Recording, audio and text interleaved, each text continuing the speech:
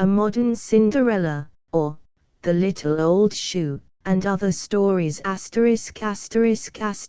Modern Cinderella or The Little Old Shoe and Other Stories by Louisa May Alcott. Contents: A Modern Cinderella, or The Little Old Shoe, Debbie's debut, Brothers, Nellie's Hospital. A Modern Cinderella or The Little Old Shoe. How it was lost among green New England hills stood an ancient house, many-gabled, mossy-roofed, and quaintly built, but picturesque and pleasant to the eye, for a brook ran babbling through the orchard that encompassed it about. A garden plat stretched upward to the whispering birches on the slope, and patriarchal elms stood sentinel upon the lawn, as they had stood almost a century ago, when the Revolution rolled that way and found them young.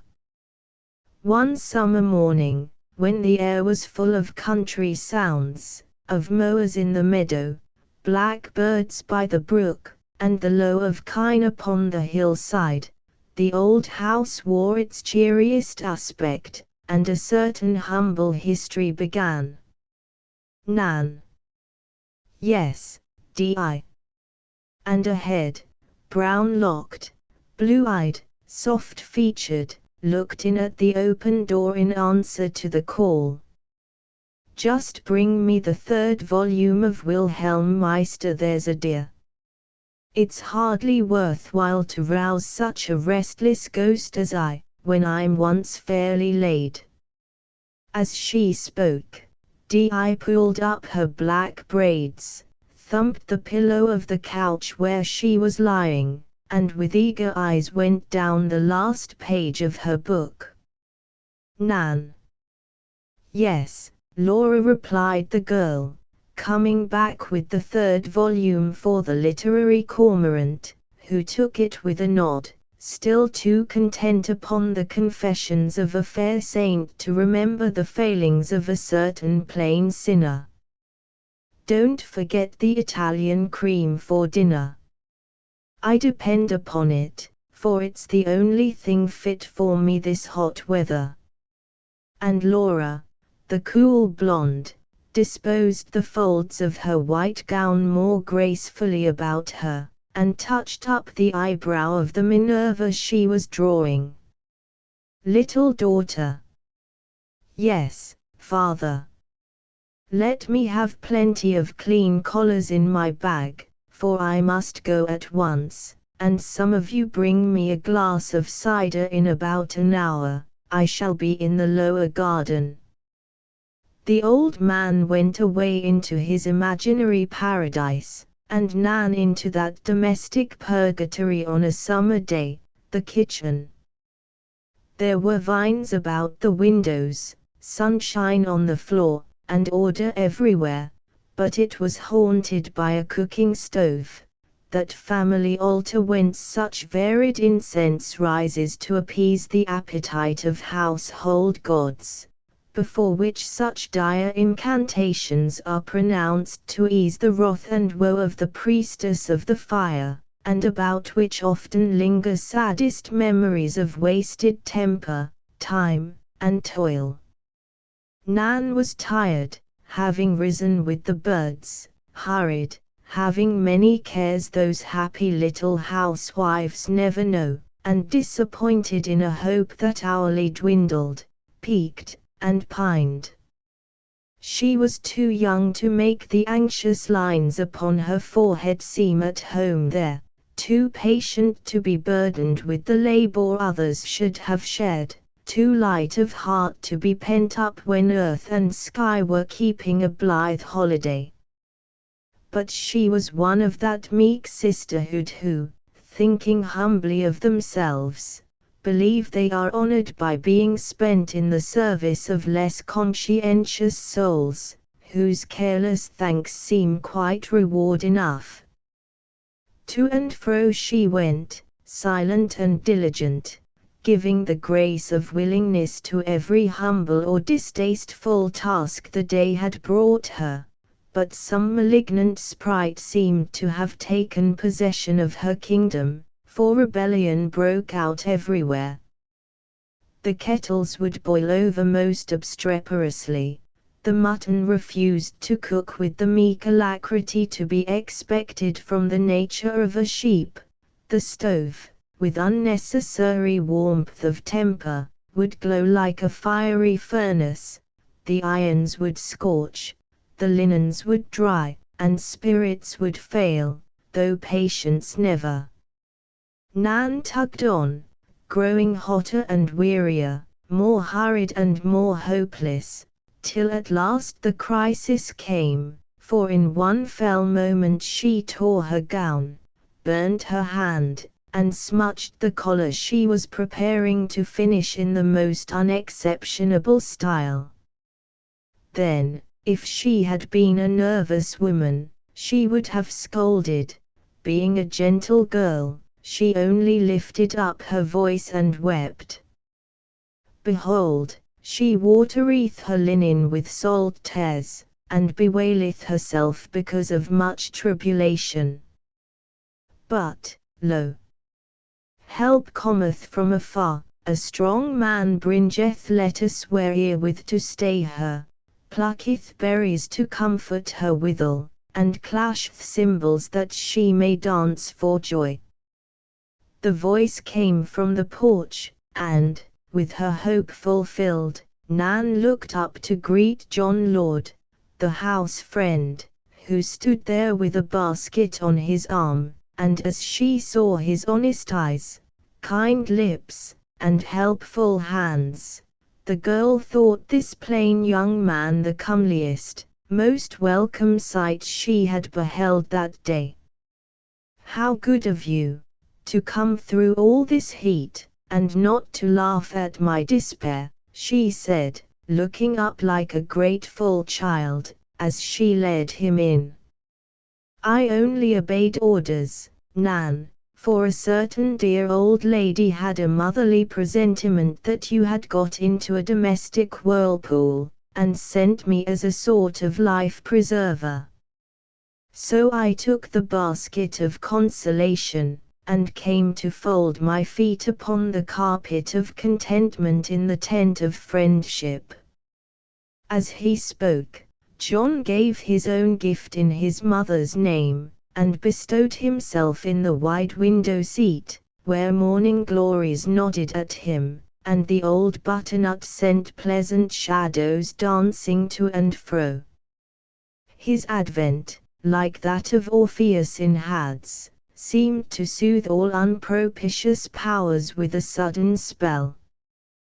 The fire began to slacken, the kettles began to lull, the meat began to cook, the irons began to cool, the clothes began to behave, the spirits began to rise, and the collar was finished off with most triumphant success.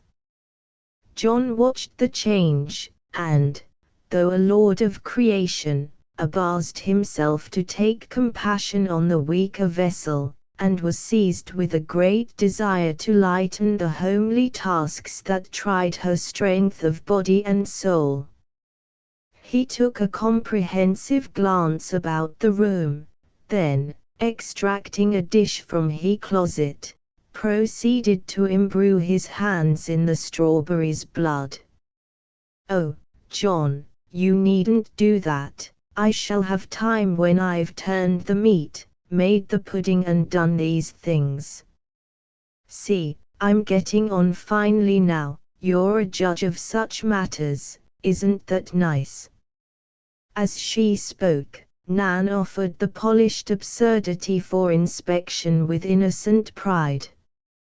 "Oh, that I were a collar, to sit upon that hand," sighed John, adding, argumentatively, "as to the berry question, I might answer it with a gem from Dr. Watts, relative to Satan and idle hands, but will merely say, that, as a matter of public safety, you'd better leave me alone, for such is the destructiveness of my nature, that I shall certainly eat something hurtful, break something valuable, or sit upon something crushable, unless you let me concentrate my energies by knocking on these. young fellows' hats, and preparing them for their doom. Looking at the matter in a charitable light, Nan consented, and went cheerfully on with her work, wondering how she could have thought ironing an infliction, and been so ungrateful for the blessings of her lot. "Where's Sally?" asked John, looking vainly for the functionary who usually pervaded that region like a domestic policewoman, a terror to cats, dogs, and men. "She has gone to her cousin's funeral, and won't be back till Monday. There seems to be a great fatality among her relations, for one dies, or comes to grief in some way, about once a month. But I don't blame poor Sally for wanting to get away from this place now and then. I think I could find it in my heart to murder an imaginary friend or two, if I had to stay here long." And Nan laughed so blithely, it was a pleasure to hear her. "Where's Di?" asked John, seized with a most unmasculine curiosity all at once. "She is in Germany with Wilhelm Meister, but, though lost to sight, to memory clear, for I was just thinking, as I did her things, how clever she is to like all kinds of books that I don't understand at all, and to write things that make me cry with pride and delight. Yes, she's a talented dear, though she hardly knows a needle from a crowbar, and will make herself one great blot some of these days, when the diviner flatus descends upon her, I'm afraid." And Nan rubbed away with sisterly zeal at Di's forlorn hose and inky pocket handkerchiefs. "Where is Laura?" proceeded the inquisitor. "Well, I might say that she was in Italy, for she is copying some fine thing of Raphael's or Michelangelo's, or some great creatures or other, and she looks so picturesque in her pretty gown, sitting before her easel, that it's really a sight to behold, and I've peeped 2 or 3 times to see how she gets on." And Nan bestirred herself to prepare the dish wherewith her picturesque sister desired to prolong her artistic existence. "Where is your father?" John asked again, checking off each answer with a nod and a little frown. "He is down in the garden, deep in some plan about melons, the beginning of which seems to consist in stamping the first proposition in Euclid all over the bed, and then poking a few seeds into the middle of each. Why, bless the dear man! I forgot it was time for the cider. Wouldn't you like to take it to him, John? He'd love to consult you, and the lane is so cool, it does one's heart good to look at it." John glanced from the steamy kitchen to the shadowy path, and answered with a sudden assumption of immense industry, "I couldn't possibly go, Nan, I've so much on my hands. You'll have to do it yourself.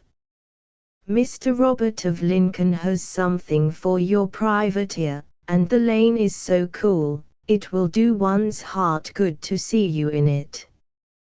Give my regards to your father, and, in the words of little Mabel's mother, with slight variation, tell the dear old body this day I cannot run, for the pots are boiling over and the mutton isn't done." "I will, but please, John, go into the girls and be comfortable, for I don't like to leave you here," said Nan. "You insinuate that I should pick at the pudding or invade the cream, do you? Ungrateful girl, leave me." And, with melodramatic sternness, John extinguished her in his broad-brimmed hat, and offered the glass like a poisoned goblet. Nan took it, and went smiling away. But the lane might have been the desert of Sahara, for all she knew of it, and she would have passed her father as unconcernedly as if he had been an apple tree, had he not called out, "Stand and deliver, little woman." She obeyed the venerable highwayman, and followed him to and fro, listening to his plans and directions with a mute attention that quite won his heart. "That hop pole is really an ornament now, Nan. This sage bed needs weeding. That's good work for you girls, and, now I think of it, you'd better water the lettuce in the cool of the evening, after I'm gone." To all of which remarks Nan gave her assent.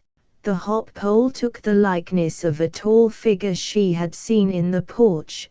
The sage bed, curiously enough, suggested a strawberry ditto. The lettuce vividly reminded her of certain vegetable productions a basket had brought, and the bobolink only sung in his cheeriest voice, "Go home, go home. He is there."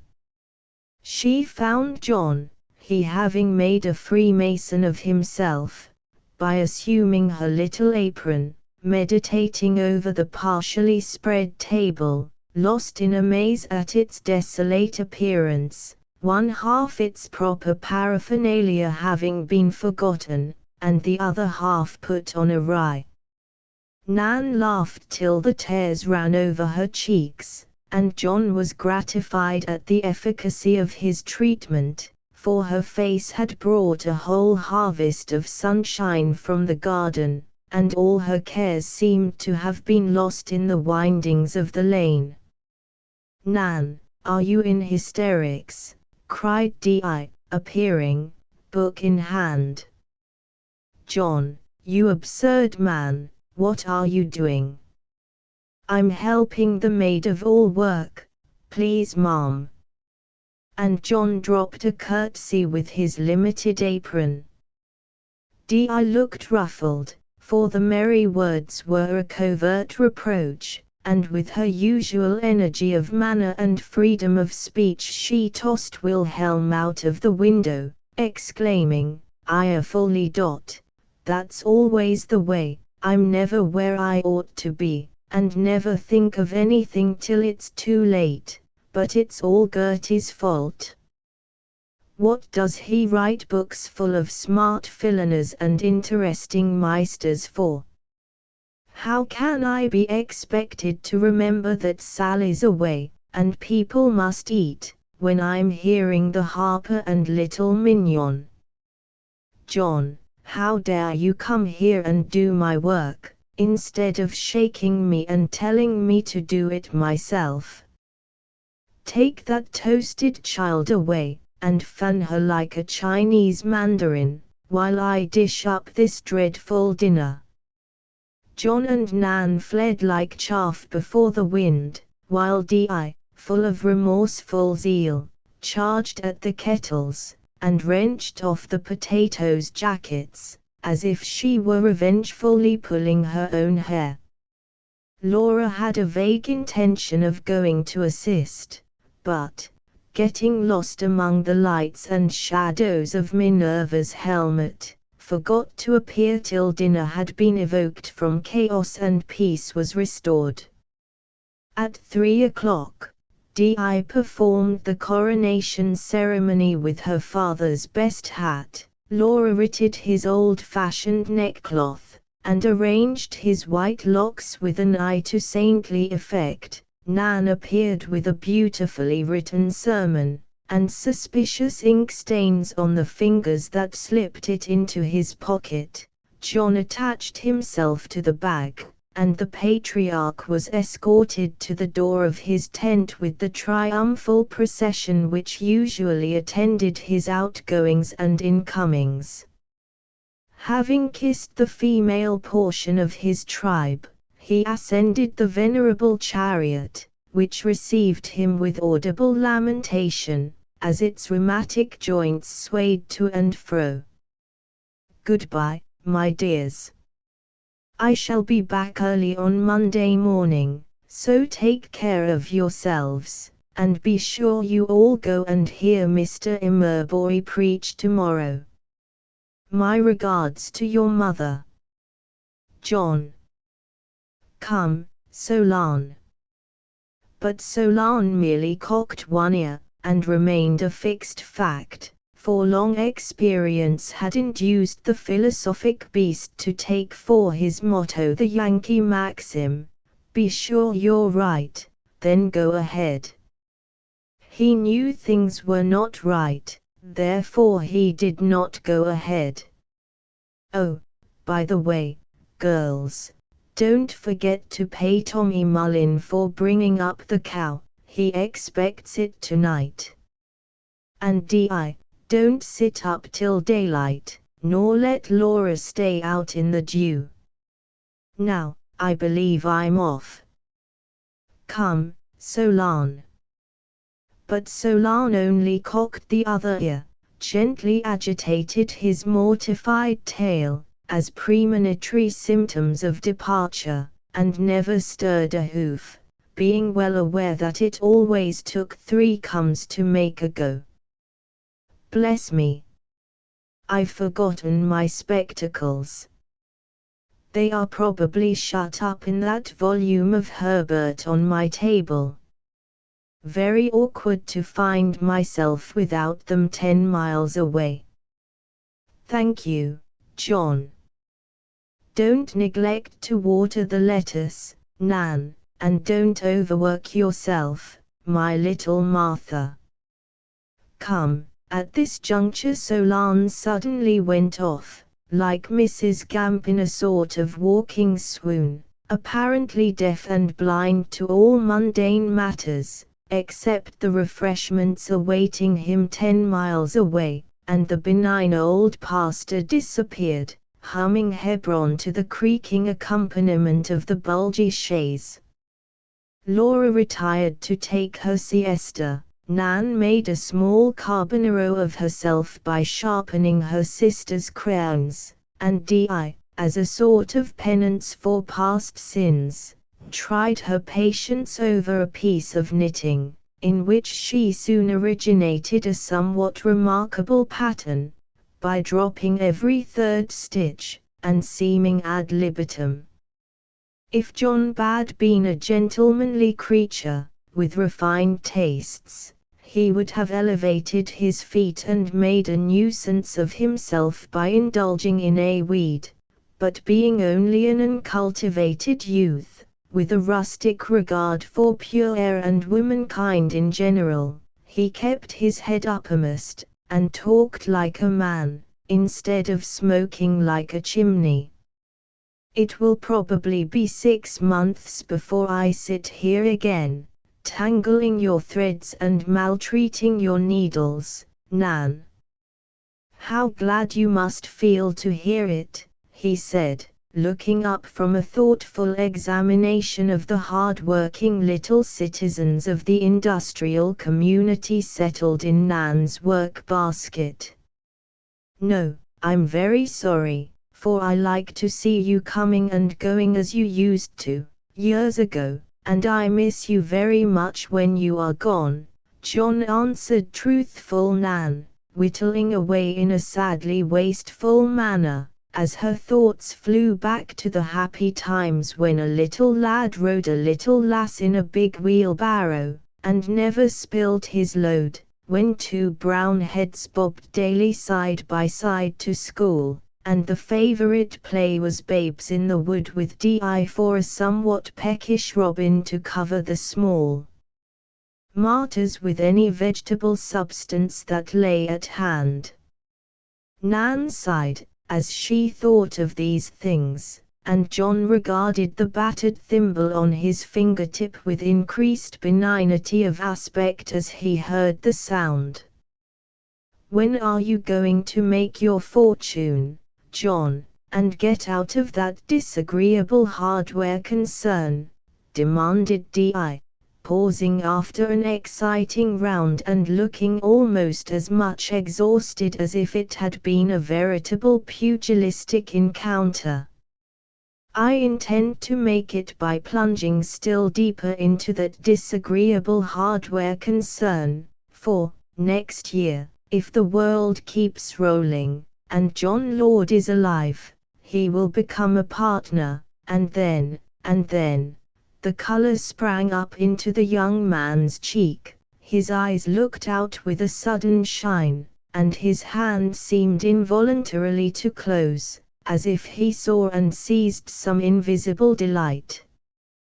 "What will happen then, John?" asked Nan, with a wondering glance. "I'll tell you in a year, Nan. Wait till then." And John's strong hand unclosed, as if the desired good were not to be his yet. Di looked at him, with a knitting needle stuck into her hair, saying, like a sarcastic unicorn, "I really thought you had a soul above pots and kettles, but I see you haven't, and I beg your pardon for the injustice I have done you." Not a whit disturbed, John smiled, as if at some mighty pleasant fancy of his own, as he replied, "Thank you, Di, and as a further proof of the utter depravity of my nature, let me tell you that I have the greatest possible respect for those articles of ironmongery. Some of the happiest hours of my life have been spent in their society, some of my pleasantest associations are connected with them, some of my best lessons have come to me among them, and when my fortune is made, I intend to show my gratitude by taking 3 flat irons rampant for my coat of arms." Nan laughed merrily, as she looked at the burns on her hand, but Di elevated the most prominent feature of her brown countenance, and sighed despondingly, "Dear, dear, what a disappointing world this is! I no sooner build a nice castle in Spain, and settle a smart young knight therein, than down it comes about my ears, and the ungrateful youth, who might fight dragons, if he chose, insists on quenching his energies in a saucepan, and making a St. Lawrence of himself by wasting his life on a series of gridirons. Ah, if I were only a man, I would do something better than that, and prove that heroes are not all dead yet. But, instead of that, I'm only a woman, and must sit rasping my temper with absurdities like this." And Di wrestled with her knitting as if it were fate, and she were paying off the grudge she owed it. John leaned toward her, saying, with a look that made his plain face handsome, "Di, my father began the world as I begin it, and left it the richer for the useful years he spent here, as I hope I may leave it some half-century hence. His memory makes that dingy shop a pleasant place to me, for there he made an honest name, led an honest life, and bequeathed to me his reverence for honest work. That is a sort of hardware, Di, that no rust can corrupt, and which will always prove a better fortune than any your knights can achieve with sword and shield.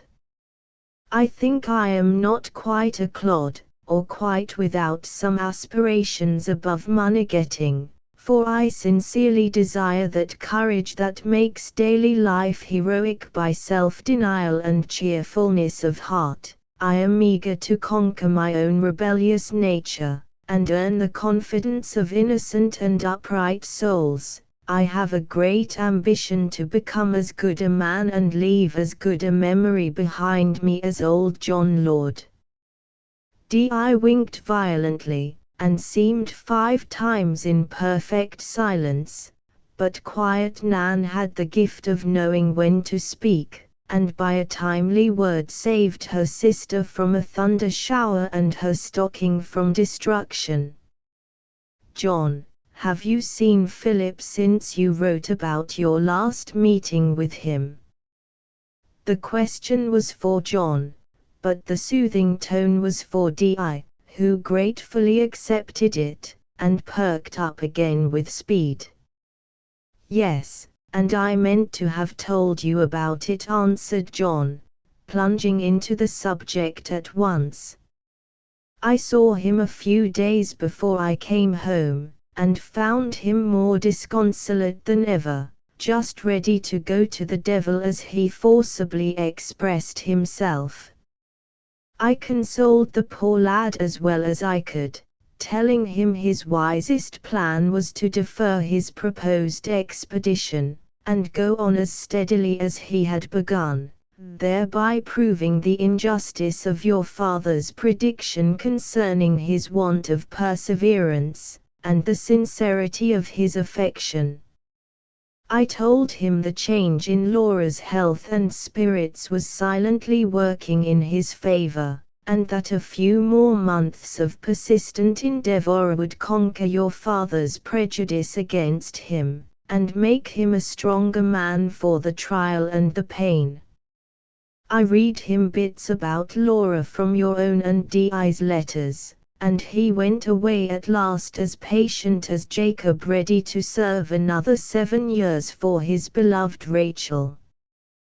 God bless you for it, John, cried a fervent voice, and, looking up, they saw the cold, listless Laura transformed into a tender girl, all aglow with love and longing, as she dropped her mask, and showed a living countenance eloquent with the first passion and softened by the first grief of her life. John rose involuntarily in the presence of an innocent nature whose sorrow needed no interpreter to him. The girl read sympathy in his brotherly regard, and found comfort in the friendly voice that asked, half playfully, half seriously, shall I tell him that he is not forgotten, even for an Apollo? That Laura the artist has not conquered Laura the woman? And predict that the good daughter will yet prove the happy wife? With a gesture full of energy, Laura tore her Minerva from top to bottom, while 2 great tears rolled down the cheeks grown wan with hope deferred. Tell him I believe all things, hope all things, and that I never can forget.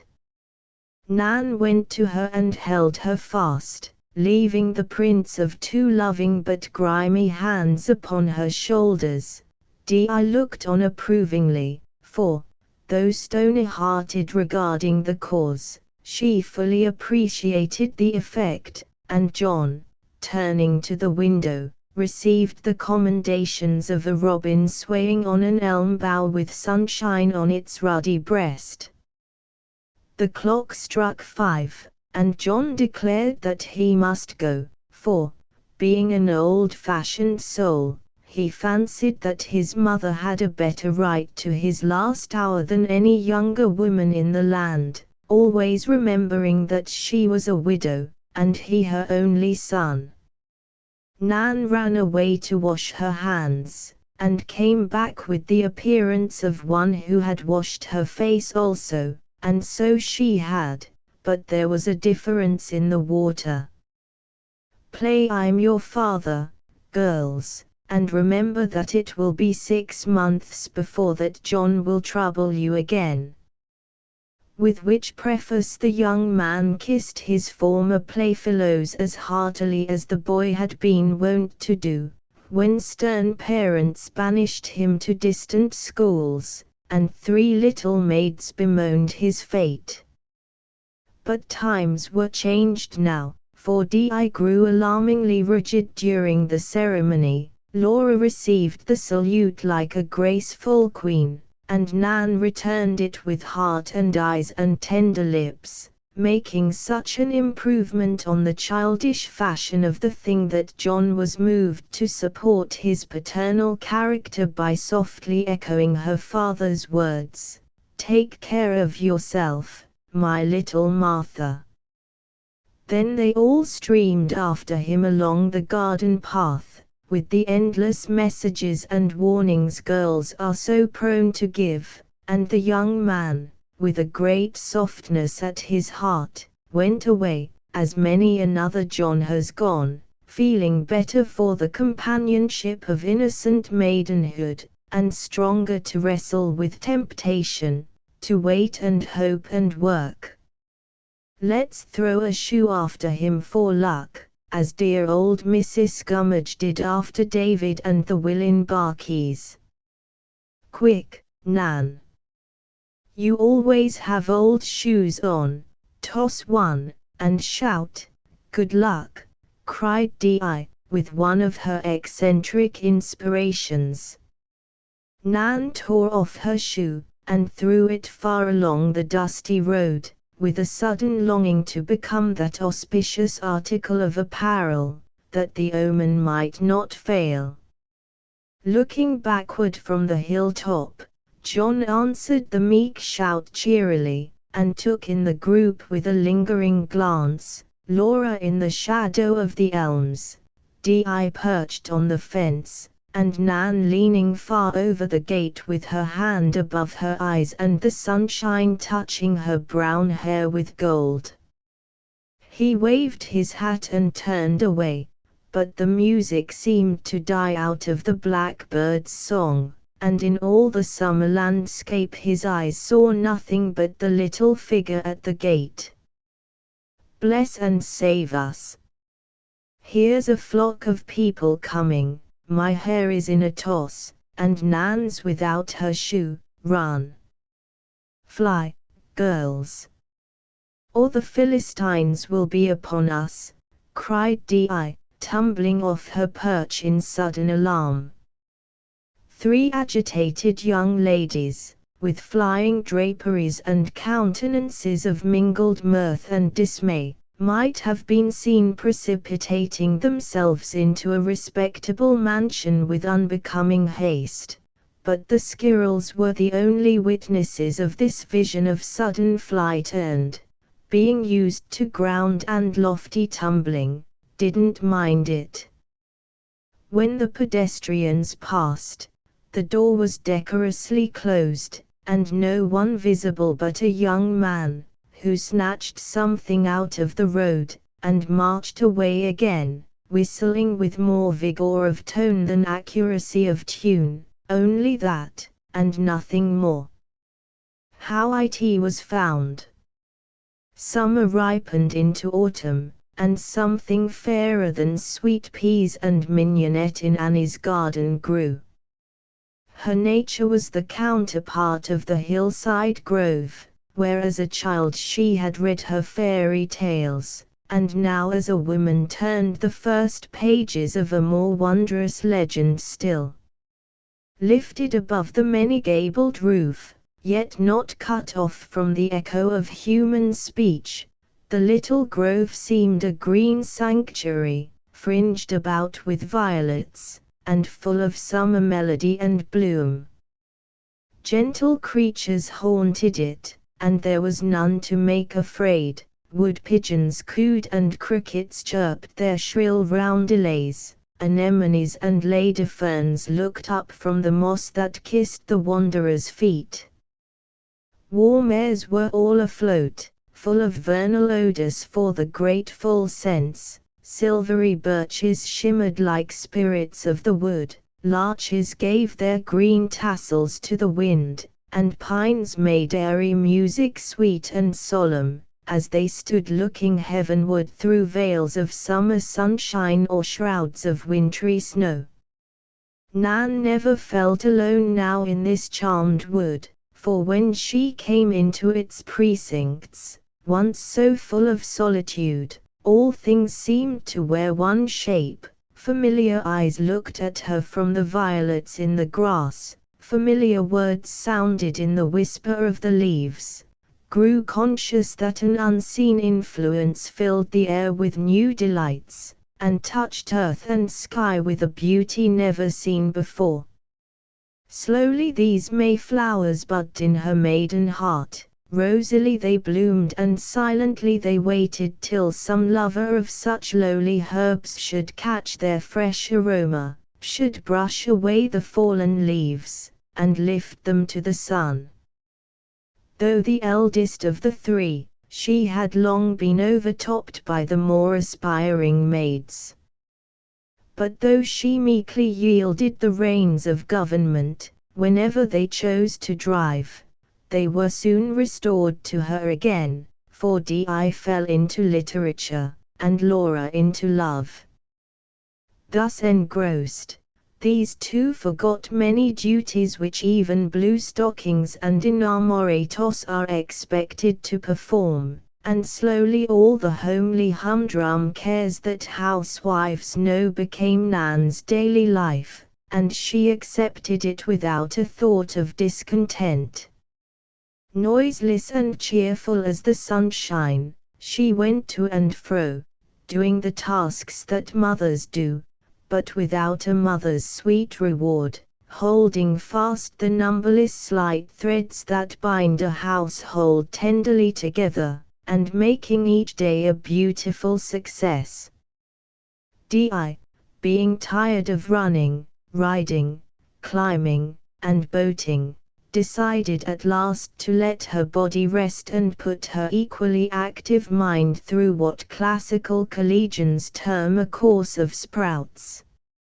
Having undertaken to read and know everything, she devoted herself to the task with great energy, going from Sue to Swedenborg with perfect impartiality, and having different authors as children have sundry distempers, being fractious while they lasted, but all the better for them when once over.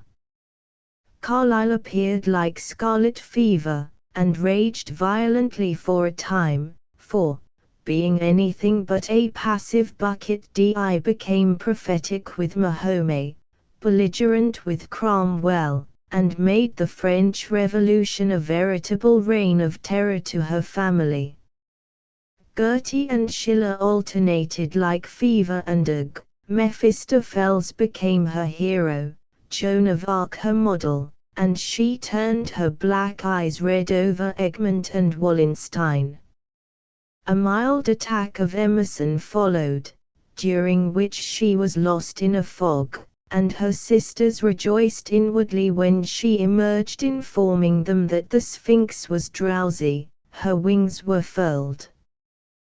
Poor Di was floundering slowly to her proper place, but she splashed up a good deal of foam by getting out of her depth, and rather exhausted herself by trying to drink the ocean dry. Laura, after the midsummer night's dream that often comes to girls of 17, woke up to find that youth and love were no match for age and common sense. Philip had been flying about the world like a thistledown for 25 years, generous-hearted, frank, and kind, but with never an idea of the serious side of life in his handsome head. Great, therefore, were the wrath and dismay of the enamoured thistledown, when the father of his love mildly objected to seeing her begin the world in a balloon with a very tender but very inexperienced aeronaut for a guide. Laura is too young to play house yet, and you are too unstable to assume the part of lord and master, Philip. Go and prove that you have prudence, patience, energy, and enterprise, and I will give you my girl, but not before. I must seem cruel, that I may be truly kind, believe this, and let a little pain lead you to great happiness, or show you where you would have made a bitter blunder. The lovers listened, owned the truth of the old man's words, bewailed their fate, and yielded, Laura for love of her father, Philip for love of her. He went away to build a firm foundation for his castle in the air, and Laura retired into an invisible convent, where she cast off the world, and regarded her sympathizing sisters through a grate of superior knowledge and unsharable grief. Like a devout nun, she worshipped Saint Philip and firmly believed in his miraculous powers. She fancied that her woes set her apart from common cares, and slowly fell into a dreamy state, professing no interest in any mundane matter, but the art that first attracted Philip. Crayons, bread crusts, and grey paper became glorified in Laura's eyes, and her one pleasure was to sit pale and still before her easel, day after day, filling her portfolios with the faces he had once admired. Her sisters observed that every Bacchus, piping faun, or dying gladiator bore some likeness to a comely countenance that heathen god or hero never owned, and seeing this, they privately rejoiced that she had found such solace for her grief. Mrs. Lord's keen eye had read a certain newly written page in her son's heart, his first chapter of that romance, begun in paradise, whose interest never flags, whose beauty never fades, whose end can never come till love lies dead. With womanly skill she divined the secret, with motherly discretion she counseled patience, and her son accepted her advice, feeling that, like many a healthful herb, its worth lay in its bitterness. Love like a man, John, not like a boy, and learn to know yourself before you take a woman's happiness into your keeping. You and Nan have known each other all your lives, yet, till this last visit, you never thought you loved her more than any other childish friend. It is too soon to say the words so often spoken hastily, so hard to be recalled. Go back to your work, dear, for another year. Think of Nan in the light of this new hope, compare her with comelier, gayer girls, and by absence prove the truth of your belief. Then, if distance only makes her dearer, if time only strengthens your affection, and no doubt of your own worthiness disturbs you, come back and offer her what any woman should be glad to take, my boy's true heart. John smiled at the motherly pride of her words, but answered with a wistful look. It seems very long to wait, mother. If I could just ask her for a word of hope, I could be very patient then. Ah, my dear, better bear 1 year of impatience now than a lifetime of regret hereafter. Nan is happy, why disturb her by a word which will bring the tender cares and troubles that come soon enough to such conscientious creatures as herself? If she loves you, time will prove it, therefore, let the new affection spring and ripen as your early friendship has done, and it will be all the stronger for a summer's growth. Philip was rash, and has to bear his trial now, and Laura shares it with him. Be more generous, John, make your trial, bear your doubts alone, and give Nan the happiness without the pain. Promise me this, dear, promise me to hope and wait. The young man's eye kindled, and in his heart there rose a better chivalry, a truer valor, than any Dee's knights had ever known. I'll try, mother, was all he said, but she was satisfied, for John seldom tried in vain. Oh, girls, how splendid you are! "It does my heart good to see my handsome sisters in their best array," cried Nan, one mild October night, as she put the last touches to certain airy ornament fashioned by her own skillful hands, and then fell back to survey the grand effect. Di and Laura were preparing to assist at an event of the season, and Nan, with her own locks fallen on her shoulders, for want of sundry combs promoted to her sisters' heads, and her dress in unwanted disorder, for lack of the many pins extracted in exciting crises of the toilet, hovered like an affectionate bee about two very full-blown flowers.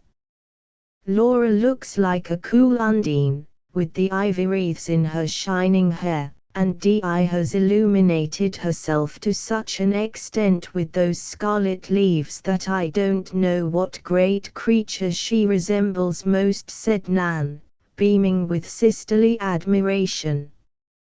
Like Juno, Zenobia, and Cleopatra simmered into one, with a touch of Xantip by way of spice. But, to my eye, the finest woman of the three is the dishevelled young person embracing the bedpost, for she stays at home herself, and gives her time and taste to making homely people fine, which is a waste of good material, and an imposition on the public. As Di spoke, both the fashion plates looked affectionately at the grey-gowned figure, but, being works of art, they were obliged to nip their feelings in the bud, and reserve their caresses till they returned to common life. "Put on your bonnet, and we'll leave you at Mrs. Lord's on our way. It will do you good, Nan, and perhaps there may be news from John," added Di, as she bore down upon the door like a man of war under full sail. "Or from Philip," sighed Laura, with a wistful look. Whereupon Nan persuaded herself that her strong inclination to sit down was owing to want of exercise, and the heaviness of her eyelids a freak of imagination, so, speedily smoothing her ruffled plumage, she ran down to tell her father of the new arrangement. "Go, my dear, by all means. I shall be writing, and you will be lonely if you stay. But I must see my girls, for I caught glimpses of certain surprising phantoms flitting by the door." Nan led the way, and the two pyramids revolved before him with the rapidity of lay figures, much to the good man's edification, for with his fatherly pleasure there was mingled much mild wonderment at the amplitude of array. "Yes, I see my geese are really swans, though there is such a cloud between us that I feel a long way off, and hardly know them. But this little daughter is always available, always my cricket on the hearth." As he spoke, her father drew Nan closer, kissed her tranquil face, and smiled content.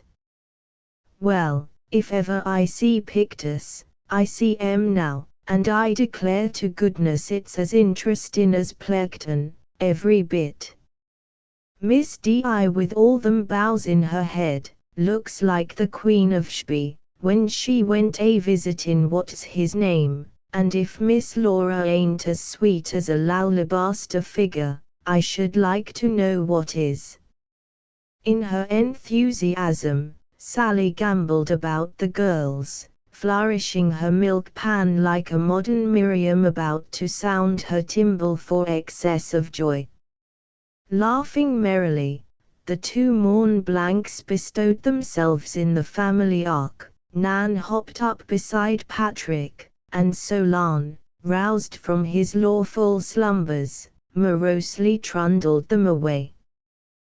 But, looking backward with a last good night, Nan saw her father still standing at the door with smiling countenance, and the moonlight falling like a benediction on his silver hair. "Betsy shall go up the hill with you, my dear, and here's a basket of eggs for your father. Give him my love, and be sure you let me know the next time he is poorly," Mrs. Lord said, when her guest rose to depart, after an hour of pleasant chat. But Nan never got the gift, for, to her great dismay, her hostess dropped the basket with a crash, and flew across the room to meet a tall shape pausing in the shadow of the door. There was no need to ask who the newcomer was, for, even in his mother's arms, John looked over her shoulder with an eager nod to Nan, who stood among the ruins with never a sign of weariness in her face, nor the memory of a care at her heart. For they all went out when John came in. "Now tell us how and why and when you came. Take off your coat, my dear. And here are the old slippers.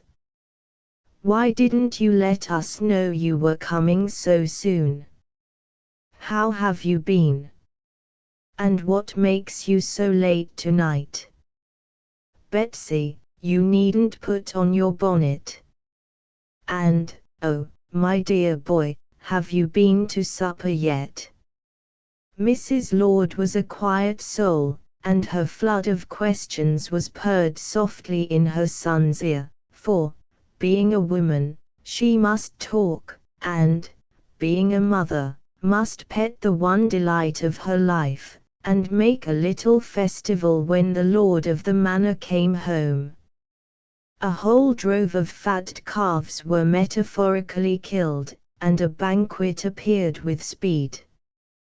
John was not one of those romantic heroes who can go through 3 volumes of hairbreadth escapes without the faintest hint of that blessed institution, dinner. Therefore, like Lady Leatherbridge, he partook copiously of everything, while the 2 women beamed over each mouthful with an interest that enhanced its flavor, and urged upon him cold meat and cheese, pickles and pie, as if dyspepsia and nightmare were among the lost arts. Then he opened his budget of news and fed them. "I was coming next month, according to custom, but Philip fell upon and so tempted me, that I was driven to sacrifice myself to the cause of friendship, and up we came tonight. He would not let me come here till we had seen your father, Nan, for the poor lad was pining for Laura, and hoped his good behavior for the past year would satisfy his judge and secure his recall. We had a fine talk with your father, and, upon my life, Philip seemed to have received the gift of tongues, for he made a most eloquent plea, which I've stored away for future use, I assure you.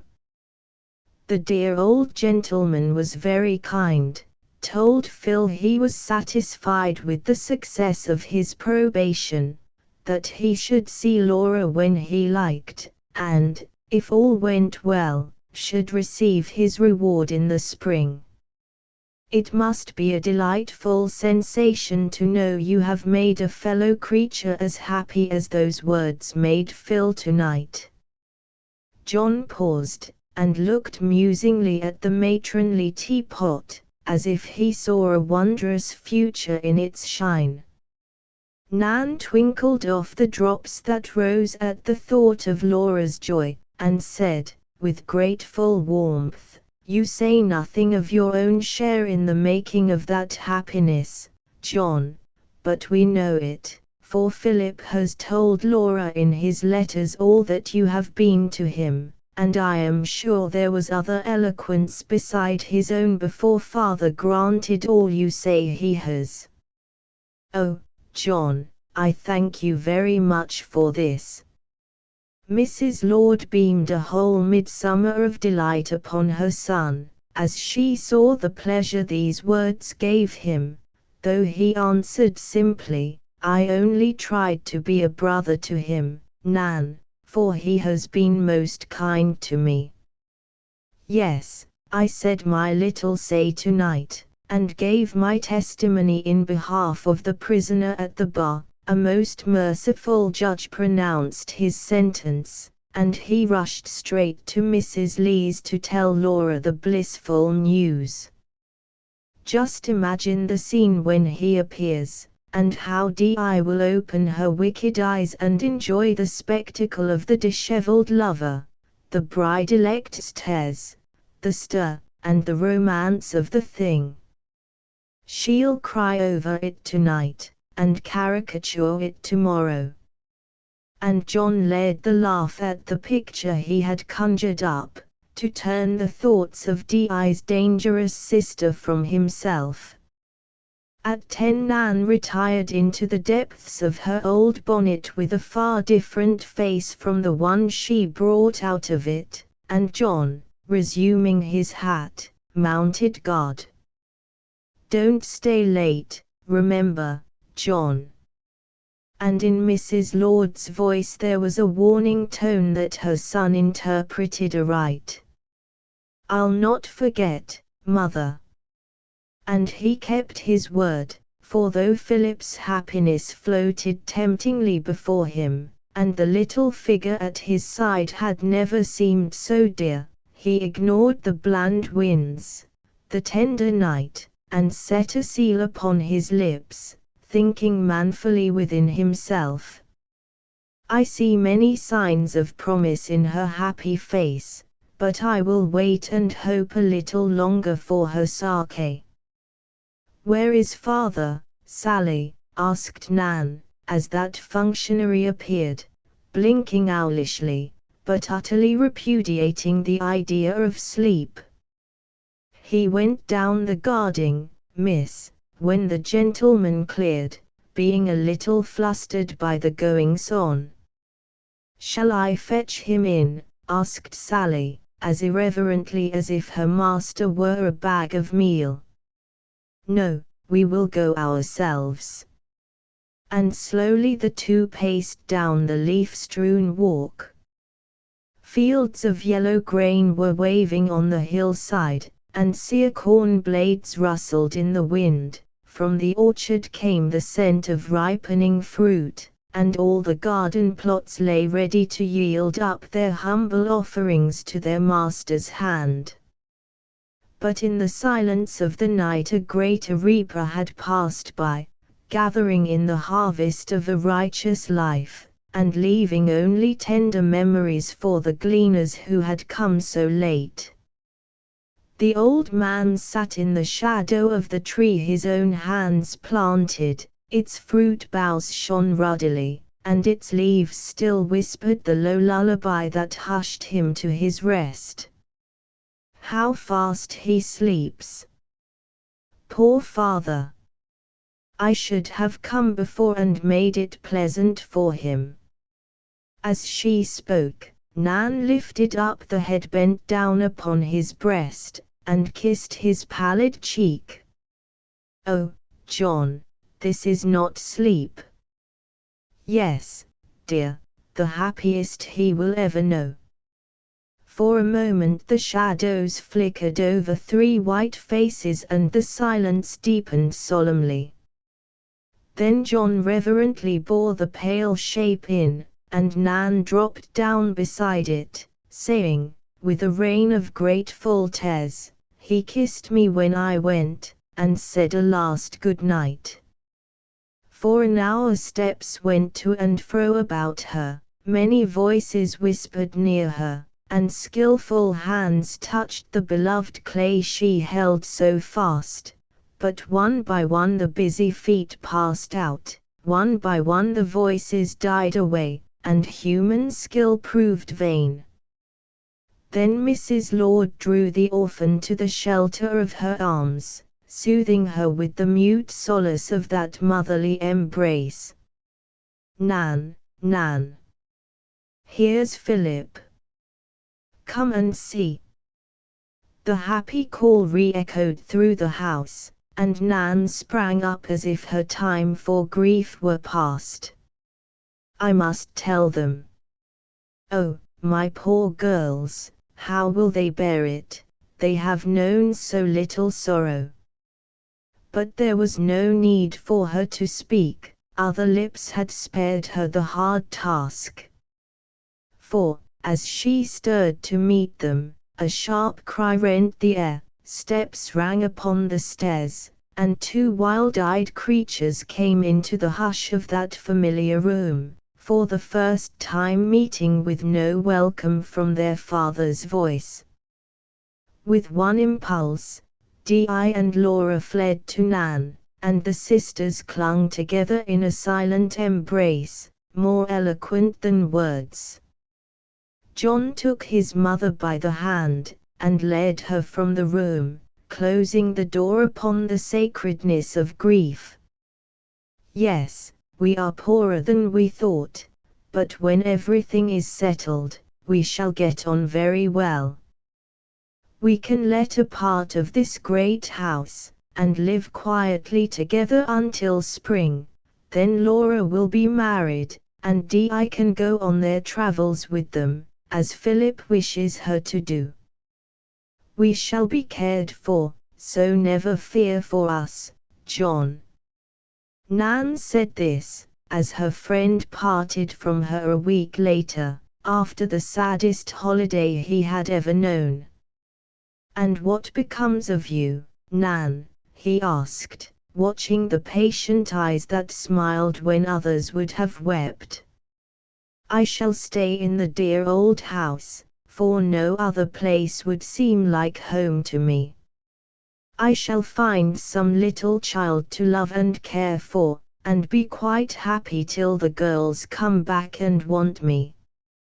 John nodded wisely, as he listened, and went away prophesying within himself, "She shall find something more than a child to love, and, God willing, shall be very happy till the girls come home and cannot have her." Nan's plan was carried into effect. Slowly the divided waters closed again, and the three fell back into their old life. But the touch of sorrow drew them closer, and, though invisible, a beloved presence still moved among them. A familiar voice still spoke to them in the silence of their softened hearts. Thus the soil was made ready, and in the depth of winter the good seed was sown, was watered with many tears, and soon sprang up green with a promise of a harvest for their after years. Di and Laura consoled themselves with their favorite employments, unconscious that Nan was growing paler, thinner, and more silent, as the weeks went by, till one day she dropped quietly before them, and it suddenly became manifest that she was utterly worn out with many cares and the secret suffering of a tender heart bereft of the paternal love which had been its strength and stay. "I'm only tired, dear girls. Don't be troubled, for I shall be up tomorrow," she said cheerily, as she looked into the anxious faces bending over her. But the weariness was of many months' growth, and it was weeks before that tomorrow came. Laura installed herself as nurse, and her devotion was repaid fourfold, for, sitting at her sister's bedside, she learned a finer art than that she had left. Her eye grew clear to see the beauty of a self-denying life, and in the depths of Nan's meek nature she found the strong, sweet virtues that made her what she was. Then, remembering that these womanly attributes were a bride's best dowry, Laura gave herself to their attainment, that she might become to another household the blessing Nan had been to her own. And turning from the worship of the goddess Beauty, she gave her hand to that humbler and more human teacher, Duty, learning her lessons with a willing heart, for Philip's sake. Di corked her inkstand, locked her bookcase, and went at housework as if it were a 5-barred gate. Of course she missed the leap, but scrambled bravely through, and appeared much sobered by the exercise. Sally had departed to sit under a vine and fig tree of her own, so Di had undisputed sway, but if dishpans and dusters had tongues, direful would have been the history of that crusade against frost and fire, indolence and inexperience. But they were dumb, and Di scorned to complain, though her struggles were pathetic to behold, and her sisters went through a series of messes equal to a course of Prince Benredin's peppery tarts. Reality turned romance out of doors, for, unlike her favorite heroines in satin and tez, or helmet and shield, Di met her fate in a big checked apron and dust cap, wonderful to see, yet she wielded her broom as stoutly as Moll Pitcher shouldered her gun, and marched to her daily martyrdom in the kitchen with as heroic a heart as the Maid of Orleans took to her stake.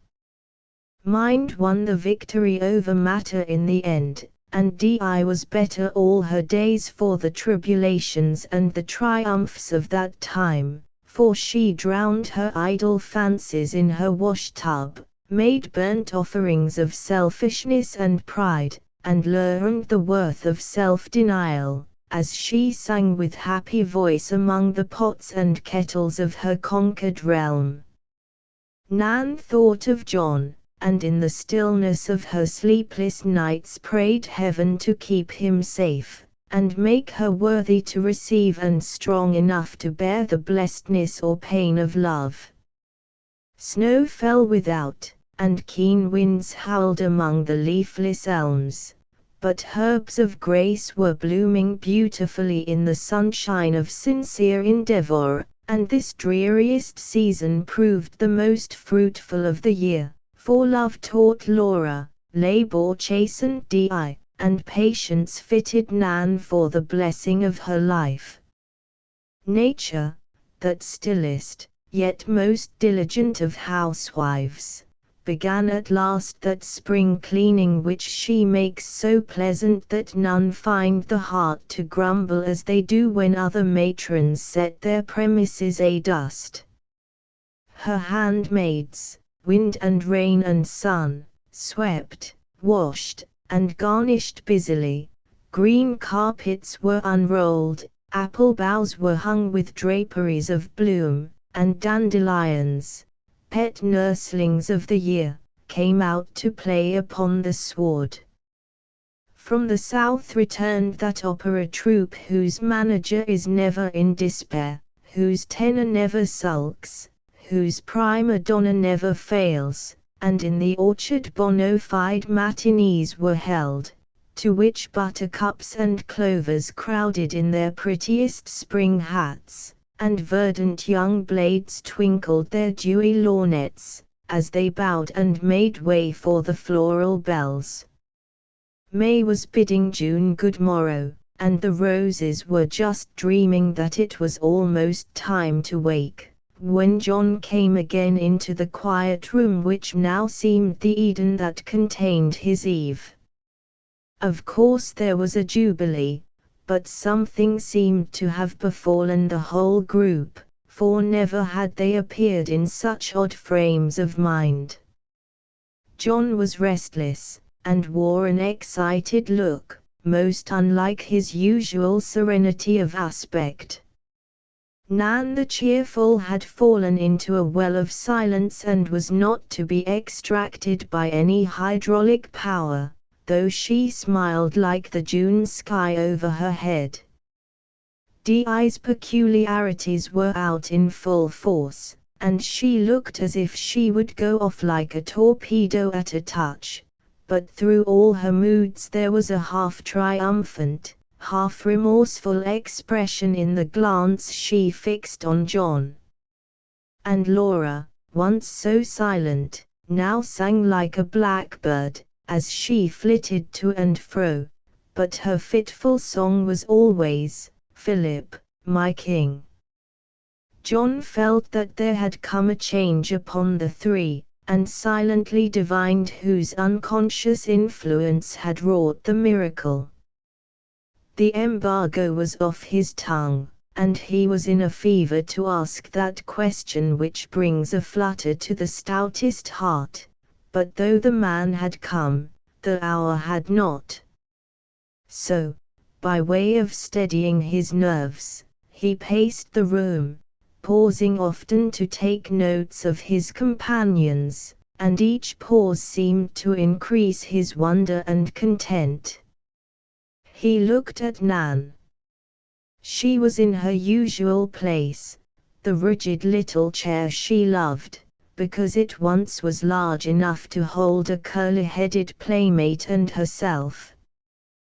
The old work-basket was at her side, and the battered thimble busily at work, but her lips wore a smile they had never worn before, the color of the unblown roses touched her cheek, and her downcast eyes were full of light. He looked at Di. The inevitable book was on her knee, but its leaves were uncut. The strong-minded knob of hair still asserted its supremacy aloft upon her head, and the triangular jacket still adorned her shoulders in defiance of all fashions, past, present, or to come, but the expression of her brown countenance had grown softer, her tongue had found a curb, and in her hand lay a card with Potts, Kettle and Company inscribed thereon, which she regarded with never a scornful word for the company. He looked at Laura. She was before her easel as of old, but the pale nun had given place to a blooming girl, who sang at her work, which was no Primpalus, but a Clytie turning her human face to meet the sun. "John, what are you thinking of?" He stirred as if Di's voice had disturbed his fancy at some pleasant pastime, but answered with his usual sincerity, "I was thinking of a certain dear old fairy tale called Cinderella." "Oh," said Di, and her "oh" was a most impressive monosyllable. "I see the meaning of your smile now, and though the application of the story is not very complimentary to all parties concerned, it is very just and very true." She paused a moment, then went on with softened voice and earnest mien, "You think I am a blind and selfish creature. So I am, but not so blind and selfish as I have been, for many tears have cleared my eyes, and much sincere regret has made me humbler than I was. I have found a better book than any father's library can give me, and I have read it with a love and admiration that grew stronger as I turned the leaves. Henceforth I take it for my guide and gospel, and, looking back upon the selfish and neglectful past, can only say, Heaven bless your dear heart, Nan." Laura echoed Di's last words, for, with eyes as full of tenderness, she looked down upon the sister she had lately learned to know, saying, warmly, "Yes, Heaven bless your dear heart, Nan. I never can forget all you have been to me, and when I am far away with Philip, there will always be one countenance more beautiful to me than any pictured face I may discover, there will be one place more dear to me than Rome. The face will be yours, Nan, always so patient, always so serene, and the dearer place will be this home of ours, which you have made so pleasant to me all these years by kindnesses as numberless and noiseless as the drops of dew. Dear girls, what have I ever done, that you should love me so, cried Nan, with happy wonderment, as the tall heads, black and golden, bent to meet the lowly brown one, and her sister's mute lips answered her. Then Laura looked up, saying, playfully, "Here are the good and wicked sisters, where shall we find the prince?" "There!" cried Di, pointing to John, and then her secret went off like a rocket, for, with her old impetuosity, she said, "I have found you out, John, and am ashamed to look you in the face, remembering the past. Girls, you know when father died, John sent us money, which he said Mr. Owen had long owed us and had paid at last. It was a kind lie, John, and a generous thing to do, for we needed it, but never would have taken it as a gift. I know you meant that we should never find this out, but yesterday I met Mr. Owen returning from the West, and when I thanked him for a piece of justice we had not expected of him, he gruffly told me he had never paid the debt, never meant to pay it, for it was outlawed, and we could not claim a farthing. John, I have laughed at you, thought you stupid, treated you unkindly, but I know you now, and never shall forget the lesson you have taught me. I am proud as Lucifer, but I ask you to forgive me, and I seal my real repentance so, and so." With tragic countenance, Di rushed across the room, threw both arms about the astonished young man's neck and dropped an energetic kiss upon his cheek. There was a momentary silence, for Di finally illustrated her strong-minded theories by crying like the weakest of her sex. Laura, with the ruling passion strong in death, still tried to draw, but broke her pet crown, and endowed her Clytie with a supplementary orb, owing to the dimness of her own.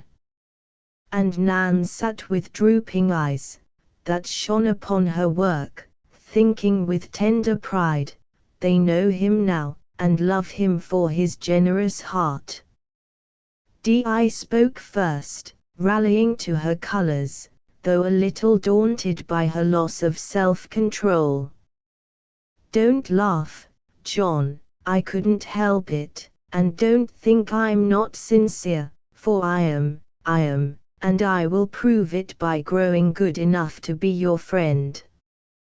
That debt must all be paid, and I shall do it, for I'll turn my books and pen to some account, and write stories full of clear old souls like you and Nan, and someone, I know, will like and buy them, though they are not works of Shakespeare. I've thought of this before, have felt I had the power in me, now I have the motive, and now I'll do it." If Di had proposed to translate the Koran, or build a new St. Paul's, there would have been many chances of success, for, once moved, her will, like a battering ram, would knock down the obstacles her wits could not surmount. John believed in her most heartily, and showed it, as he answered, looking into her resolute face, "I know you will, and yet make us very proud of our chaos, Di. Let the money lie, and when you have a fortune, I'll claim it with enormous interest, but, believe me, I feel already doubly repaid by the esteem so generously confessed, so cordially bestowed, and can only say, as we used 2 years ago, now let's forgive and so forget." But proud Di would not let him add to her obligation, even by returning her impetuous salute. She slipped away, and, shaking off the last drops, answered with a curious mixture of old freedom and new respect, "No more sentiment, please, John." We know each other now, and when I find a friend, I never let him go. We have smoked the pipe of peace, so let us go back to our wigwams and bury the feud. Where were we when I lost my head? And what were we talking about? Cinderella and the prince. As she spoke, John's eye kindled, and, turning, he looked down at Nan, who sat diligently ornamenting with microscopic stitches a great patch going on, the wrong side out. Yes, so we were, and now taking Pussy for the godmother. The characters of the story are well personated, all but the slipper, said Di, laughing, as she thought of the many times they had played it together years ago. A sudden movement stirred John's frame, a sudden purpose shone in his countenance, and a sudden change befell his voice, as he said, producing from some hiding place a little worn-out shoe, I can supply the slipper, who will try it first? Di's black eyes opened wide, as they fell on the familiar object, then her romance-loving nature saw the whole plot of that drama which needs but two to act it. A great delight flushed up into her face, as she promptly took her cue, saying, no need for us to try it, Laura, for it wouldn't fit us, if our feet were as small as Chinese dolls. Our parts are played out, therefore exeunt wicked sisters to the music of the wedding bells. And pouncing upon the dismayed artist, she swept her out and closed the door with a triumphant bang. John went to Nan, and, dropping on his knee as reverently as the herald of the fairy tale, he asked, still smiling, but with lips grown tremulous, will Cinderella try the little shoe, and, if it fits, go with the prince? But Nan only covered up her face, weeping happy tears, while all the weary work strayed down upon the floor, as if it knew her holiday had come. John drew the hidden face still closer, and while she listened to his eager words, Nan heard the beating of the strong man's heart, and knew it spoke the truth. Nan, I promised Mother to be silent till I was sure I loved you wholly, sure that the knowledge would give no pain when I should tell it, as I am trying to tell it now. This little shoe has been MV comforter through this long year, and I have kept it as other lovers keep their fairer favors. It has been a talisman more eloquent to me than flower or ring, for, when I saw how worn it was, I always thought of the willing feet that came and went for others' comfort all day long. When I saw the little bow you tied, I always thought of the hands so diligent in serving anyone who knew a want or felt a pain, and when I recalled the gentle creature who had worn it last, I always saw her patient, tender, and devout, and tried to grow more worthy of her, that I might one day dare to ask if she would walk beside me all my life and be my angel in the house. Will you, dear? Believe me, you shall never know a weariness or grief I have the power to shield you from. Then Nan, as simple in her love as in her life, laid her arms about his neck, her happy face against his own, and answered softly, Oh, John, I never can be sad or tired any more. Debbie's debut. On a cheery June day, Mrs. Penelope Carroll and her niece Debbie Wilder were whizzing along on their way to a certain gay watering place, both in the best of humors with each other and all the world beside. Aunt Pen was concocting sundry mild romances, and laying harmless plots for the pursuance of her favorite pastime, matchmaking, for she had invited her pretty relative to join her summer jaunt, ostensibly that the girl might see a little of fashionable life. But the good lady secretly proposed to herself to take her to the beach and get her a rich husband, very much as she would have proposed to take her to Broadway and get her a new bonnet, for both articles she considered necessary, but somewhat difficult for a poor girl to obtain. Debbie was slowly getting her poise, after the excitement of a first visit to New York, for 10 days of bustle had introduced the young philosopher to a new existence, and the working-day world seemed to have vanished when she made her last pat of butter in the dairy at home.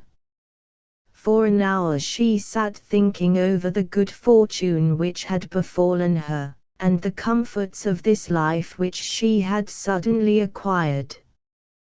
Debbie was a true girl, with all a girl's love of ease and pleasure. It must not be set down against her that she surveyed her pretty traveling suit with much complacency, rejoicing inwardly that she could use her hands without exposing fractured gloves, that her bonnet was of the newest mode, needing no veil to hide a faded ribbon or a last year's shape, that her dress swept the ground with fashionable untidiness, and her boots were guiltless of a patch, that she was the possessor of a mine of wealth in 2 of the 8 trunks belonging to her aunt, that she was traveling like any lady of the land with man and maid servant at her command, and that she was leaving work and care behind her for a month or 2 of novelty and rest.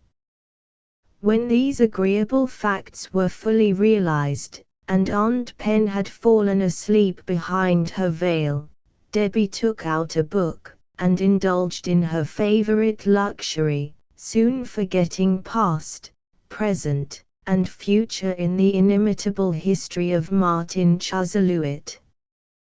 The sun blazed, the cars rattled, children cried, ladies nodded, gentlemen longed for the solace of prohibited cigars, and newspapers were converted into sunshades, nightcaps, and fans. But Debbie read on, unconscious of all about her, even of the pair of Eves that watched her from the opposite corner of the car. A gentleman with a frank, strong-featured face sat therein, and amused himself by scanning with thoughtful gaze the countenances of his fellow travelers. Stout Aunt Pen, dignified even in her sleep, was a model of deportment to the rising generation, but the student of human nature found a more attractive subject in her companion, the girl with an apple-blossom face and merry brown eyes, who sat smiling into her book, never heeding that her bonnet was awry, and the wind taking unwarrantable liberties with her ribbons and her hair. Innocent Debbie turned her pages, unaware that her fate sat opposite in the likeness of a serious, black-bearded gentleman, who watched the smiles rippling from her lips to her eyes with an interest that deepened as the minutes passed. If his paper had been full of anything but bronchial troches and Spaulding's prepared glue he would have found more profitable employment, but it wasn't, and with the usual readiness of idle souls he fell into evil ways, and permitted curiosity, that feminine sin, to enter in and take possession of his manly mind. A great desire seized him to discover what book his pretty neighbor, but a cover hid the name, and he was too distant to catch it on the fluttering leaves. Presently a stout Emerald Islander, with her wardrobe oozing out of sundry paper parcels, vacated the seat behind the 2 ladies, and it was soon quietly occupied by the individual for whom Satan was finding such indecorous employment. Peeping round the little grey bonnet, past a brown braid and a fresh cheek, the young man's eye fell upon the words the girl was reading, and forgot to look away again. Books were the desire of his life, but an honourable purpose and an indomitable will kept him steady at his ledgers till he could feel that he had earned the right to read. Like wine to many another was an open page to his. He read a line, and, longing for more, took a hasty sip from his neighbour's cup, forgetting that it was a stranger's also. Down the page went the two pairs of eyes, and the merriment from Debbie's seemed to light up the sombre ones behind her with a sudden shine that softened the whole face and made it very winning. No wonder they twinkled, for Elijah Pogram spoke, and Mrs. Hominy, the mother of the modern Grakchi, in the classical blue cap and the red cotton pocket handkerchief, came down the room in a procession of one. A low laugh startled Debbie, though it was smothered like the babes in the tower, and, turning, she beheld the trespasser scarlet with confusion, and sobered with a tardy sense of his transgression. Debbie was not a starched young lady of the prune and prism school, but a frank, free-hearted little body, quick to read the sincerity of others, and to take looks and words at their real value. Dickens was her idol, and for his sake she could have forgiven a greater offence than this. The stranger's contrite countenance and respectful apology won her goodwill at once, and with a finer courtesy than any Aunt Pen would have taught, she smilingly bowed her pardon, and, taking another book from her basket, opened it, saying, pleasantly, "Here is the first volume if you like it, sir. I can recommend it as an invaluable consolation for the discomforts of a summer day's journey, and it is heartily at your service." As much surprised as gratified, the gentleman accepted the book, and retired behind it with the sudden discovery that wrongdoing has its compensation in the pleasurable sensation of being forgiven. Stolen delights are well known to be specially saccharine, and much as this pardoned sinner loved books, it seemed to him that the interest of the story flagged, and that the enjoyment of reading was much enhanced by the proximity of a grey bonnet and a girlish profile. But Dickens soon proved more powerful than Debbie, and she was forgotten, till, pausing to turn a leaf, the young man met her shy glance, as she asked, with the pleased expression of a child who has shared an apple with a playmate, "Is it good?" "Oh, very." And the man looked as honestly grateful for the book as the boy would have done for the apple. Only 5 words in the conversation, but Aunt Pen woke, as if the watchful spirit of propriety had roused her to pluck her charge from the precipice on which she stood. "Dora, I'm astonished at you. Speaking to strangers in that free manner is a most unladylike thing. How came you to forget what I have told you over and over again about a proper reserve?" The energetic whisper reached the gentleman's ear, and he expected to be annihilated with a look when his offence was revealed, but he was spared that ordeal, for the young voice answered, softly, "Don't faint, Aunt Pen, I only did as I'd be done by, for I had 2 books, and the poor man looked so hungry for something to read that I couldn't resist sharing my goodies.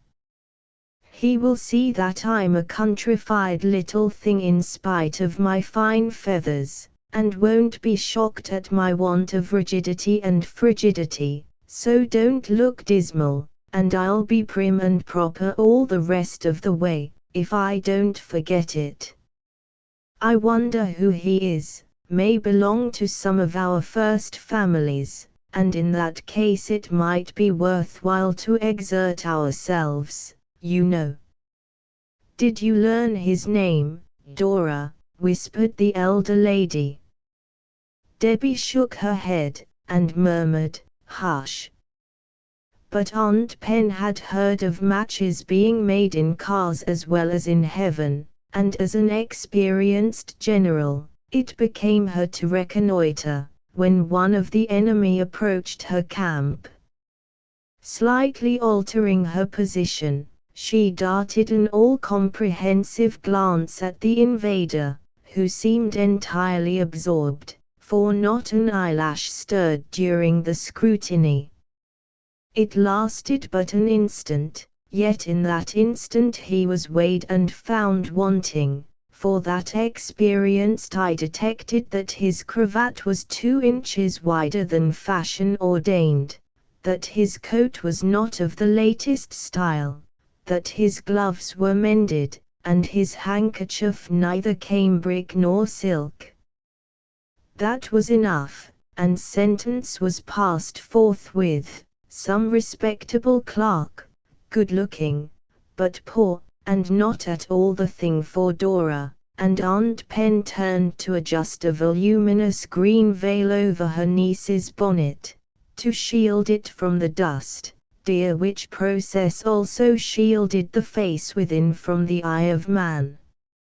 A curious smile, half mirthful, half melancholy, passed over their neighbor's lips, but his peace of mind seemed undisturbed, and he remained buried in his book till they reached at dusk. As he returned it, he offered his services in procuring a carriage or attending to luggage, but Mrs. Carroll, with much dignity of aspect, informed him that her servants would attend to those matters, and, bowing gravely, he vanished into the night. As they rolled away to the hotel, Debbie was wild to run down to the beach whence came the solemn music of the sea, making the twilight beautiful. But Aunt Pen was too tired to do anything but sup in her own apartment and go early to bed, and Debbie might as soon have proposed to walk up the Great Pyramid as to make her first appearance without that sage matron to mount guard over her, so she resigned herself to pie and patience, and fell asleep, wishing it were tomorrow. At 5 a.m., a night-capped head appeared at one of the myriad windows of the hotel, and remained there as if fascinated by the miracle of sunrise over the sea. Under her simplicity of character and girlish merriment, Debbie possessed a devout spirit and a nature full of the real poetry of life, 2 gifts that gave her dawning womanhood its sweetest charm, and made her what she was. As she looked out that summer dawn upon the royal marriage of the ocean and the sun, all petty hopes and longings faded out of sight, and her young face grew luminous with thoughts too deep for words. Her day was happier for that silent hour, her life richer for the aspirations that uplifted her like beautiful strong angels, and left a blessing when they went.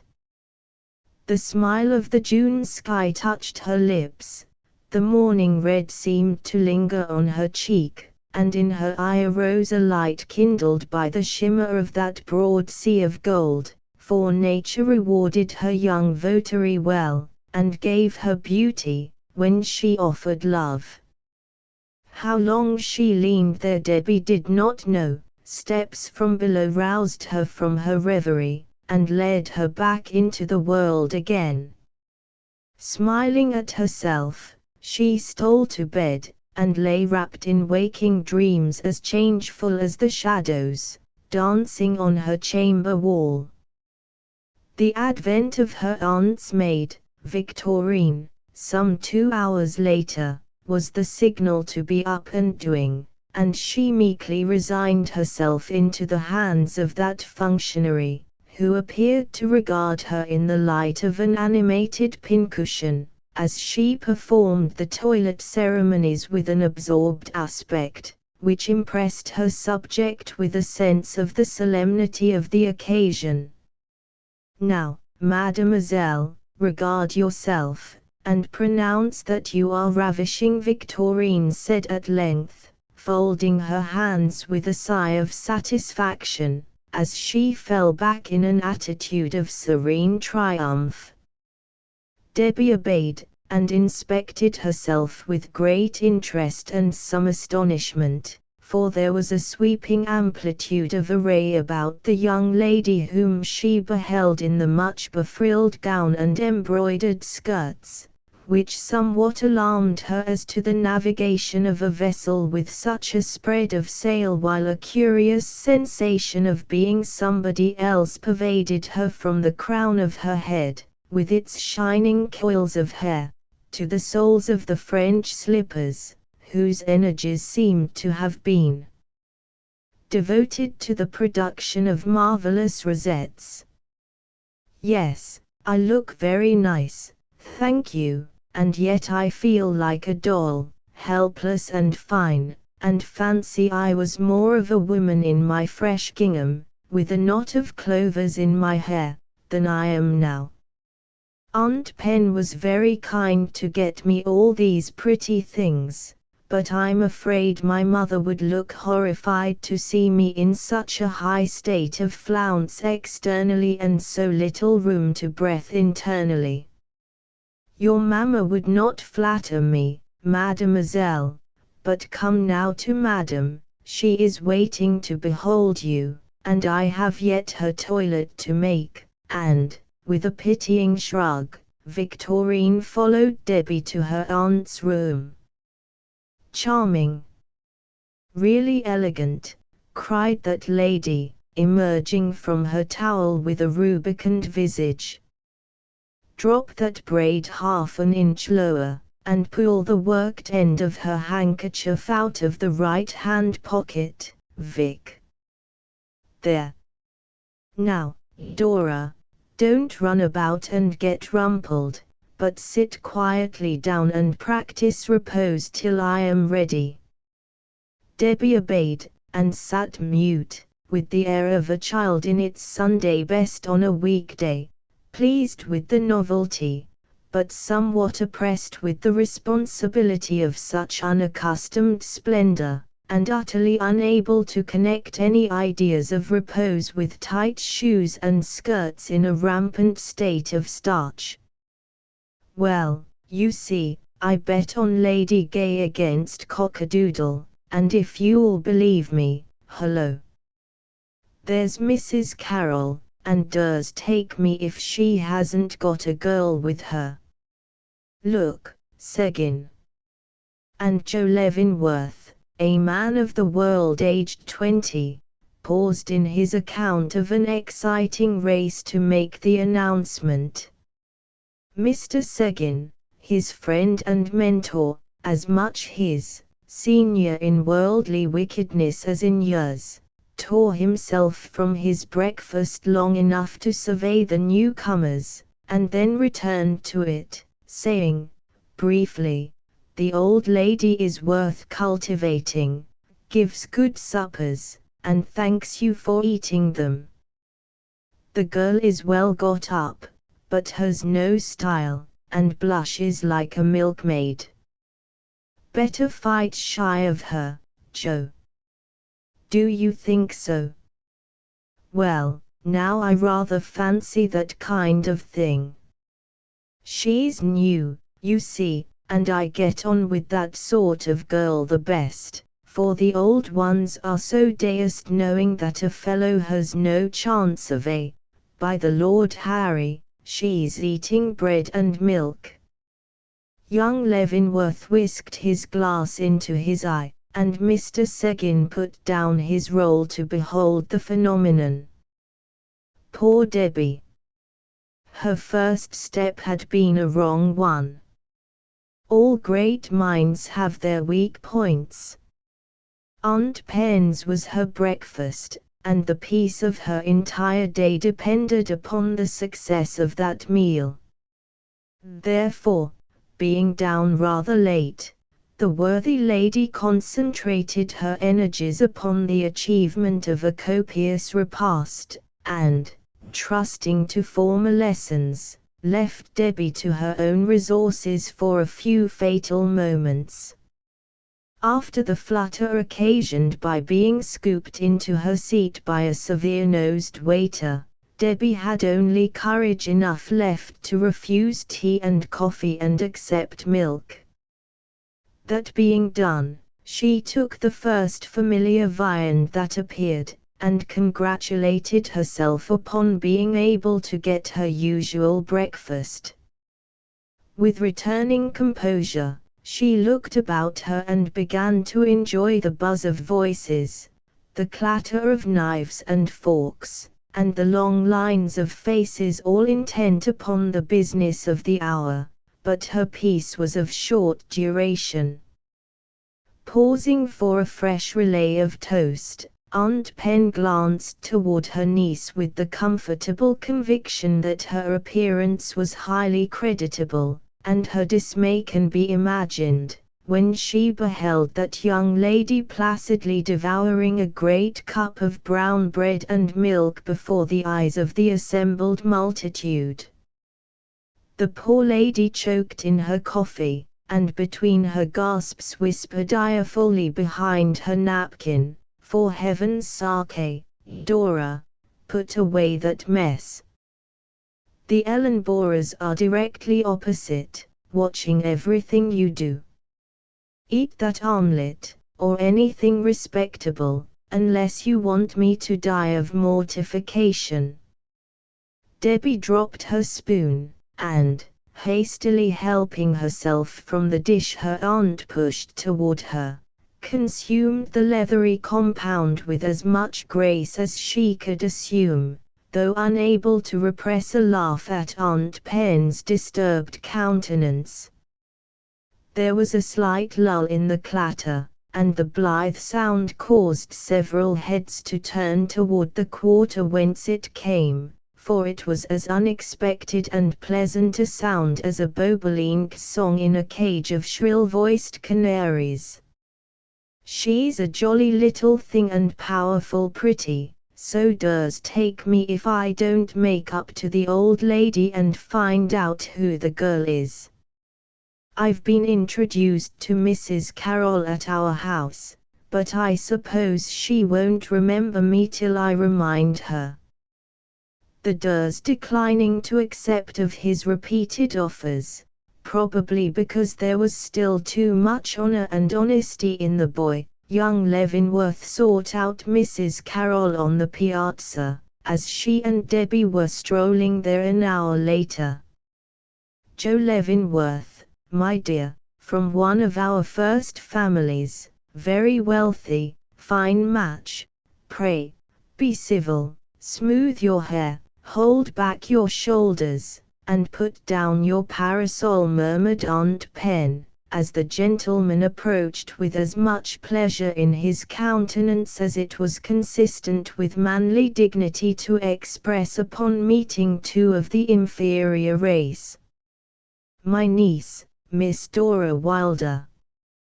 This is her first season at the beach, and we must endeavor to make it pleasant for her, or she will be getting homesick and running away to Mamma," said Aunt Pen, in her society tone, after she had returned his greeting, and perpetrated a polite fiction, by declaring that she remembered him perfectly, for he was the image of his father. Mr. Leavenworth brought the heels of his varnished boots together with a click, and executed the latest bow imported, then stuck his glass in his eye and stared till it fell out, the glass, not the eye, upon which he fell into step with them, remarking, "I shall be most happy to show the lions. They are dearest tame ones, so you needn't be alarmed." Miss Wilder. Debbie was good-natured enough to laugh, and, elated with that success, he proceeded to pour forth his stores of wit and learning in true collegian style, quite unconscious that the jolly little thing was looking him through and through with the smiling eyes that were producing such pleasurable sensations under the mosaic studs. They strolled toward the beach, and, meeting an old acquaintance, Aunt Pen fell behind, and beamed upon the young pair as if her prophetic eye even at this early stage beheld them walking altareward in a proper state of blonde white vest and bridal awkwardness. "Can you skip a stone, Mr. Leavenworth?" asked Debbie, possessed with a mischievous desire to shock the piece of elegance at her side. "Eh? What's that?" he inquired, with his head on one side, like an inquisitive robin. Debbie repeated her question, and illustrated it by sending a stone skimming over the water in the most scientific manner. Mr. Joe was painfully aware that this was not at all the thing, that his sisters never did so, and that Seguin would laugh confoundedly, if he caught him at it. But Debbie looked so irresistibly fresh and pretty under her rose-lined parasol that he was moved to confess that he had done such a thing, and to sacrifice his gloves by poking in the sand, that he might indulge in a like unfashionable pastime. "You'll be at the Hop tonight, I hope, Miss Wilder," he observed, introducing a topic suited to a young lady's mental capacity. "Yes, indeed, for dancing is one of the joys of my life, next to husking and making hay," and Debbie poked a few steps along the beach, much to the edification of a pair of old gentlemen, serenely taking their first constitutional. "Making what?" cried Mr. Joe, poking after her. "Hey, that is the pleasantest fun in the world, and better exercise, my mother says, for soul and body, than dancing till dawn in crowded rooms, with everything in a state of unnatural excitement. If one wants real merriment, let him go into a new-mown field, where all the air is full of summer odors, where wild flowers nod along the walls, where blackbirds make finer music than any band, and sun and wind and cheery voices do their part, while windrows rise, and great loads go rumbling through the lanes with merry brown faces atop. Yes, much as I like dancing, it is not to be compared with that, for in the one case we shut out the lovely world, and in the other we become a part of it, till by its magic labor turns to poetry, and we harvest something better than dried buttercups and grass." As she spoke, Debbie looked up, expecting to meet a glance of disapproval, but something in the simple earnestness of her manner had recalled certain boyish pleasures as innocent as they were hearty, which now contrasted very favorably with the later pastimes in which fast horses, and that lower class of animals, fast men, bore so large a part. Mr. Joe thoughtfully punched 5 holes in the sand, and for a moment Debbie liked the expression of his face. Then the old listlessness returned, and, looking up, he said, with an air of ennui that was half sad, half ludicrous, in one so young and so generously endowed with youth, health, and the good gifts of this life, "I used to fancy that sort of thing years ago, but I'm afraid I should find it a little slow now, though you describe it in such an inviting manner that I would be tempted to try it, if a haycock came in my way, for, upon my life, it's dayest heavy work loafing about at these watering places all summer. Between ourselves, there's a deal of humbug about this kind of life, as you will find, when you've tried it as long as I have. Yes, I begin to think so already, but perhaps you can give me a few friendly words of warning from the stones of your experience, that I may be spared the pain of saying what so many look.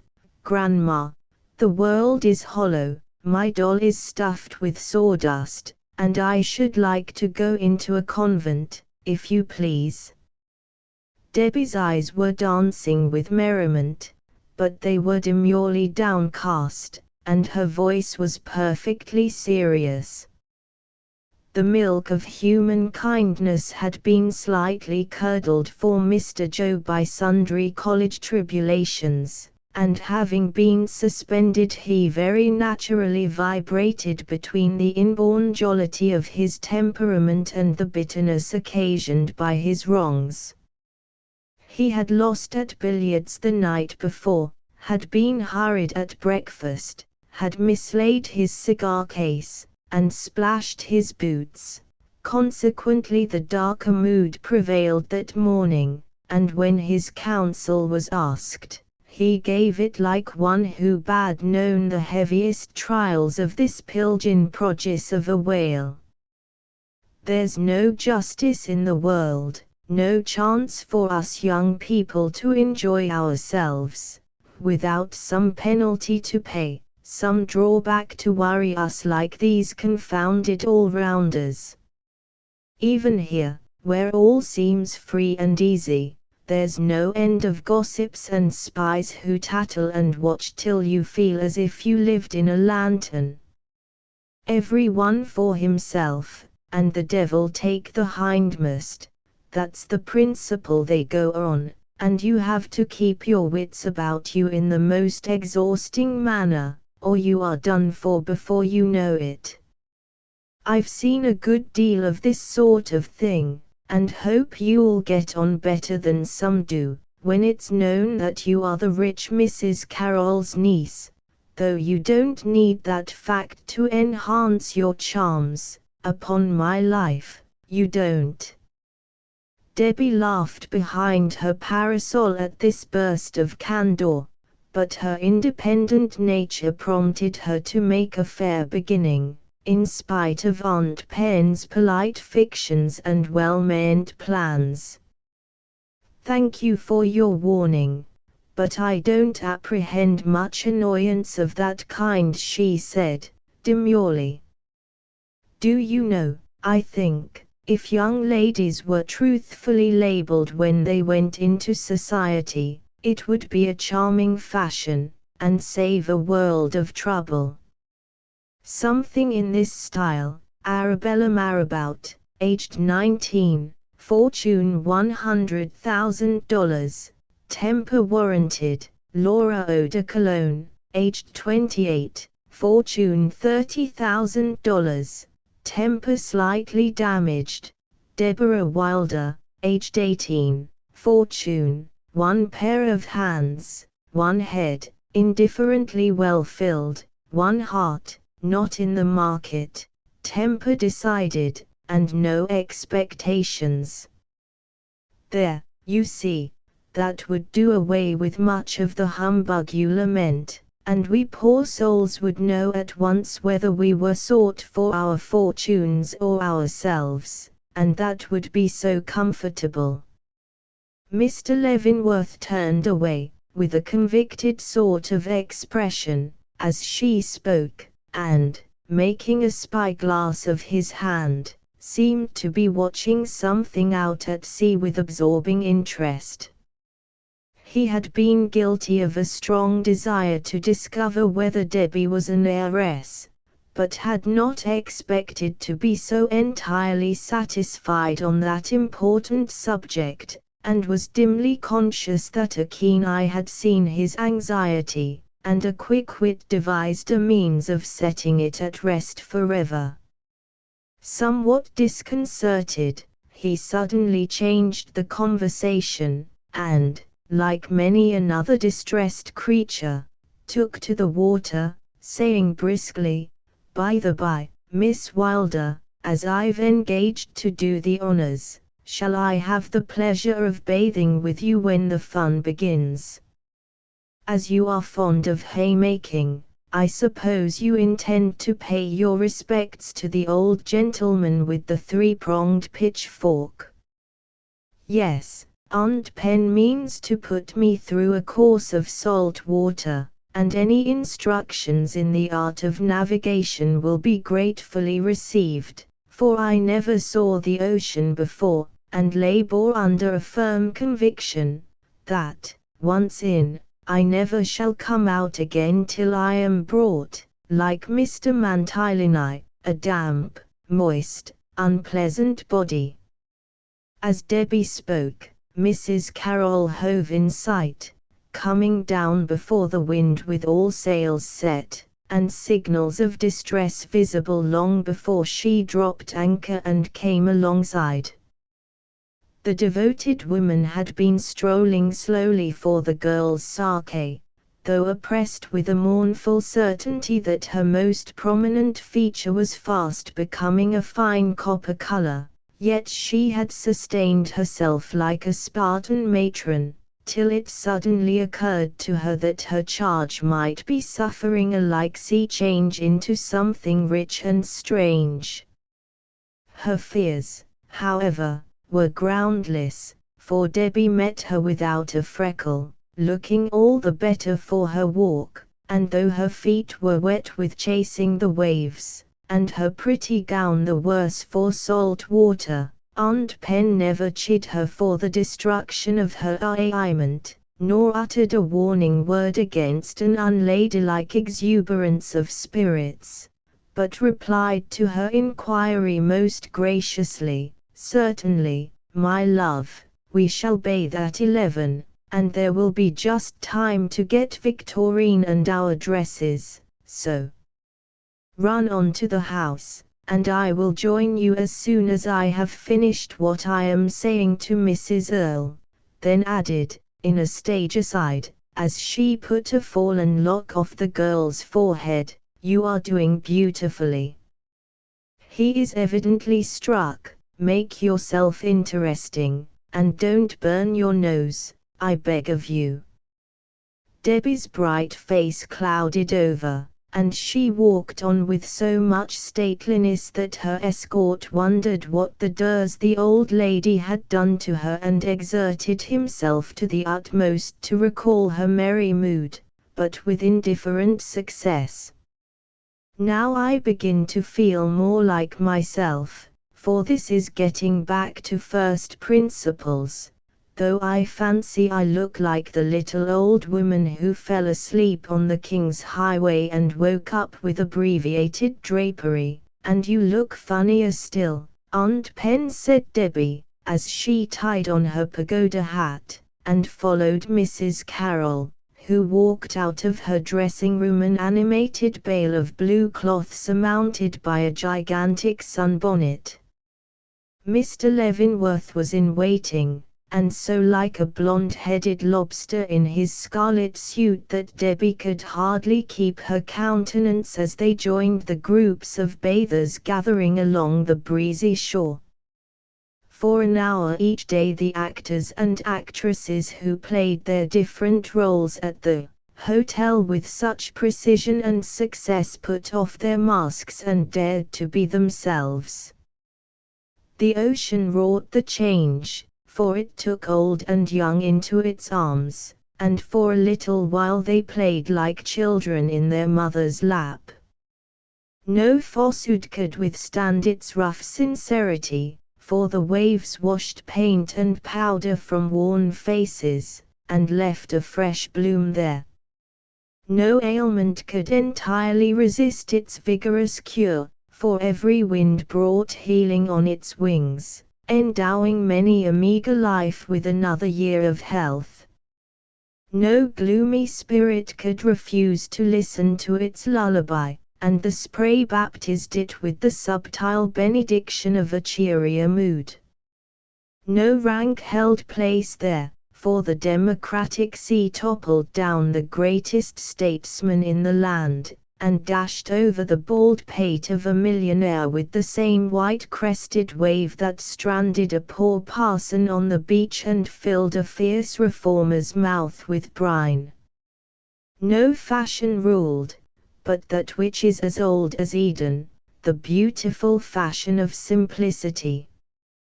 Belles dropped their affectations with their hoops, and ran about the shore blithe-hearted girls again.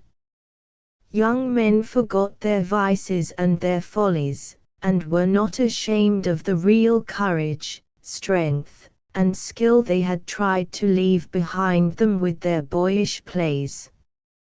Old men gathered shells with the little cupids dancing on the sand, and were better for that innocent companionship, and young mothers never looked so beautiful as when they rocked their babies on the bosom of the sea. Debbie vaguely felt this charm, and, yielding to it, splashed and sang like any beach bird, while Aunt Pen bobbed placidly up and down in a retired corner, and Mr. Leavenworth swam to and fro, expressing his firm belief in mermaids, sirens, and the rest of the aquatic sisterhood, whose warbling no manly ear can resist. "Miss Wilder, you must learn to swim. I've taught quantities of young ladies, and shall be delighted to launch the Dora if you'll accept me as a pilot." "Stop a bit, I'll get a life preserver," and leaving Debbie to flirt with the waves, the scarlet youth departed like a flame of fire. A dismal shriek interrupted his pupil's play, and looking up, she saw her aunt beckoning wildly with one hand, while she was groping in the water with the other. Debbie ran to her, alarmed at her tragic expression, and Mrs. Carroll, drawing the girl's face into the privacy of her big bonnet, whispered one awful word, adding, distractedly, "Dive for them. Oh, dive for them. I shall be perfectly helpless, if they are lost." "I can't dive, Aunt Pen, but there is a man, let us ask him," said Debbie, as a black head appeared to windward. But Mrs. Carroll's nerves had received a shock, and, gathering up her dripping garments, she fled precipitately along the shore and vanished into her dressing room. Debbie's keen sense of the ludicrous got the better of her respect, and peal after peal of laughter broke from her lips, till a splash behind her put an end to her merriment, and, turning, she found that this friend in need was her acquaintance of the day before. The gentleman seemed pausing for permission to approach, with much the appearance of a sagacious Newfoundland, wistful and wet. "Oh, I'm very glad it's you, sir," was Debbie's cordial greeting, as she shook a drop off the end of her nose, and nodded, smiling. The newcomer immediately beamed upon her like an amiable Triton, saying, as they turned shoreward, "Our first interview opened with a laugh on my side, and our second with one on yours. I accept the fact as a good omen. Your friend seemed in trouble. Allow me to atone for my past misdemeanors by offering my services now.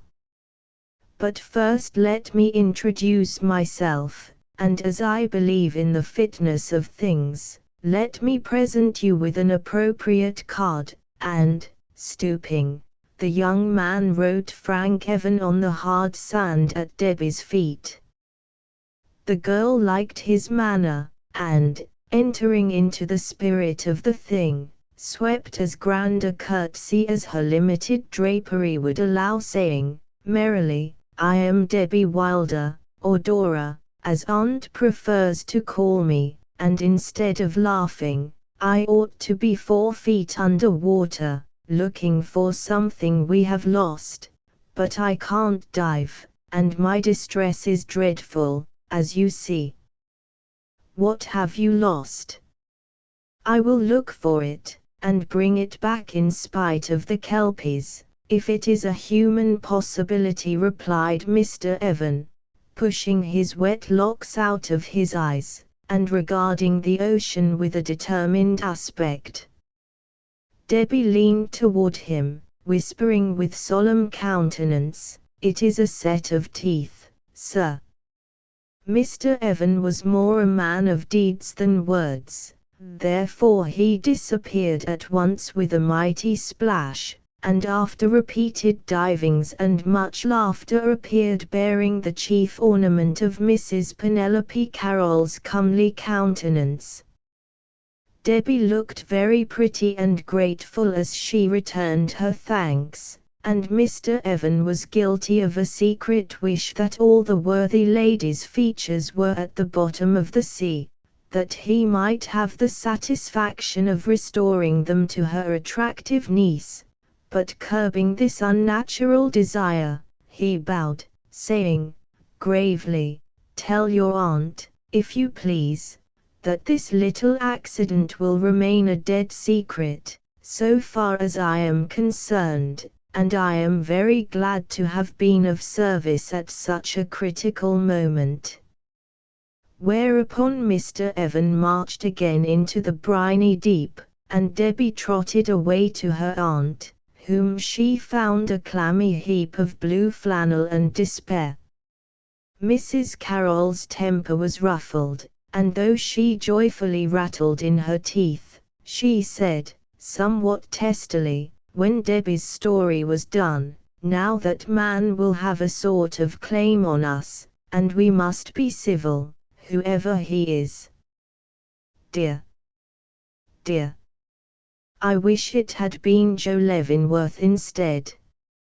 Evan, I don't remember any of our first families with connections of that name, and I dislike to be under obligations to a person of that sort, for there's no knowing how far he may presume, so, pray, be careful, Dora. I think you are very ungrateful, Aunt Pen, and if Mr. Evan should happen to be poor, it does not become me to turn up my nose at him, for I'm nothing but a make-believe myself just now. I don't wish to go down upon my knees to him, but I do intend to be as kind to him as I should to that conceited Leavenworth boy, yes, kinder even, for poor people value such things more, as I know very well. Mrs. Carroll instantly recovered her temper, changed the subject, and privately resolved to confine her prejudices to her own bosom, as they seemed to have an aggravating effect upon the youthful person whom she had set her heart on disposing of to the best advantage. Debbie took her swimming lesson with much success, and would have achieved her dinner with composure, if white-aproned gentlemen had not effectually taken away her appetite by whisking bills of fare into her hands, and awaiting her orders with a fatherly interest, which induced them to congregate mysterious dishes before her, and blandly rectify her frequent mistakes. She survived the ordeal, however, and at 4 p.m. went to drive with that Leavenworth boy in the finest turnout could produce. Aunt Pen then came off guard, and with a sigh of satisfaction subsided into a peaceful doze, still murmuring, even in her sleep, propinquity, my love, propinquity works wonders. Aunt Pen, are you a modest woman? asked the young crusader against established absurdities, as she came into the presence chamber that evening ready for the hop. "Bless the child, what does she mean?" cried Mrs. Carroll, with a start that twitched her back hair out of Victorine's hands. "Would you like to have a daughter of yours go to a party looking as I look?" continued her niece, spreading her airy dress, and standing very erect before her astonished relative. "Why, of course I should, and be proud to own such a charming creature," regarding the slender white shape with much approbation, adding, with a smile, as she met the girl's eye, "Ah, I see the difficulty, now. You are disturbed because there is not a bit of lace over these pretty shoulders of yours. Now don't be absurd, Dora. The dress is perfectly proper, or Madame Tiffany never would have sent it home. It is the fashion, child, and many a girl with such a figure would go twice as décolleté, and think nothing of it, I assure you." Debbie shook her head with an energy that set the pink heather bells a-tremble in her hair, and her color deepened beautifully as she said, with reproachful eyes, "Aunt Pen, I think there is a better fashion in every young girl's heart than any Madame Tiffany can teach. I am very grateful for all you have done for me, but I cannot go into public in such an undress as this. My mother would never allow it, and father never forgive it. Please don't ask me to, for indeed I cannot do it even for you."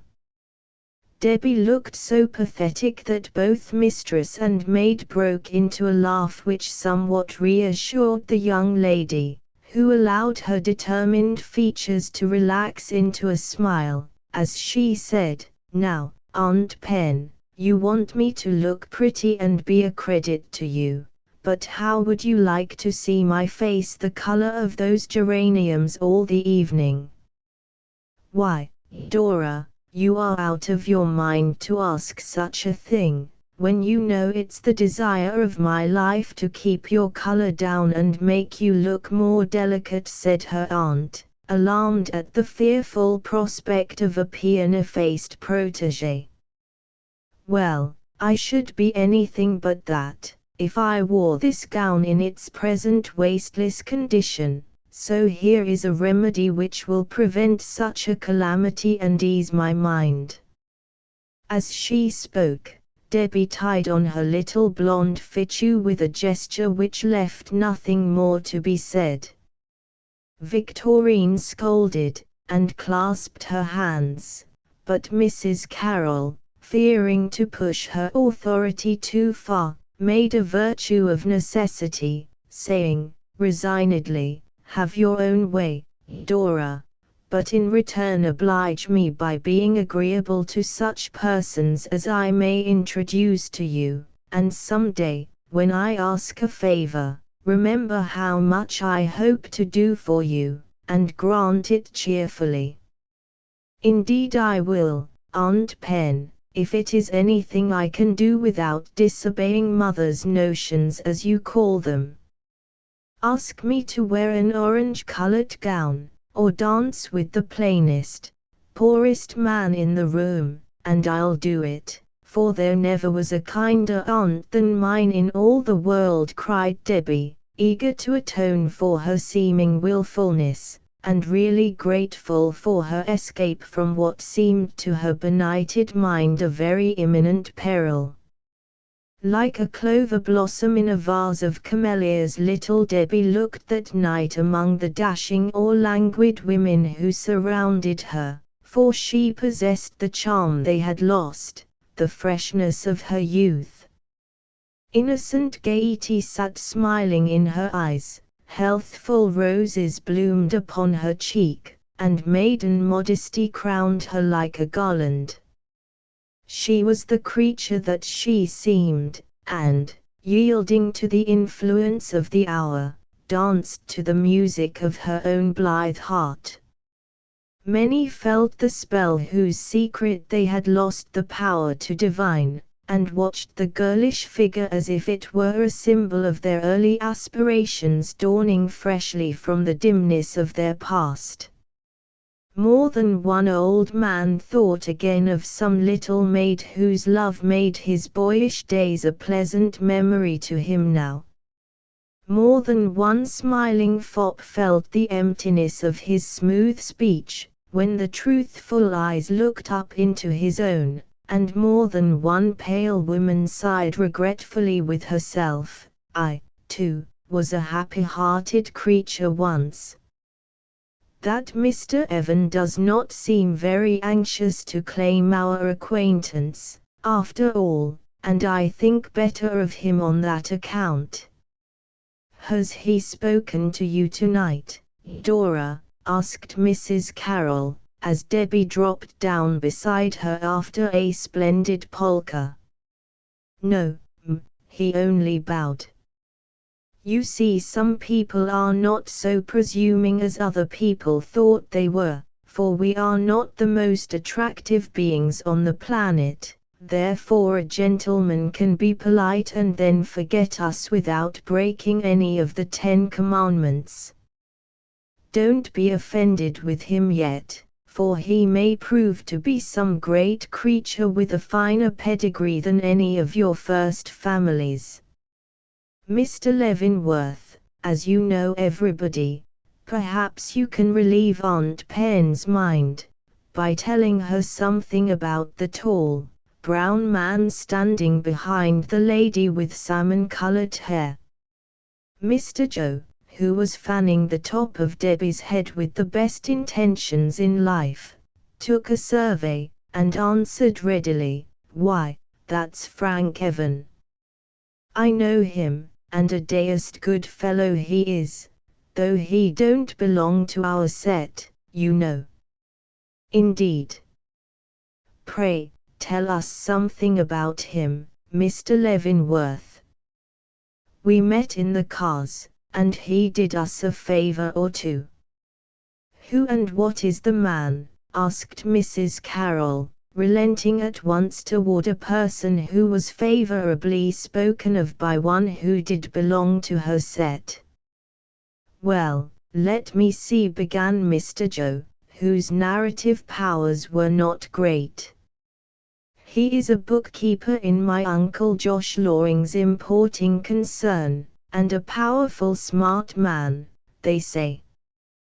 There's some kind of clever story about his father's leaving a load of debts, and Frank's working a deuced number of years till they were paid. Good of him, wasn't it? Then, just as he was going to take things easier and enjoy life a bit, his mother died, and that rather knocked him up, you see.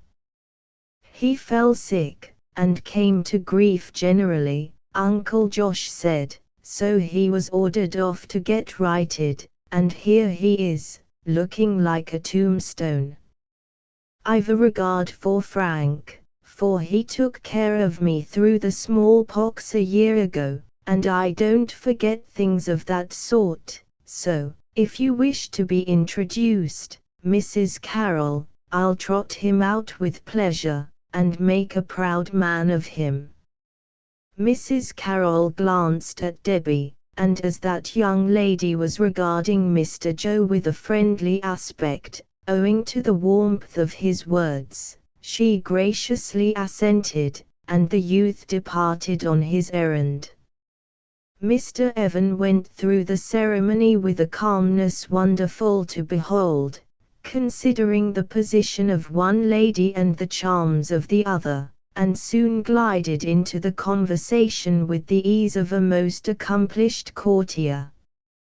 "Now I must tear myself away, for I'm engaged to that stout Miss Bundeline for this dance. She's a friend of my sister's, and I must do the civil, you know. Powerful slow work it is, too, but I pity the poor soul, upon my life, I do, and Mr. Joe assumed the air of a martyr. Debbie looked up with a wicked smile in her eyes, as she said, "Ah, that sounds very amiable here, but in 5 minutes you'll be murmuring in Miss Bundoline's ear, 'I've been pining to come to you this half hour, but I was obliged to take out that Miss Wilder, you see, countrified little thing enough, but not bad looking, and has a rich aunt, so I've done my duty to her, but does take me if I can stand it any longer." Mr. Evan joined in Debbie's merriment, but Mr. Joe was so appalled at the sudden attack that he could only stammer a remonstrance and beat a hasty retreat, wondering how on earth she came to know that his favorite style of making himself agreeable to one young lady was by decrying another. "Dora, my love, that is very rude, and does is not a proper expression for a woman's lips. Pray, restrain your lively tongue, for strangers may not understand that it is nothing but the sprightliness of your disposition which sometimes runs away with you. It was only a quotation, and I thought you would admire anything Mr. Leavenworth said," Aunt Pen replied Debbie, demurely. Mrs. Carroll trod on her foot, and abruptly changed the conversation, by saying, with an appearance of deep interest, "Mr. Evan, you are doubtless connected with the Malcolms of Georgia, for they, I believe, are descended from the ancient Evans of Scotland. They are a very wealthy and aristocratic family, and I remember seeing their coat of arms once, 3 bannocks and a thistle." Mr. Evan had been standing before them with a composure which impressed Mrs. Carroll with a belief in his gentle blood, for she remembered her own fussy, plebeian husband, whose fortune had never been able to purchase him the manners of a gentleman.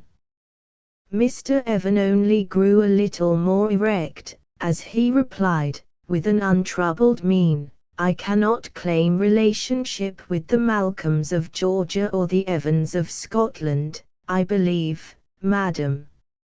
My father was a farmer, my grandfather a blacksmith, and beyond that my ancestors may have been street sweepers, for anything I know, but whatever they were, I fancy they were honest men, for that has always been our boast, though, like President Jackson's, our coat of arms is nothing but a pair of shirt sleeves."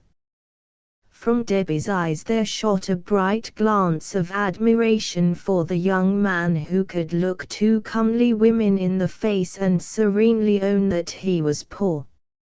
Mrs. Carroll tried to appear at ease, and, gliding out of personalities, expatiated on the comfort of living in a land where fame and fortune were attainable by all who chose to earn them, and the contempt she felt for those who had no sympathy with the humbler classes, no interest in the welfare of the race, and many more moral reflections as new and original as the multiplication table or the Westminster Catechism.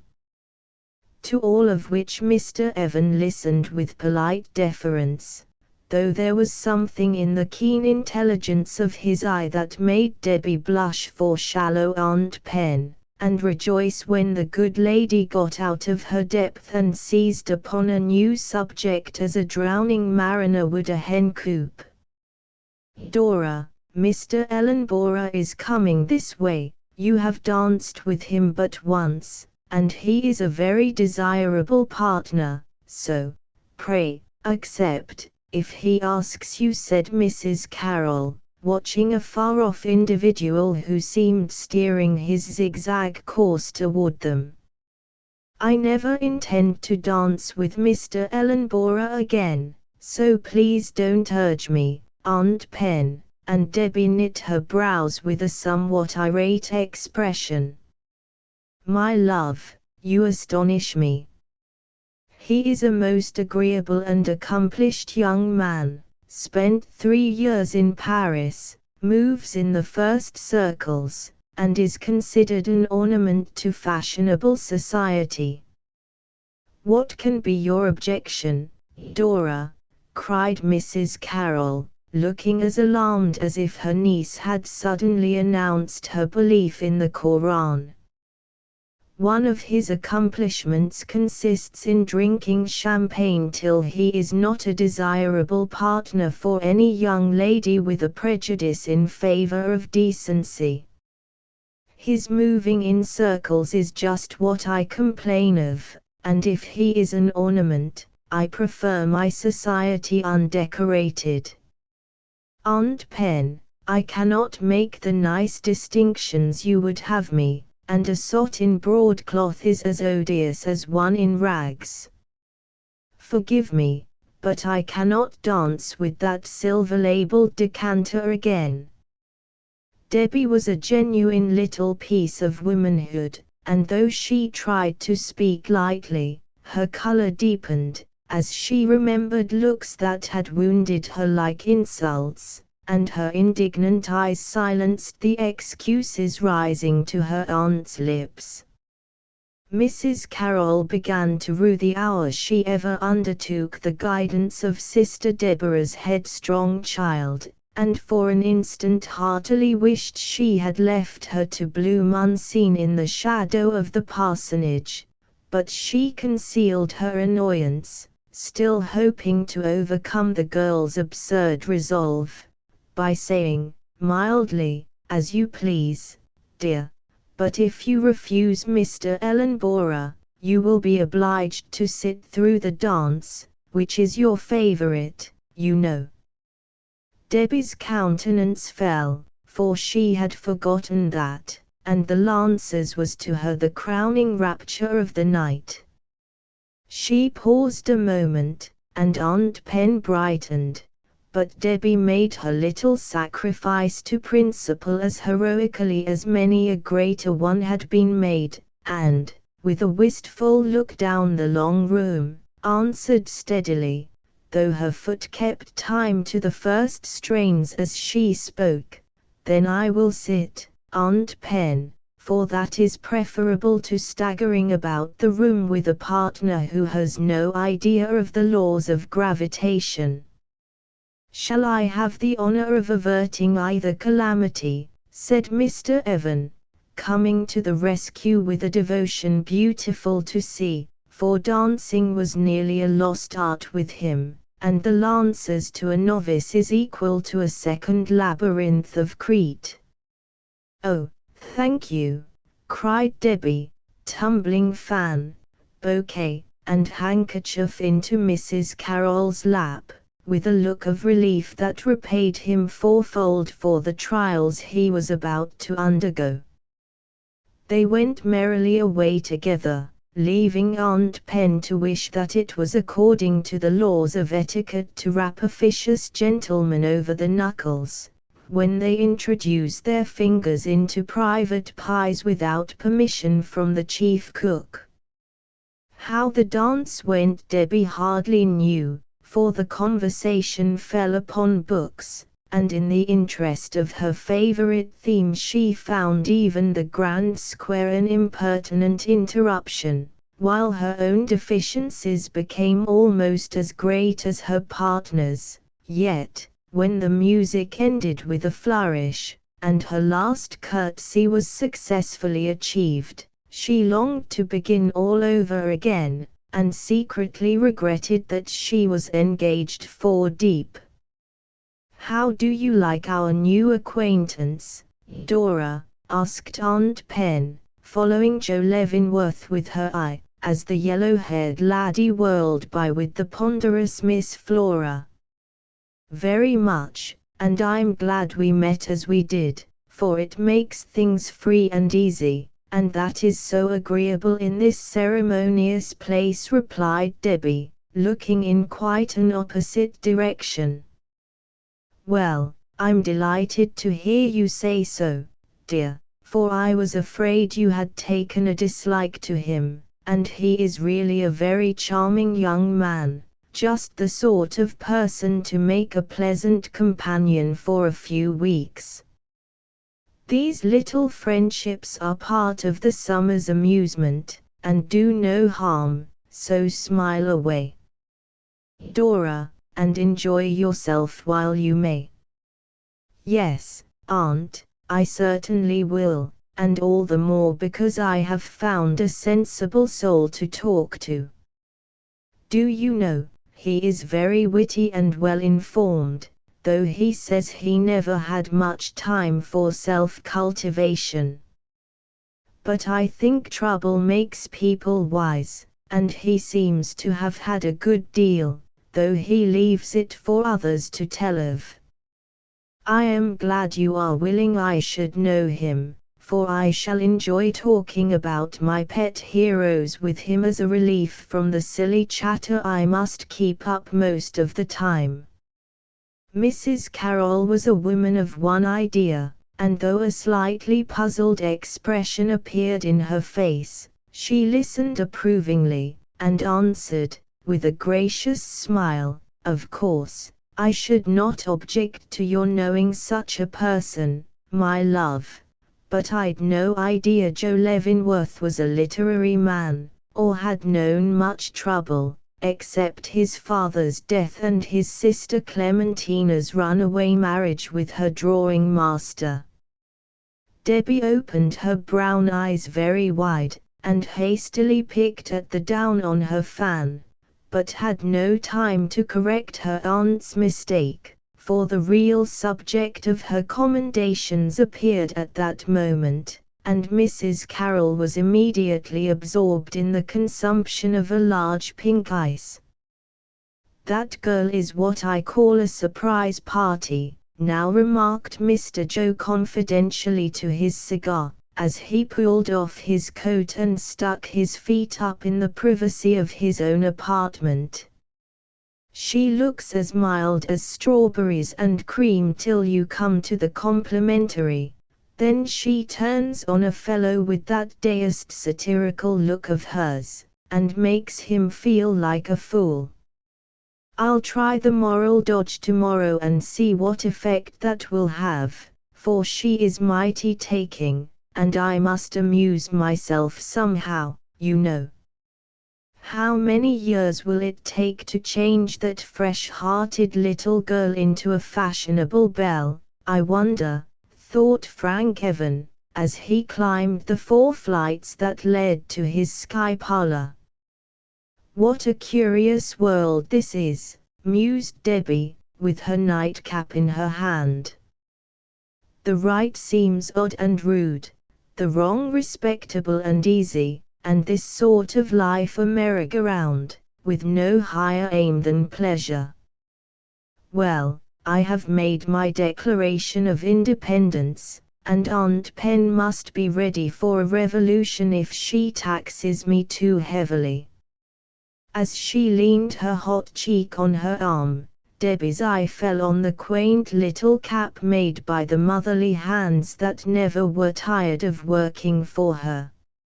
She touched it tenderly, and love's simple magic swept the gathering shadows from her face, and left it clear again, as her thoughts flew home like birds into the shelter of their nest. "Good night, Mother. I'll face temptation steadily. I'll try to take life cheerily, and do nothing that shall make your dear face a reproach, when it looks into my own again." Then Debbie said her prayers like any pious child, and lay down to dream of pulling buttercups with baby Bess, and singing in the twilight on her father's knee. The history of Debbie's first day might serve as a sample of most that followed, as week after week went by with varying pleasures and increasing interest to more than one young debutante. Mrs. Carroll did her best, but Debbie was too simple for a belle, too honest for a flirt, too independent for a fine lady. She would be nothing but her sturdy little self, open as daylight, gay as a lark, and blunt as any Puritan. Poor Aunt Pen was in despair, till she observed that the girl often took with the very peculiarities which she was lamenting. This somewhat consoled her, and she tried to make the best of the pretty bit of homespun which would not and could not become velvet or brocade. Seguin, Ellenborough, and company looked with lordly scorn upon her, as a worm blind to their attractions.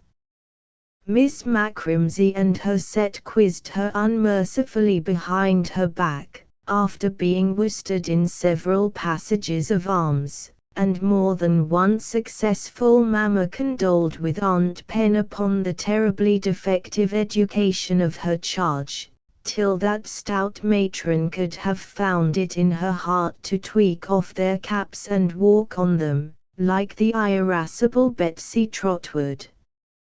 But Debbie had a circle of admirers who loved her with a sincerity few summer queens could boast, for they were real friends, won by gentle arts, and retained by the gracious sweetness of her nature. Moon-faced babies crowed and clapped their chubby hands when she passed by their wicker thrones, story-loving children clustered round her knee, and never were denied. Pale invalids found wild flowers on their pillows, and forlorn papas forgot the state of the money market when she sang for them the homely airs their daughters had no time to learn. Certain plain young ladies poured their woes into her friendly ear, and were comforted. Several smart sophomores fell into a state of chronic stammer, blush, and adoration, when she took a motherly interest in their affairs, and a melancholy old Frenchman blessed her with the enthusiasm of his nation, because she put a posy in the buttonhole of his rusty coat, and never failed to smile and bow as he passed by. Yet Debbie was no Edgeworth heroine, preternaturally prudent, wise, and untemptable. She had a fine crop of piques, vanities, and dislikes growing up under this new style of cultivation. She loved admiration, enjoyed her purple and fine linen, hid newborn envy, disappointed hope, and wounded pride behind a smiling face, and often thought with a sigh of the humdrum duties that awaited her at home.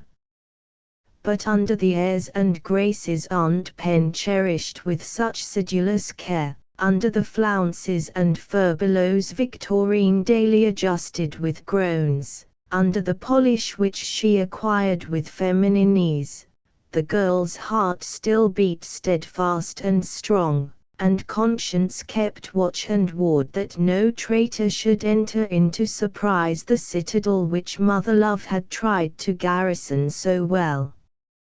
In pursuance of his sage resolve, Mr. Joe tried the moral dodge as he elegantly expressed it, and, failing in that, followed it up with the tragic, religious, negligent, and devoted ditto.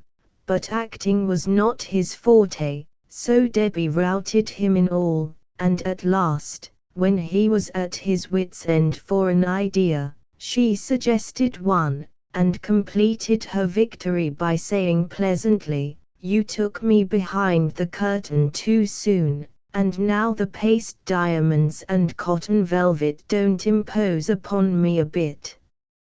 Just be your natural self, and we shall get on nicely, Mr. Leavenworth." The novelty of the proposal struck his fancy, and after a few relapses it was carried into effect, and thenceforth, with Debbie, he became the simple, good-humored lad nature designed him to be, and, as a proof of it, soon fell very sincerely in love. Frank Evan, seated in the parquet of society, surveyed the dress circle with much the same expression that Debbie had seen during Aunt Pen's oration, but he soon neglected that amusement to watch several actors in the drama going on before his eyes, while a strong desire to perform a part therein slowly took possession of his mind. Debbie always had a look of welcome when he came, always treated him with the kindness of a generous woman who has had an opportunity to forgive, and always watched the serious, solitary man with a great compassion for his loss, a growing admiration for his upright life. More than once the beach birds saw two figures pacing the sands at sunrise with the peace of early day upon their faces and the light of a kindred mood shining in their eyes.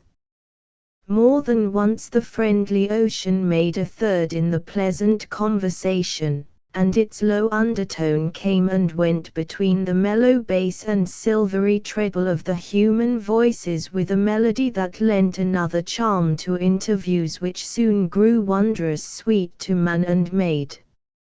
Aunt Pen seldom saw the twain together, seldom spoke of Evan, and Debbie held her peace, for, when she planned to make her innocent confessions, she found that what seemed much to her was nothing to another ear and scarcely worth the telling, so, unconscious as yet whither the green path led, she went on her way, leading two lives, one rich and earnest, hoarded deep within herself, the other frivolous and gay for all the world to criticize. But those venerable spinsters, the Fates, took the matter into their own hands, and soon got the better of those short-sighted matrons, Mesdames Grundy and Carroll, for, long before they knew it, Frank and Debbie had begun to read together a book greater than Dickens ever wrote, and when they had come to the fairest part of the sweet story Adam first told Eve, they looked for the name upon the title page, and found that it was Love.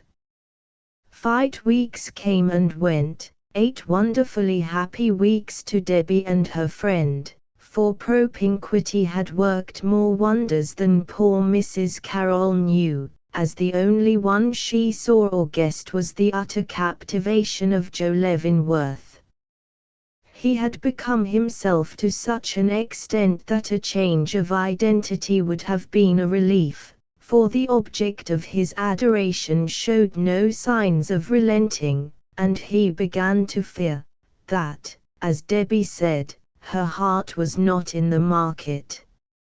She was always friendly, but never made those interesting betrayals of regard which are so encouraging to youthful gentlemen who fain would climb, yet fear to fall. She never blushed when he pressed her hand, never fainted or grew pale when he appeared with a smashed trotting wagon and black eye, and actually slept through a serenade that would have won any other woman's soul out of her body with its despairing quavers. Matters were getting desperate, for horses lost their charms, flowing bowls palled upon his lips, ruffled shirt bosoms no longer delighted him, and hops possessed no soothing power to allay the anguish of his mind. Mr. Seguin, after unavailing ridicule and pity, took compassion on him, and from his large experience suggested a remedy, just as he was departing for a more congenial sphere. "Now don't be an idiot, Joe, but, if you want to keep your hand in and go through a regular chapter of flirtation, just write about face, and devote yourself to someone else. Nothing like jealousy to teach womankind their own minds, and a touch of it will bring little Wilder round in a jiffy. Try it, my boy, and good luck to you." With which Christian advice Mr. Seguin slapped his pupil on the shoulder, and disappeared, like a modern Mephistopheles, in a cloud of cigar smoke. "I'm glad he's gone," for in my present state of mind he's not up to my mark at all. I'll try his plan, though, and flirt with Clara West. She's engaged, so it won't damage her affections. Her lover isn't here, so it won't disturb his, and, by Jove, I must do something, for I can't stand this suspense." Debbie was infinitely relieved by this new move, and infinitely amused as she guessed the motive that prompted it, but the more contented she seemed, the more violently Mr. Joe flirted with her rival, till at last weak-minded Miss Clara began to think her absent George the most undesirable of lovers, and to mourn that she ever said yes to a merchant's clerk, when she might have said it to a merchant's son. Aunt Pen watched and approved this stratagem, hoped for the best results, and believed the day one when Debbie grew pale and silent, and followed with her eyes the young couple who were playing battledore and shuttlecock with each other's hearts, as if she took some interest in the game. But Aunt Pen clashed her cymbals too soon, for Debbie's trouble had a better source than jealousy, and in the silence of the sleepless nights that stole her bloom she was taking counsel of her own full heart, and resolving to serve another woman as she would herself be served in a like peril, though etiquette was outraged and the customs of polite society turned upside down. "Look, Aunt Pen, what lovely shells and moss I've got! Such a splendid scramble over the rocks as I've had with Mrs. Duncan's boys. It seemed so like home to run and sing with a troop of topsy-turvy children that it did me good, and I wish you had all been there to see," cried Debbie, running into the drawing-room, one day, where Mrs. Carroll and a circle of ladies sat enjoying a dish of highly flavored scandal, as they exercised their eyesight over fancy work. "My dear Dora, spare my nerves, and if you have any regard for the proprieties of life, don't go romping in the sun with a parcel of noisy boys. If you could see what an object you are, I think you would try to imitate Miss Clara, who is always a model of elegant repose." Miss West primed up her lips, and settled a fold in her 9th flounce, as Mrs. Carroll spoke, while the whole group fixed their eyes with dignified disapproval on the invader of their refined society. Debbie had come like a fresh wind into a sultry room, but no one welcomed the healthful visitant, no one saw a pleasant picture in the bright-faced girl with wind-toast hair and rustic hat heaped with moss and many-tinted shells. They only saw that her gown was wet, her gloves forgotten, and her scarf trailing at her waist in a manner no well-bred lady could approve. The sunshine faded out of Debbie's face, and there was a touch of bitterness in her tone, as she glanced at the circle of fashion plates, saying with an earnestness which caused Miss West to open her pale eyes to their widest extent, "Aunt Pen, don't freeze me yet, don't take away my faith in simple things, but let me be a child a little longer. Let me play and sing and keep my spirit blithe among the dandelions and the robins while I can, for trouble comes soon enough, and all my life will be the richer and the better for a happy youth."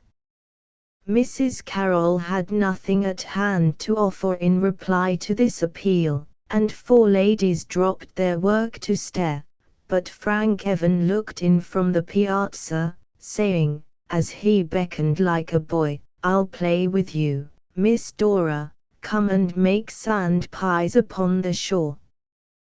"Please let her, Mrs. Carroll, we'll be very good, and not wet our pinafores or feet," Without waiting for permission, Debbie poured her treasures into the lap of a certain lame Freddie, and went away to a kind of play she had never known before.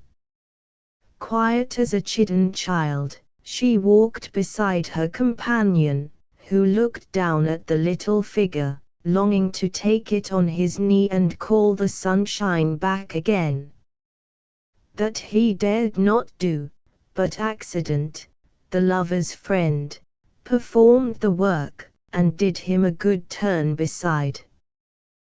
The old Frenchman was slowly approaching, when a frolicsome wind whisked off his hat and sent it skimming along the beach. In spite of her late lecture, away went Debbie, and caught the truant Chapio just as a wave was hurrying up to claim it. This restored her cheerfulness, and when she returned, she was herself again. "1,000 thanks, but does Mademoiselle remember the forfeit I might demand to add to the favor she has already done me?" asked the gallant old gentleman, as Debbie took the hat off her own head, and presented it with a martial salute. "Ah, I had forgotten that, but you may claim, text missing in original copy, do something more to give you pleasure," and Debbie looked up into the withered face which had grown familiar to her, with kind eyes, full of pity and respect. Her manner touched the old man very much. He bent his grey head before her, saying, gratefully, "My child, I am not good enough to salute these blooming checks, but I shall pray the Virgin to reward you for the compassion you bestow on the poor exile, and I shall keep your memory very green through all my life." He kissed her hand, as if it were a queen's, and went on his way, thinking of the little daughter whose death left him childless in a foreign land. Debbie softly began to sing, "Oh, come unto the yellow sands," but stopped in the middle of a line, to say, "Shall I tell you why I did what Aunt Pen would call a very unladylike and improper thing, Mr. Evans? If you will be so kind," and her companion looked delighted at the confidence about to be reposed in him. "Somewhere across this great wide sea I hope I have a brother," Debbie said, with softened voice and a wistful look into the dim horizon. "5 years ago he left us, and we have never heard from him since, except to know that he landed safely in Australia.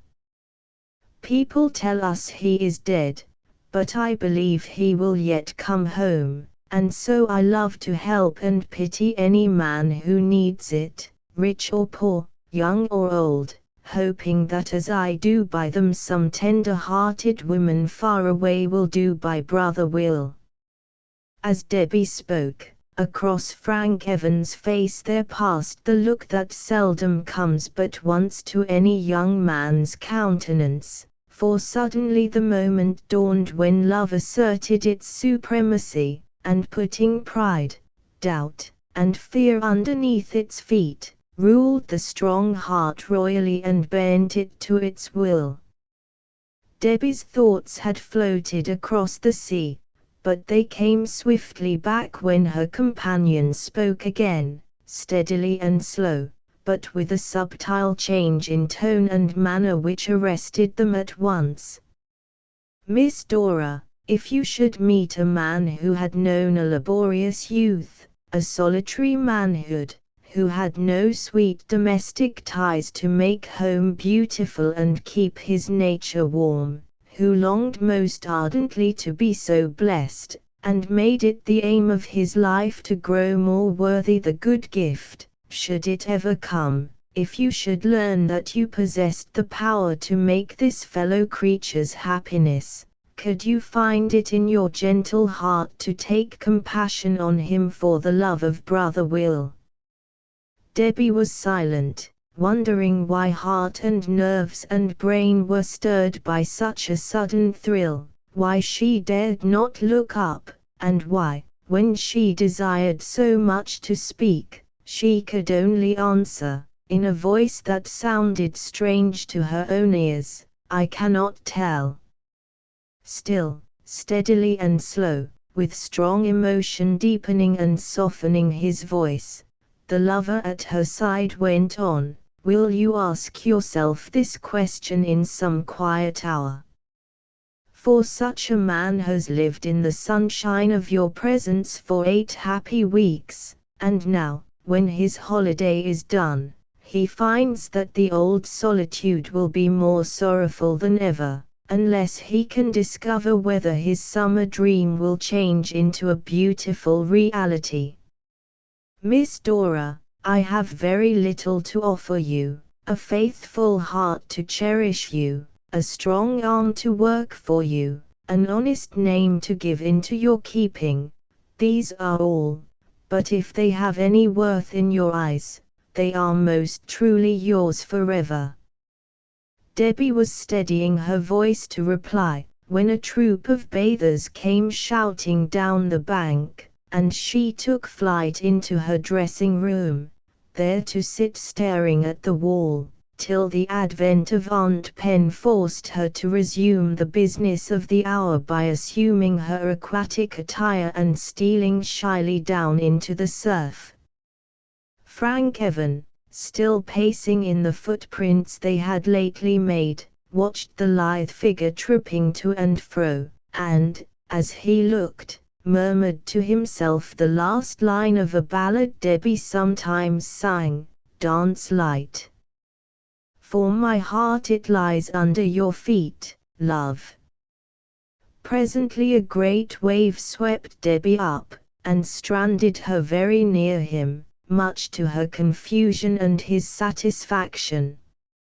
Shaking the spray out of her eyes, she was hurrying away, when Frank said, "You will trip, Miss Dora, let me tie these strings for you," and, suiting the action to the word, he knelt down and began to fasten the cords of her bathing shoe.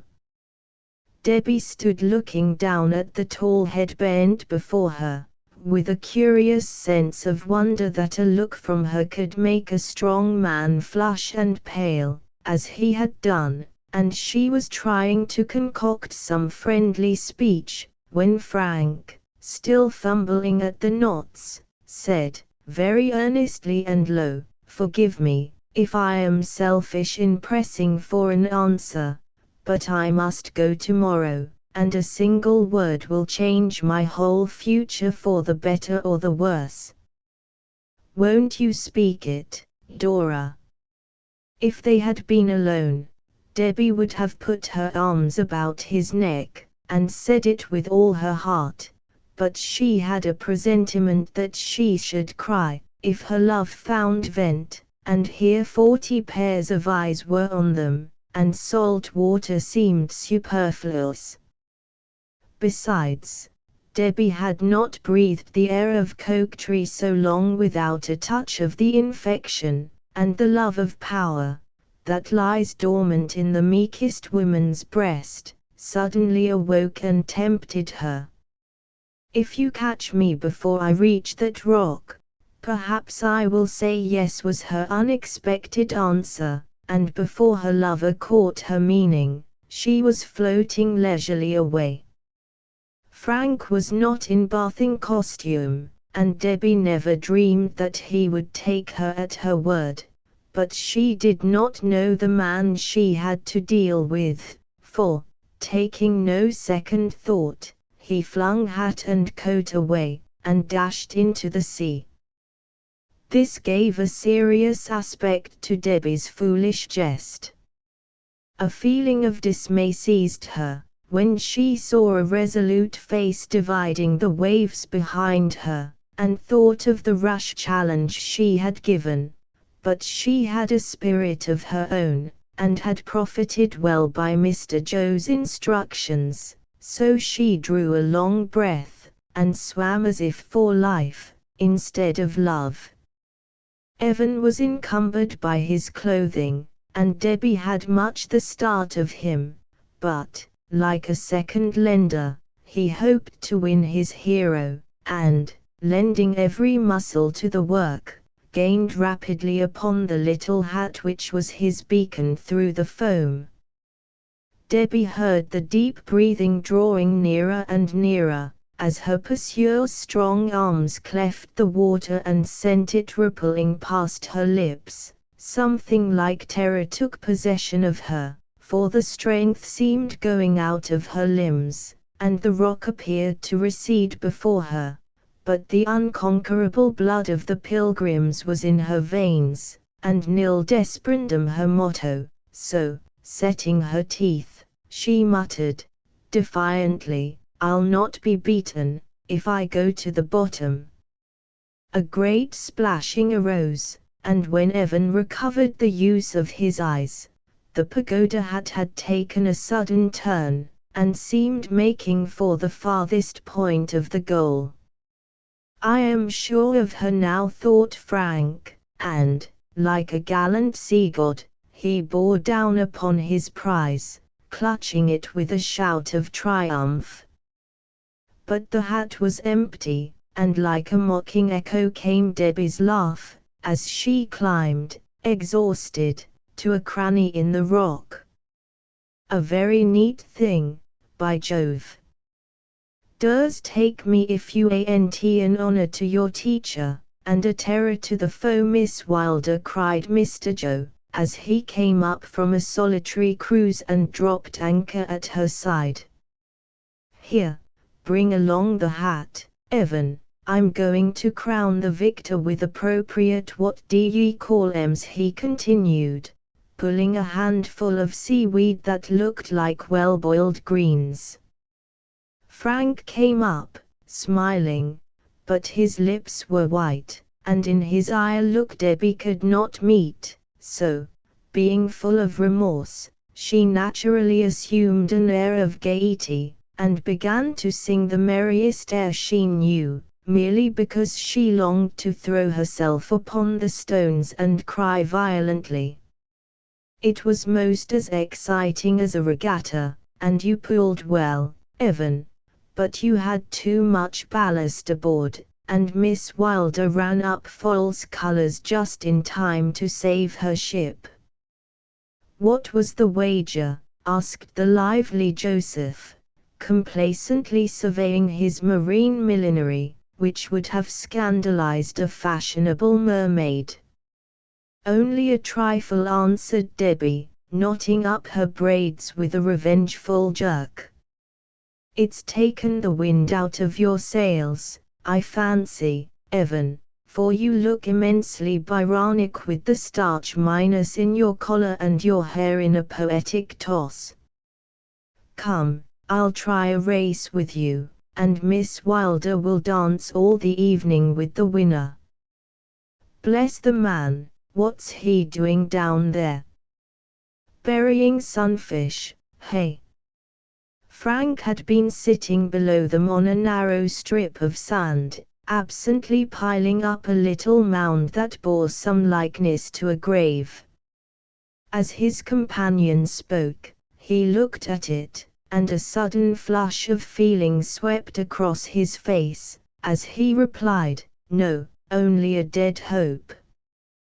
"Does take it, yes. A good many of that sort of craft founder in these waters, as I know to my sorrow," and, sighing tragically, Mr. Joe turned to help Debbie from her perch, but she had glided silently into the sea, and was gone. For the next 4 hours the poor girl suffered the sharpest pain she had ever known, for now she clearly saw the strait her folly had betrayed her into. Frank Evan was a proud man, and would not ask her love again, believing she had tacitly refused it, and how could she tell him that she had trifled with the heart she wholly loved and longed to make her own? She could not confide in Aunt Pen, for that worldly lady would have no sympathy to bestow. She longed for her mother, but there was no time to write, for Frank was going on the morrow, might even then be gone, and as this fear came over her, she covered up her face and wished that she were dead. Poor Debbie! Her last mistake was sadder than her first, and she was reaping a bitter harvest from her summer's sowing. She sat and thought till her cheeks burned and her temples throbbed, but she dared not ease her pain with tears. The gong sounded like a judgment day trump of doom, and she trembled at the idea of confronting many eyes with such a telltale face, but she could not stay behind, for Aunt Pen must know the cause. She tried to play her hard part well, but wherever she looked, some fresh anxiety appeared, as if every fault and folly of those months had blossomed suddenly within the hour. She saw Frank even more sombre and more solitary than when she met him first, and cried regretfully within herself, "How could I so forget the truth I owed him?" She saw Clara West watching with eager eyes for the coming of young Leavenworth, and sighed, "This is the fruit of my wicked vanity." She saw Aunt Pen regarded her with an anxious face, and longed to say, "Forgive me, for I have not been sincere." At last, as her trouble grew, she resolved to go away and have a quiet think, a remedy which had served her in many a lesser perplexity, so, stealing out, she went to a grove of cedars usually deserted at that hour.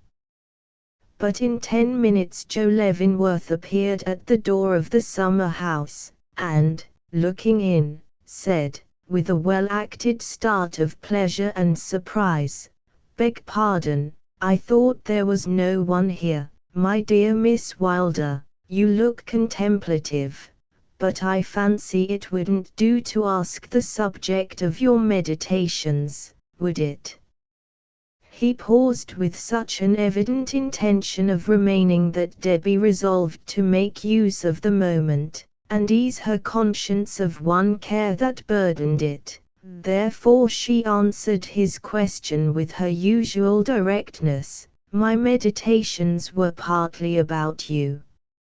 Mr. Joe was guilty of the weakness of blushing violently and looking immensely gratified, but his rapture was of short duration, for Debbie went on very earnestly, "I believe I am going to do what you may consider a very impertinent thing, but I would rather be unmannerly than unjust to others or untrue to my own sense of right. Mr. Leavenworth, if you were an older man, I should not dare to say this to you, but I have brothers of my own, and, remembering how many unkind things they do for want of thought, I venture to remind you that a woman's heart is a perilous plaything, and too tender to be used for a selfish purpose or an hour's pleasure.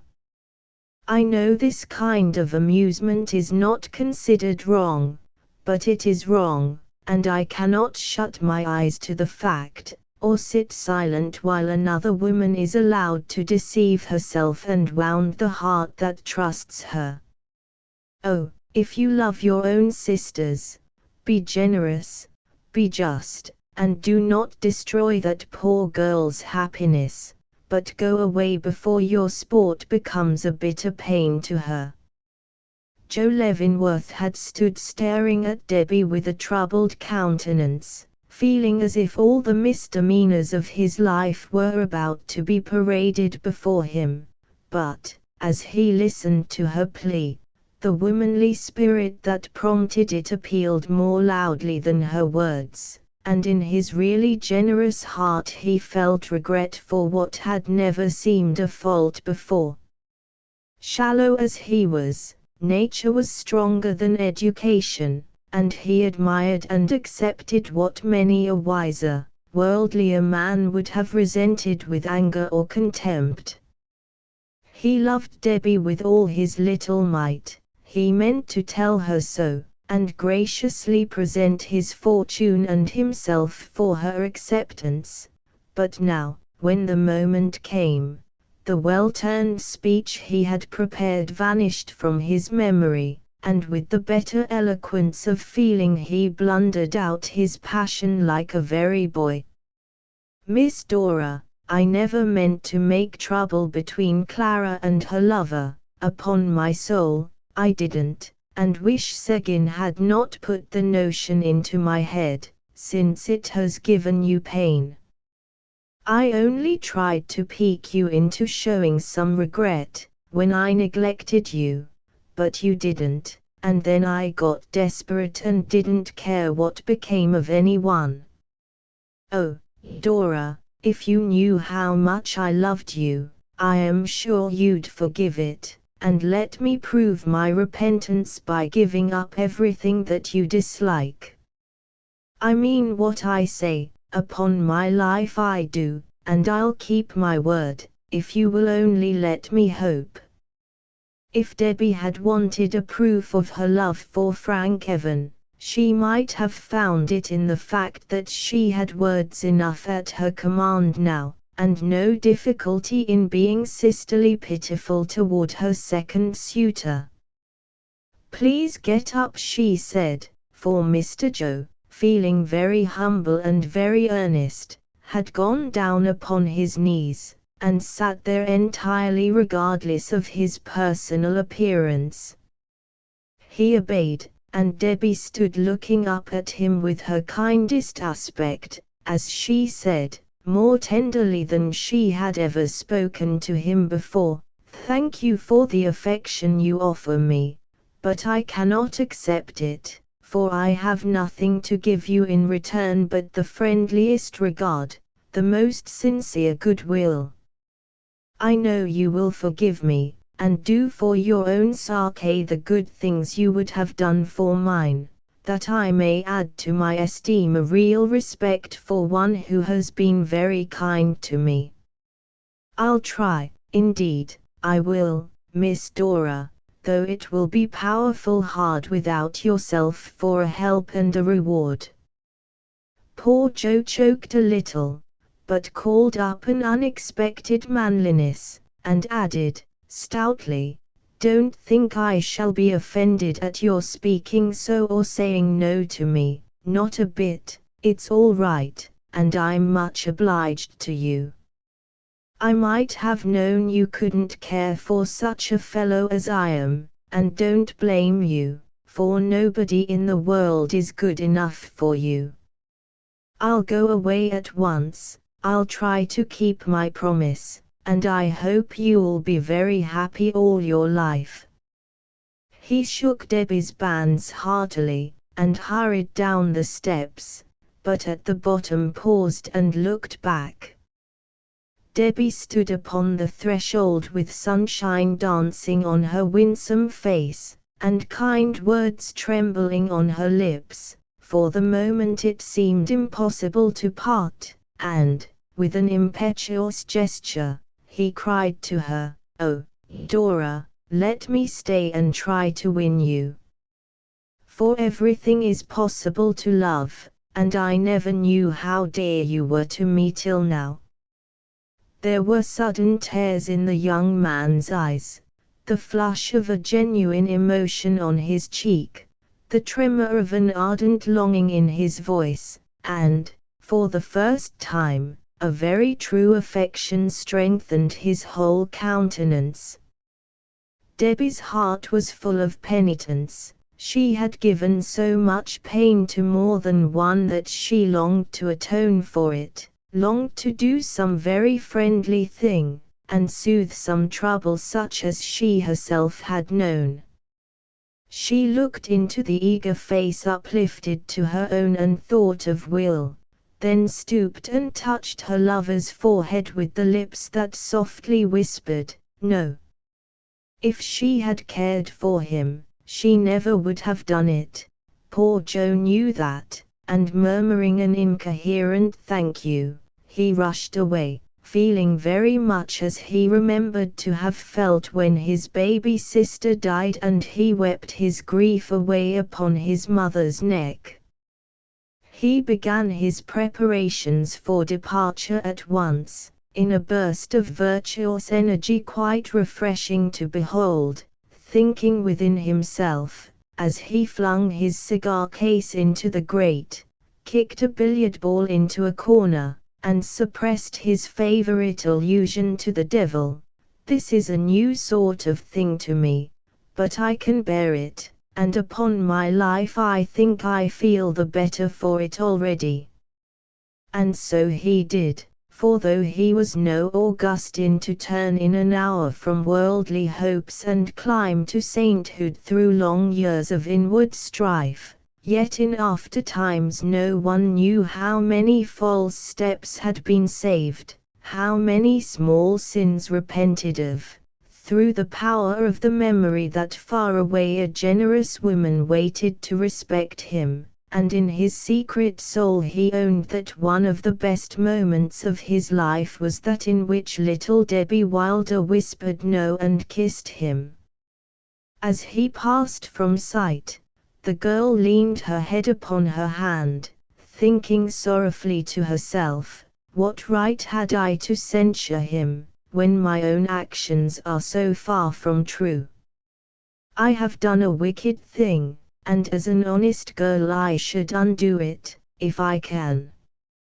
I have broken through the rules of a false propriety for Clara's sake, can I not do as much for Frank's?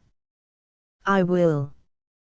I'll find him, if I search the house, and tell him all, though I never dare to look him in the face again, and Aunt Pen sends me home tomorrow."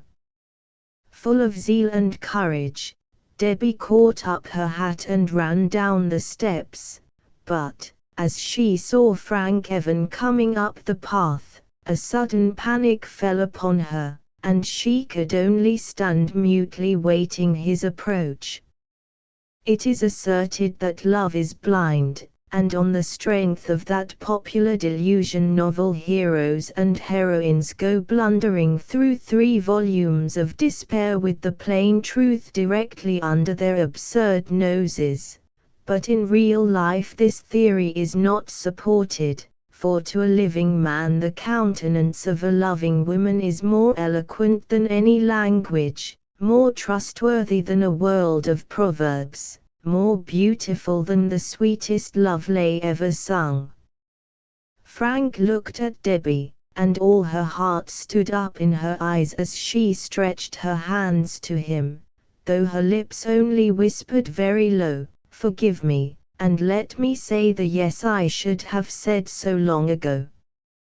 Had she required any assurance of her lover's truth, or any reward for her own, she would have found it in the change that dawned so swiftly in his face, smoothing the lines upon his forehead, lighting the gloom of his eye, stirring his firm lips with a sudden tremor, and making his touch as soft as it was strong. For a moment both stood very still, while Debbie's tears streamed down like summer rain.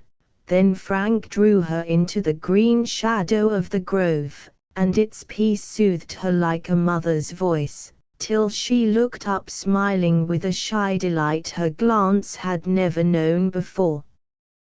The slant sunbeams dropped a benediction on their heads, the robins peeped, and the cedars whispered, but no rumor of what further passed ever went beyond the precincts of the wood, for such hours are sacred, and nature guards the first blossoms of a human love as tenderly as she nurses mayflowers underneath the leaves. Mrs. Carroll had retired to her bed with a nervous headache, leaving Debbie to the watch and ward of friendly Mrs. Earle, who performed her office finely by letting her charge entirely alone. In her dreams Aunt Pen was just imbibing a copious draught of champagne at the wedding breakfast of her niece, Mrs. Joseph Leavenworth, when she was roused by the bride-elect, who passed through the room with a lamp and a shawl in her hand. "What time is it, and where are you going, dear?" she asked, dozily wondering if the carriage for the wedding tour was at the door so soon. "It's only 9, and I am going for a sail, Aunt Pen." As Debbie spoke, the light flashed full into her face, and a sudden thought into Mrs. Carroll's mind. She rose up from her pillow, looking as stately in her nightcap as Maria Theresa is said to have done in like unassuming headgear. "Something has happened, Dora." "What have you done? What have you said?" "I insist upon knowing immediately," she demanded, with somewhat startling brevity. "I have said no to Mr. Leavenworth and yes to Mr. Evan, and I should like to go home tomorrow, if you please," was the equally concise reply. Mrs. Carroll fell flat in her bed, and lay there stiff and rigid as Morlena Kenwigs. Debbie gently drew the curtains, and stole away, leaving Aunt Pen's wrath to effervesce before morning. The moon was hanging luminous and large on the horizon's edge, sending shafts of light before her till the melancholy ocean seemed to smile, and along that shining pathway happy Debbie and her lover floated into that new world where all things seem divine. The brothers. Dr. Frank came in as I sat sewing up the rents in an old shirt, that Tom might go tidily to his grave. New shirts were needed for the living, and there was no wife or mother to dress him handsome when he went to meet the Lord, as one woman said, describing the fine funeral she had pinched herself to give her son. "Miss Dane, I'm in a quandary," began the doctor, with that expression of countenance which says as plainly as words, "I want to ask a favor, but I wish you'd save me the trouble. Can I help you out of it?" "Faith, I don't like to propose it, but you certainly can, if you please." "Then give it a name, I beg." "You see, a reb has just been brought in crazy with typhoid, a bad case every way, a drunken, rascally little captain somebody took the trouble to capture, but whom nobody wants to take the trouble to cure. The wards are full, the ladies worked to death, and willing to be for our own boys, but rather slow to risk their lives for a reb. Now you've had the fever, you like queer patients, your mate will see to your ward for a while, and I will find you a good attendant. The fellow won't last long, I fancy, but he can't die without some sort of care, you know. I've put him in the 4th story of the West Wing, away from the rest. It is airy, quiet, and comfortable there. I'm on that ward, and will do my best for you in every way. Now, then, will you go?" "Of course I will, out of perversity, if not common charity, for some of these people think that because I'm an abolitionist I am also a heathen, and I should rather like to show them, that, though I cannot quite love my enemies, I am willing to take care of them." "Very good, I thought you'd go, and speaking of abolition reminds me that you can have a contraband for servant, if you like. It is that fine mulatto fellow who was found burying his rebel master after the fight, and, being badly cut over the head, our boys brought him along. Will you have him?" "By all means, for I'll stand to my guns on that point, as on the other, These black boys are far more faithful and handy than some of the white scamps given me to serve, instead of being served by. But is this man well enough? Yes, for that sort of work, and I think you'll like him. He must have been a handsome fellow before he got his face slashed, not much darker than myself, his master's son, I dare say, and the white blood makes him rather high and haughty about some things. He was in a bad way when he came in, but vowed he'd die in the street rather than turn in with the black fellows below, so I put him up in the west wing, to be out of the way, and he's seen to the captain all the morning. When can you go up? As soon as Tom is laid out, Skinner moved, Hayward washed, Marble dressed, Charlie rubbed, Downs taken up, Upham laid down, and the whole 40 fed. We both laughed, though the doctor was on his way to the dead house and I held a shroud on my lap. But in a hospital one learns that cheerfulness is one's salvation, for, in an atmosphere of suffering and death, heaviness of heart would soon paralyze usefulness of hand, if the blessed gift of smiles had been denied us. In an hour I took possession of my new charge, finding a dissipated-looking boy of 19 or 20 raving in the solitary little room, with no one near him but the contraband in the room adjoining. Feeling decidedly more interest in the black man than in the white, yet remembering the doctor's hint of his being high and haughty, I glanced furtively at him as I scattered chloride of lime about the room to purify the air, and settled matters to suit myself. I had seen many contrabands, but never one so attractive as this. All colored men are called boys even if their heads are white. This boy was 25 at least, strong-limbed and manly, and had the look of one who never had been cowed by abuse or worn with oppressive labor. He sat on his bed doing nothing, no book, no pipe, no pen or paper anywhere appeared, yet anything less indolent or listless than his attitude and expression I never saw. Erect he sat with a hand on either knee, and eyes fixed on the bare wall opposite, so wrapped in some absorbing thought as to be unconscious of my presence, though the door stood wide open and my movements were by no means noiseless. His face was half averted, but I instantly approved the doctor's taste, for the profile which I saw possessed all the attributes of comeliness belonging to his mixed race. He was more quadroon than mulatto, with Saxon features, Spanish complexion darkened by exposure, color in lips and cheek, waving hair, and an eye full of the passionate melancholy which in such men always seems to utter a mute protest against the broken law that doomed them at their birth. What could he be thinking of?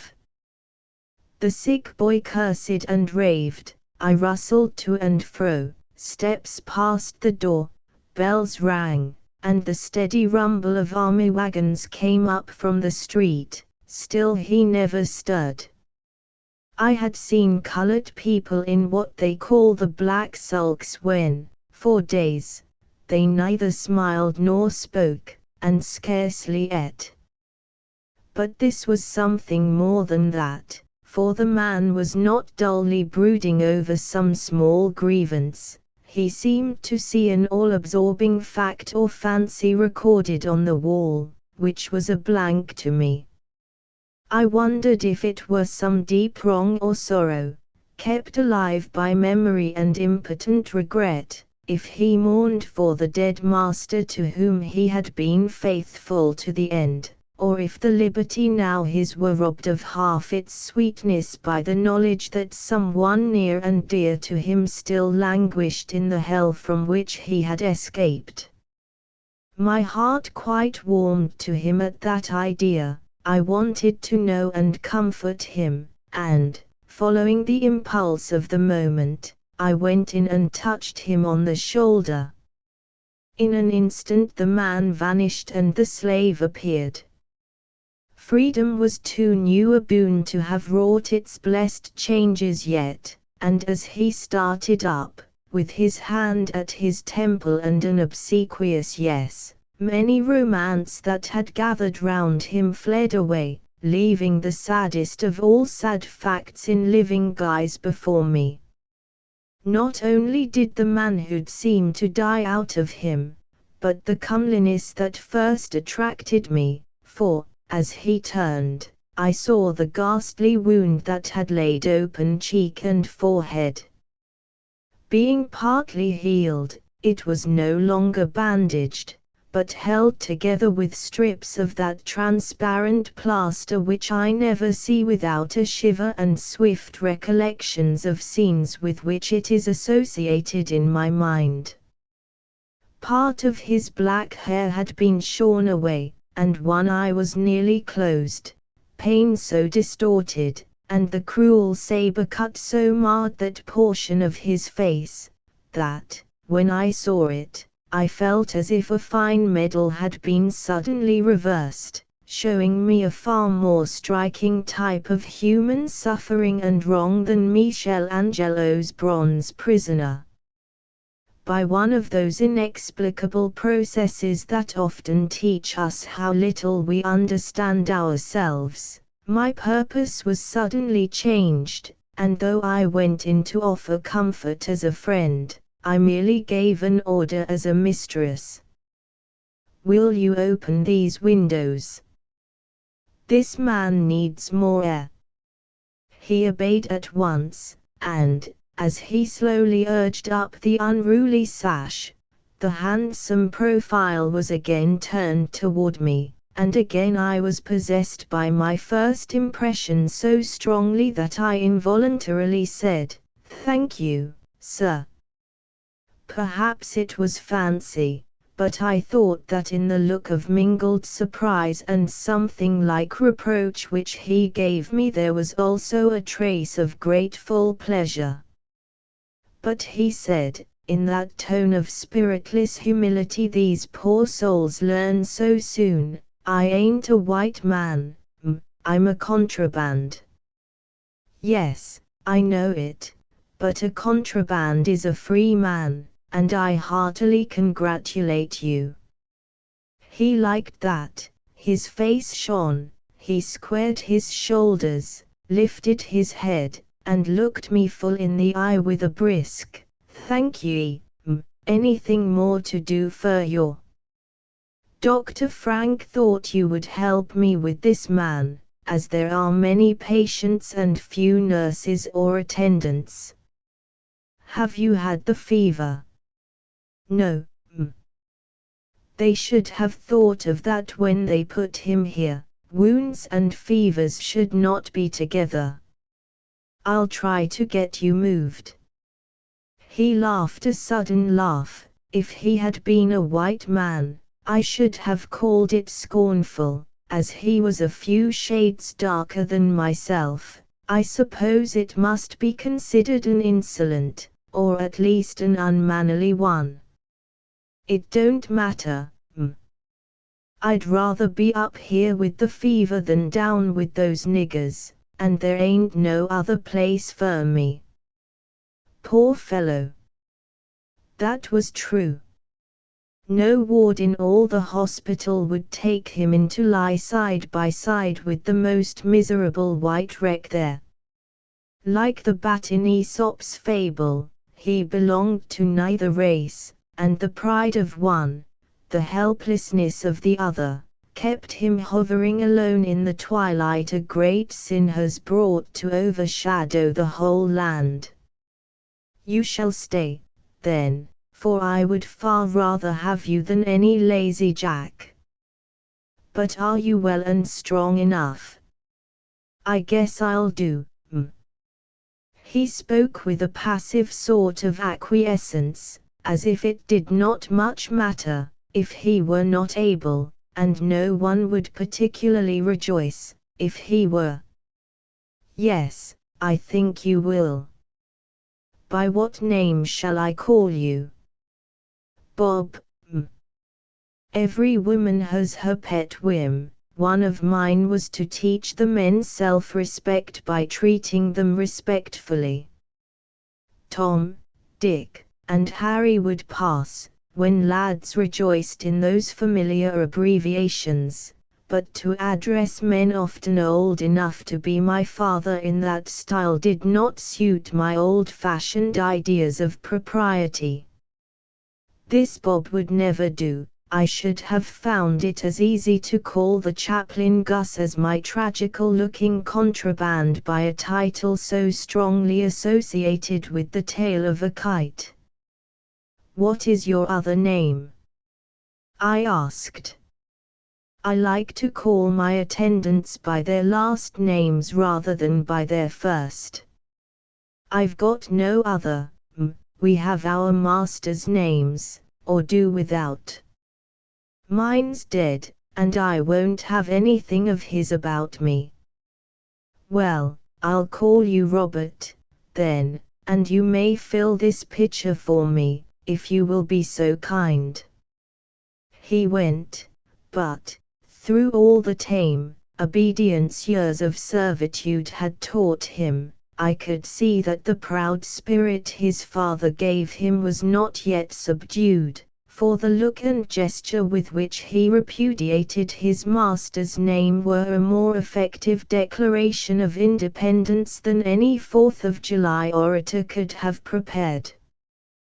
We spent a curious week together.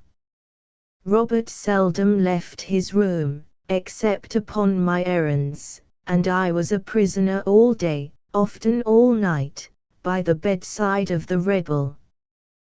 The fever burned itself rapidly away, for there seemed little vitality to feed it in the feeble frame of this old young man, whose life had been none of the most righteous, judging from the revelations made by his unconscious lips, since more than once Robert authoritatively silenced him, when my gentler pushings were of no avail, and blasphemous wanderings or ribald camp songs made my cheeks burn and Robert's face assume an aspect of disgust.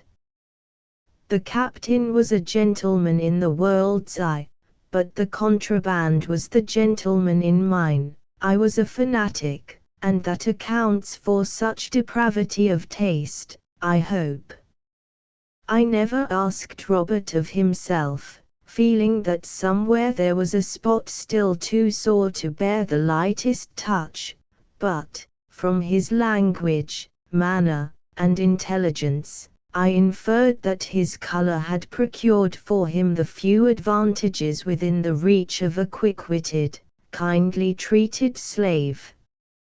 Silent, grave, and thoughtful, but most serviceable, was my contraband, glad of the books I brought him, faithful in the performance of the duties I assigned to him, grateful for the friendliness I could not but feel and show toward him. Often I longed to ask what purpose was so visibly altering his aspect with such daily deepening gloom.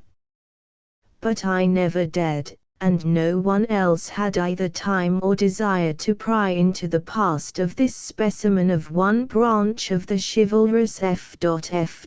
versus. On the 7th night, Dr. Frank suggested that it would be well for someone, besides the general watchman of the ward, to be with the captain, as it might be his last. Although the greater part of the 2 preceding nights had been spent there, of course I offered to remain, for there is a strange fascination in these scenes, which renders one careless of fatigue and unconscious of fear until the crisis is past. Give him water as long as he can drink, and if he drops into a natural sleep, it may save him. I'll look in at midnight, when some change will probably take place. Nothing but sleep or a miracle will keep him now. Good night." Away went the doctor, and, devouring a whole mouthful of grapes, I lowered the lamp, wet the captain's head, and sat down on a hard stool to begin my watch. The captain lay with his hot, haggard face turned toward me, filling the air with his poisonous breath, and feebly muttering, with lips and tongue so parched that the sanest speech would have been difficult to understand. Robert was stretched on his bed in the inner room, the door of which stood ajar, that a fresh draught from his open window might carry the fever fumes away through mine.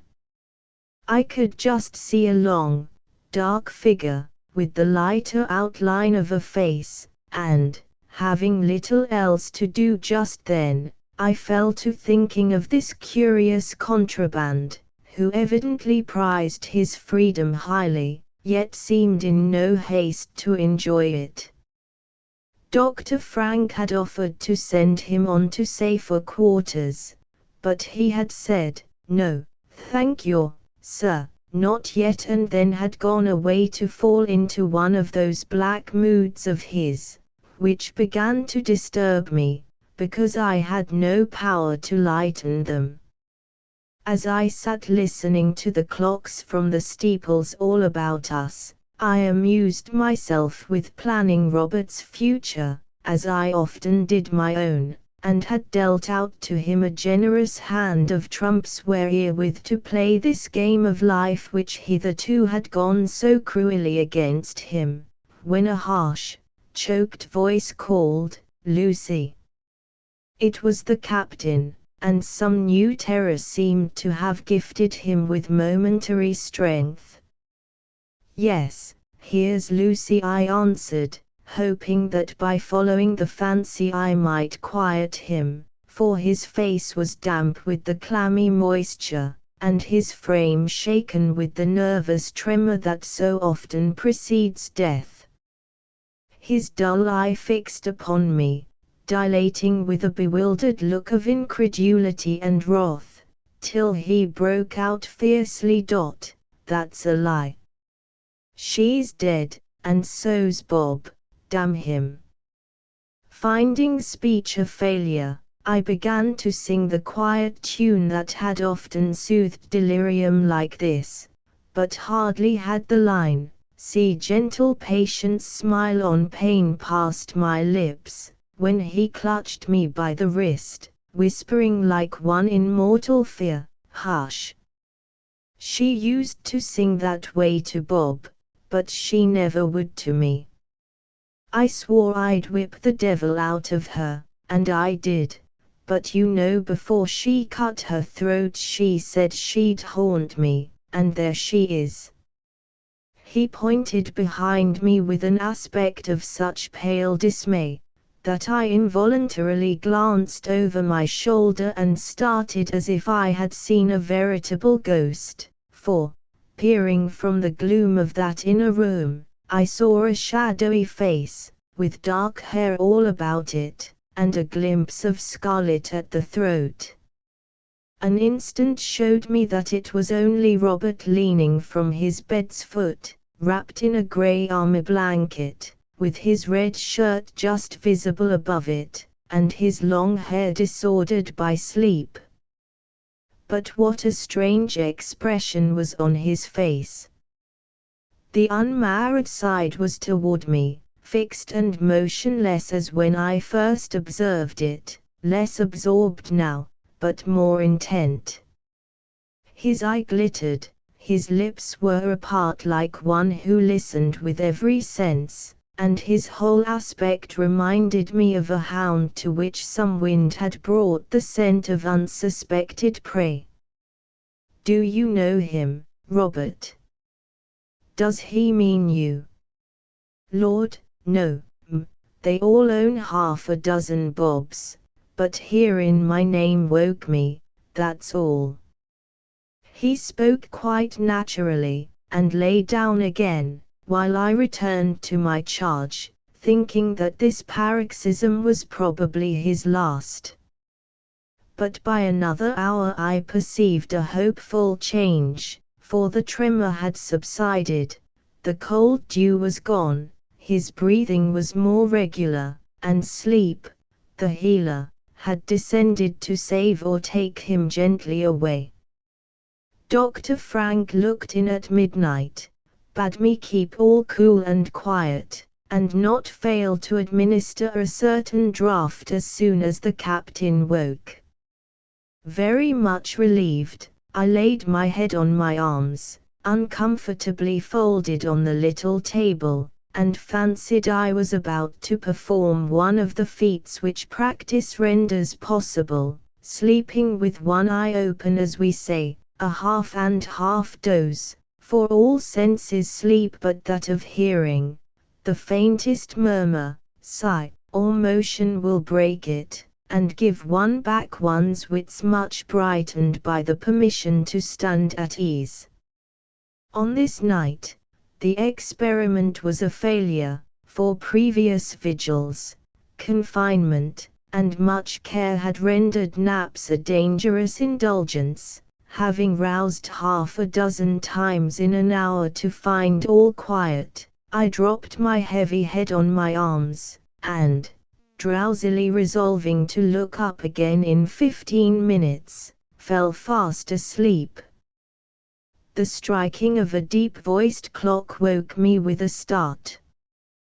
That is one, thought I, but, to my dismay, 2 more strokes followed, and in remorseful haste I sprang up to see what harm my long oblivion had done. A strong hand put me back into my seat, and held me there. It was Robert. The instant my eye met his my heart began to beat, and all along my nerves tingled that electric flash which foretells a danger that we cannot see.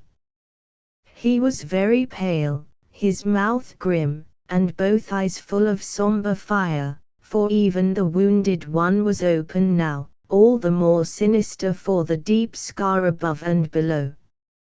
But his touch was steady, his voice quiet, as he said, "Sit still, I won't hurt you, nor even scare you, if I can help it, but you're waked too soon. Let me go, Robert. The captain is stirring, I must give him something."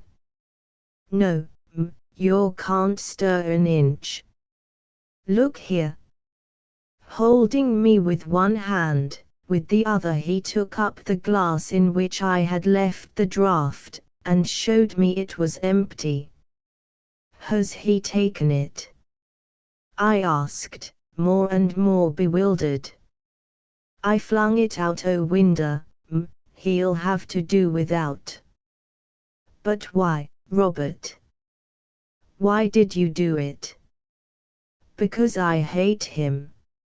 Impossible to doubt the truth of that, his whole face showed it, as he spoke through his set teeth, and launched a fiery glance at the unconscious captain. I could only hold my breath and stare blankly at him, wondering what mad act was coming next. I suppose I shook and turned white, as women have a foolish habit of doing when sudden danger daunts them, for Robert released my arm, sat down upon the bedside just in front of me, and said, with the ominous quietude that made me cold to see and hear, "Don't you be frightened, don't try to run away, for the door's locked and the key in my pocket. Don't you cry out, for you'd have to scream a long while, with my hand on your mouth, before you was heard. Be still, and I'll tell you what I'm going to do. Lord help us. He has taken the fever in some sudden, violent way, and is out of his head. I must humor him till someone comes, in pursuance of which swift determination, I tried to say, quite composedly, I will be still and hear you, but open the window. Why did you shut it? I'm sorry I can't do it, but your D jump out, or call, if I did, and I'm not ready yet. I shut it to make your sleep, and heat would do it quicker than anything else I could do. The captain moved, and feebly muttered, water. Instinctively I rose to give it to him, but the heavy hand came down upon my shoulder, and in the same decided tone Robert said equals the water went with the physic, let him call. Do let me go to him. He'll die without care. I mean he shall, don't you interfere, if you please. In spite of his quiet tone and respectful manner, I saw murder in his eyes, and turned faint with fear, yet the fear excited me, and, hardly knowing what I did, I seized the hands that had seized me, crying, no, no, you shall not kill him. It is base to hurt a helpless man. Why do you hate him? He is not your master. He's my brother. I felt that answer from head to foot, and seemed to fathom what was coming, with a prescience vague, but unmistakable. One appeal was left to me, and I made it. Robert, tell me what it means. Do not commit a crime and make me accessory to it. There is a better way of righting wrong than by violence. Let me help you find it. My voice trembled as I spoke, and I heard the frightened flutter of my heart, so did he, and if any little act of mine had ever won affection or respect from him, the memory of it served me then. He looked down, and seemed to put some question to himself. Whatever it was, the answer was in my favor, for when his eyes rose again, they were gloomy, but not desperate. I will tell you, but mind, this makes no difference, the boy is mine.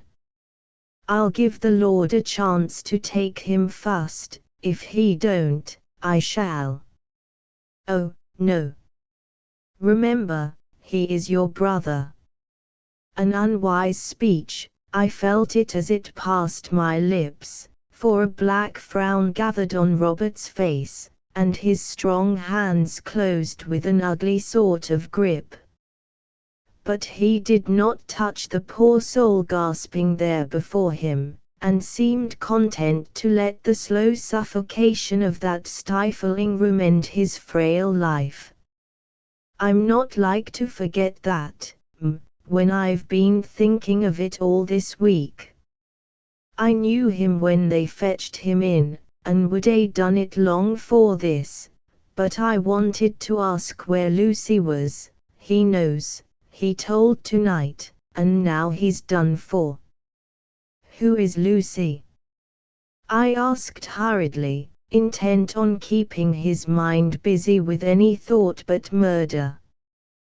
With one of the swift transitions of a mixed temperament like this, at my question Robert's deep eyes filled, the clenched hands were spread before his face, and all I heard were the broken words, my wife. He took her. In that instant every thought of fear was swallowed up in burning indignation for the wrong, and a perfect passion of pity for the desperate man so tempted to avenge an injury for which there seemed no redress but this.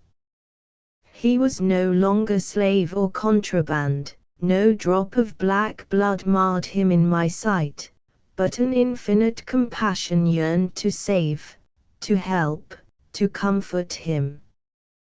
Words seemed so powerless I offered none, only put my hand on his poor head, wounded, homeless, bowed down with grief for which I had no cure, and softly smoothed the long neglected hair, pitifully wondering the while where was the wife who must have loved this tender-hearted man so well. The captain moaned again, and faintly whispered, but I never stirred. God forgive me. Just then I hated him as only a woman thinking of a sister woman's wrong could hate. Robert looked up, his eyes were dry again, his mouth grim. I saw that, said, tell me more, and he did, for sympathy is a gift the poorest may give, the proudest stoop to receive. You'll see, his father, I might say ours, if I warn't he ashamed of both of 'em. His father died 2 years ago, and left us all to Master Ned, that's him here, 18 then. He always hated me, I looked so like old master, he don't, only the light skin and hair. Old master was kind to all of us, me specially, and bought Lucy off the next plantation down there in South Carolina, when he found I liked her. I married her, all I could, it warn't he much, but we was true to one another till Master Ned come home a year after and made hell for both of us. He sent my old mother to be used up in his rice swamp in Georgie. He found me with my pretty Lucy, and though young miss cried, and I prayed to him on my knees, and Lucy run away, he wouldn't have no mercy. He brought her back, and took her. Oh! What did you do? I cried, hot with helpless pain and passion. How the man's outraged heart sent the blood flaming up into his face and deepened the tones of his impetuous voice, as he stretched his arm across the bed, saying, with a terribly expressive gesture, I half murdered him, and tonight I'll finish. Yes, yes, but go on now, what came next? He gave me a look that showed no white man could have felt a deeper degradation in remembering and confessing these last acts of brotherly oppression. They whipped me till I couldn't stand, and then they sold me further south. You thought I was a white man once, look here. With a sudden wrench he tore the shirt from neck to waist, and on his strong brown shoulders showed me furrows deeply ploughed, wounds which, though healed, were ghastlier to me than any in that house. I could not speak to him, and, with the pathetic dignity a great grief lends the humblest sufferer, he ended his brief tragedy by simply saying, that's all. I've never seen her since, and now I never shall in this world, maybe not in t'other. But, Robert, why think her dead? The captain was wondering when he said those sad things. Perhaps he will retract them when he is sane. Don't despair, don't give up yet. No, I guess he's right. She was too proud to bear that long. It's like her to kill herself. I told her to, if there was no other way, and she always minded me, Lucy did. My poor girl. Oh, it warn't he right? No, by God, it warn't he. As the memory of this bitter wrong, this double bereavement, burned in his sore heart, the devil that lurks in every strong man's blood leaped up. He put his hand upon his brother's throat, and, watching the white face before him, muttered low between his teeth, I'm letting him go too easy. There's no pain in this, we ain't even yet. I wish he knew me. Master Ned. It's Bob, where's Lucy? From the captain's lips there came a long faint sigh, and nothing but a flutter of the eyelids showed that he still lived. A strange stillness filled the room as the elder brother held the younger's life suspended in his hand, while wavering between a dim hope and a deadly hate. In the whirl of thoughts that went on in my brain, only one was clear enough to act upon. I must prevent murder, if I could, but how? What could I do up there alone, locked in with a dying man and a lunatic? For any mind yielded utterly to any unrighteous impulse is mad while the impulse rules it. Strength I had not, nor much courage, neither time nor wit for stratagem, and chance only could bring me help before it was too late. But one weapon I possessed, a tongue, often a woman's best defense, and sympathy, stronger than fear, gave me power to use it. What I said heaven only knows, but surely heaven helped me. Words burned on my lips, tears streamed from my eyes, and some good angel prompted me to use the one name that had power to arrest my hearer's hand and touch his heart. For at that moment I heartily believed that Lucy lived, and this earnest faith roused in him a like belief. He listened with the lowering look of one in whom brute instinct was sovereign for the time, a look that makes the noblest countenance base. He was but a man, a poor, untaught, outcast, outraged man. Life had few joys for him, the world offered him no honors, no success, no home, no love. What future would this crime mar? And why should he deny himself that sweet, yet bitter morsel called revenge?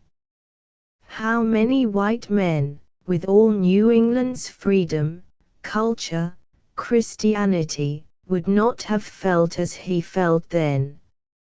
Should I have reproached him for a human anguish, a human longing for redress, all now left him from the ruin of his few poor hopes? Who had taught him that self-control, self-sacrifice, are attributes that make men masters of the earth and lift them nearer heaven? Should I have urged the beauty of forgiveness, the duty of devout submission? He had no religion, for he was no saintly Uncle Tom, and slavery's black shadow seemed to darken all the world to him and shut out God. Should I have warned him of penalties, of judgments, and the potency of law? What did he know of justice, or the mercy that should temper that stern virtue, when every law, human and divine, had been broken on his hearthstone? Should I have tried to touch him by appeals to filial duty, to brotherly love? How had his appeals been answered? What memories had father and brother stored up in his heart to plead for either now? No, all these influences, these associations, would have proved worse than useless, had I been calm enough to try them. I was not, but instinct, subtler than reason, showed me the one safe clue by which to lead this troubled soul from the labyrinth in which it groped and nearly fell. When I paused, breathless, Robert turned to me, asking, as if human assurances could strengthen his faith in divine omnipotence, "Do you believe, if I let Master Ned live, the Lord will give me back my Lucy?" "As surely as there is a Lord, you will find her here or in the beautiful hereafter, where there is no black or white, no master and no slave." He took his hand from his brother's throat, lifted his eyes from my face to the wintry sky beyond, as if searching for that blessed country, happier even than the happy north. Alas, it was the darkest hour before the dawn. There was no star above, no light below but the pale glimmer of the lamp that showed the brother who had made him desolate. Like a blind man who believes there is a sun, yet cannot see it, he shook his head, let his arms drop nervously upon his knees, and sat there dumbly asking that question which many a soul whose faith is firmer fixed than his has asked in hours less dark than this: where is God? I saw the tide had turned, and strenuously tried to keep this rudderless lifeboat from slipping back into the whirlpool wherein it had been so nearly lost. I have listened to you, Robert, now hear me, and heed what I say, because my heart is full of pity for you, full of hope for your future, and a desire to help you now. I want you to go away from here, from the temptation of this place, and the sad thoughts that haunt it. You have conquered yourself once, and I honor you for it, because, the harder the battle, the more glorious the victory, but it is safer to put a greater distance between you and this man. I will write you letters, give you money, and send you to good old Massachusetts to begin your new life a freeman, yes, and a happy man, for when the captain is himself again, I will learn where Lucy is, and move heaven and earth to find and give her back to you. Will you do this, Robert? Slowly, very slowly, the answer came. For the purpose of a week, perhaps a year, was hard to relinquish in an hour. Yes, I will. Good. Now you are the man I thought you, and I'll work for you with all my heart. You need sleep, my poor fellow. Go, and try to forget. The captain is still alive, and as yet you are spared the sin. No, don't look there, I'll care for him. Come, Robert, for Lucy's sake. Thank heaven for the immortality of love. For when all other means of salvation failed, a spark of this vital fire softened the man's iron will until a woman's hand could bend it. He let me take from him the key. Let me draw him gently away and lead him to the solitude which now was the most healing balm I could bestow. Once in his little room, he fell down on his bed and lay there as if spent with the sharpest conflict of his life. I slipped the bolt across his door, and unlocked my own, flung up the window, steadied myself with a breath of air, then rushed to Dr. Frank. He came, and till dawn we worked together, saving one brother's life, and taking earnest thought how best to secure the other's liberty. When the sun came up as blithely as if it shone only upon happy homes, the doctor went to Robert.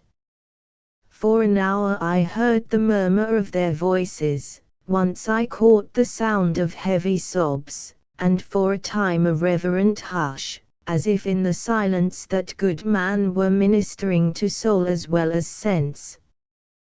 When he departed he took Robert with him, pausing to tell me he should get him off as soon as possible, but not before we met again.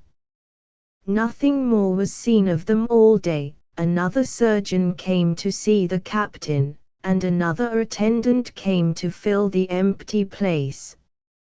I tried to rest, but could not, with the thought of poor Lucy tugging at my heart, and was soon back at my post again, anxiously hoping that my contraband had not been too hastily spirited away. Just as night fell there came a tap, and opening, I saw Robert literally clothed and in his right mind. The doctor had replaced the ragged suit with tidy garments, and no trace of that tempestuous night remained but deeper lines upon the forehead, and the docile look of a repentant child. He did not cross the threshold, did not offer me his hand, only took off his cap, saying, with a traitorous falter in his voice, "God bless you, m. I'm going." I put out both my hands, and held his fast. "Goodbye, Robert. Keep up good heart, and when I come home to Massachusetts we'll meet in a happier place than this. Are you quite ready, quite comfortable for your journey?" "Yes, yes. The doctor's fixed everything. I'm going with a friend of his, my papers are all right, and I'm as happy as I can be till I find—" He stopped there, then went on, with a glance into the room, "I'm glad I didn't do it, and I thank your for hindering me, thank your hearty, but I'm afraid I hate him just the same."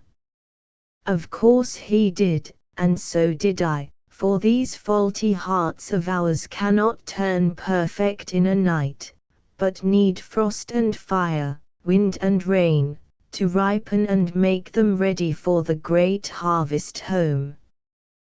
Wishing to divert his mind, I put my poor mite into his hand, and, remembering the magic of a certain little book, I gave him mine, on whose dark cover whitely shone the Virgin Mother and the Child, the grand history of whose life the book contained.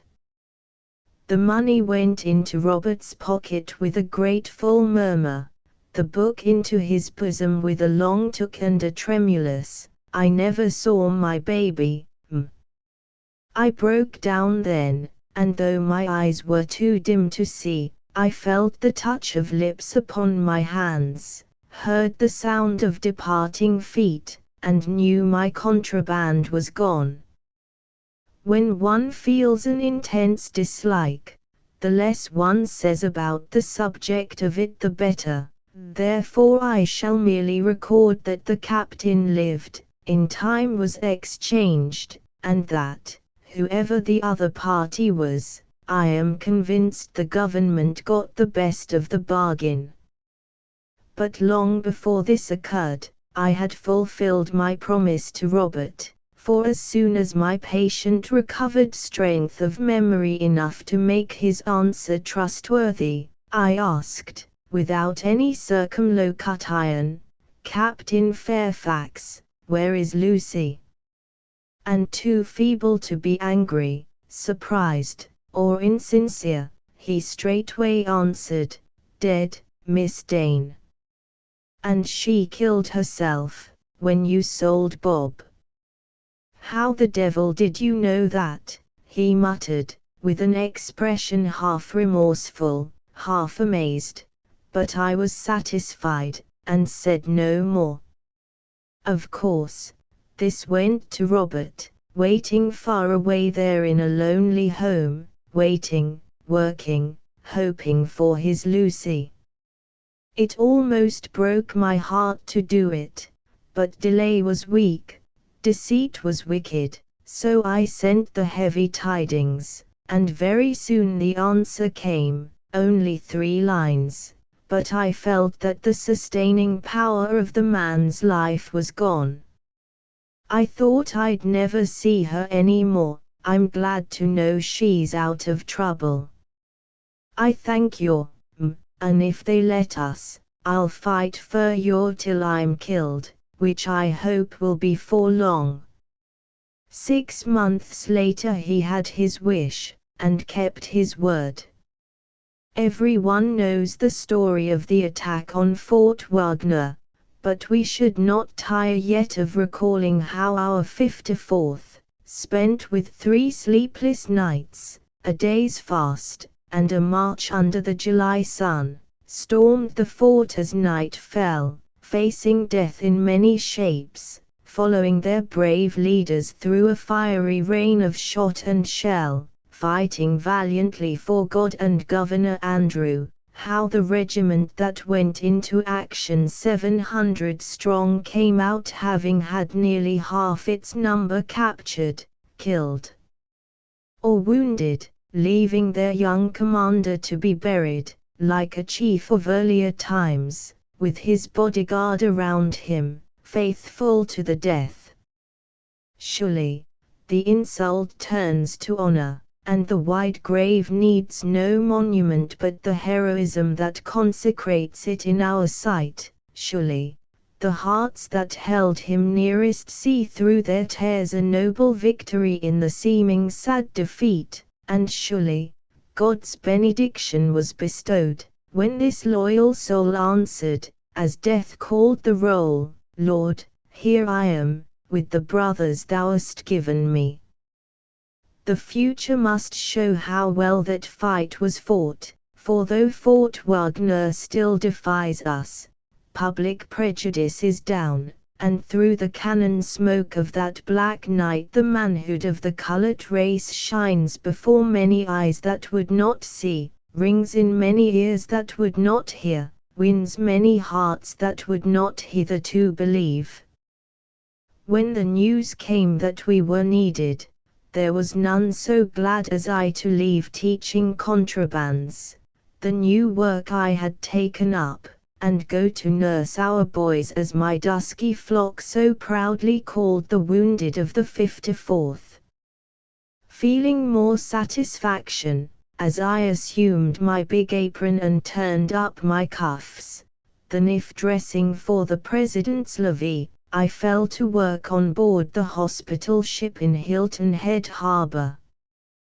The scene was most familiar, and yet strange, for only dark faces looked up at me from the pallets so thickly laid along the floor, and I missed the sharp accent of my Yankee boys in the slower, softer voices calling cheerily to one another, or answering my questions with a stout, "We'll never give it up, till the last reb's dead, or, if our people's free, we can afford to die."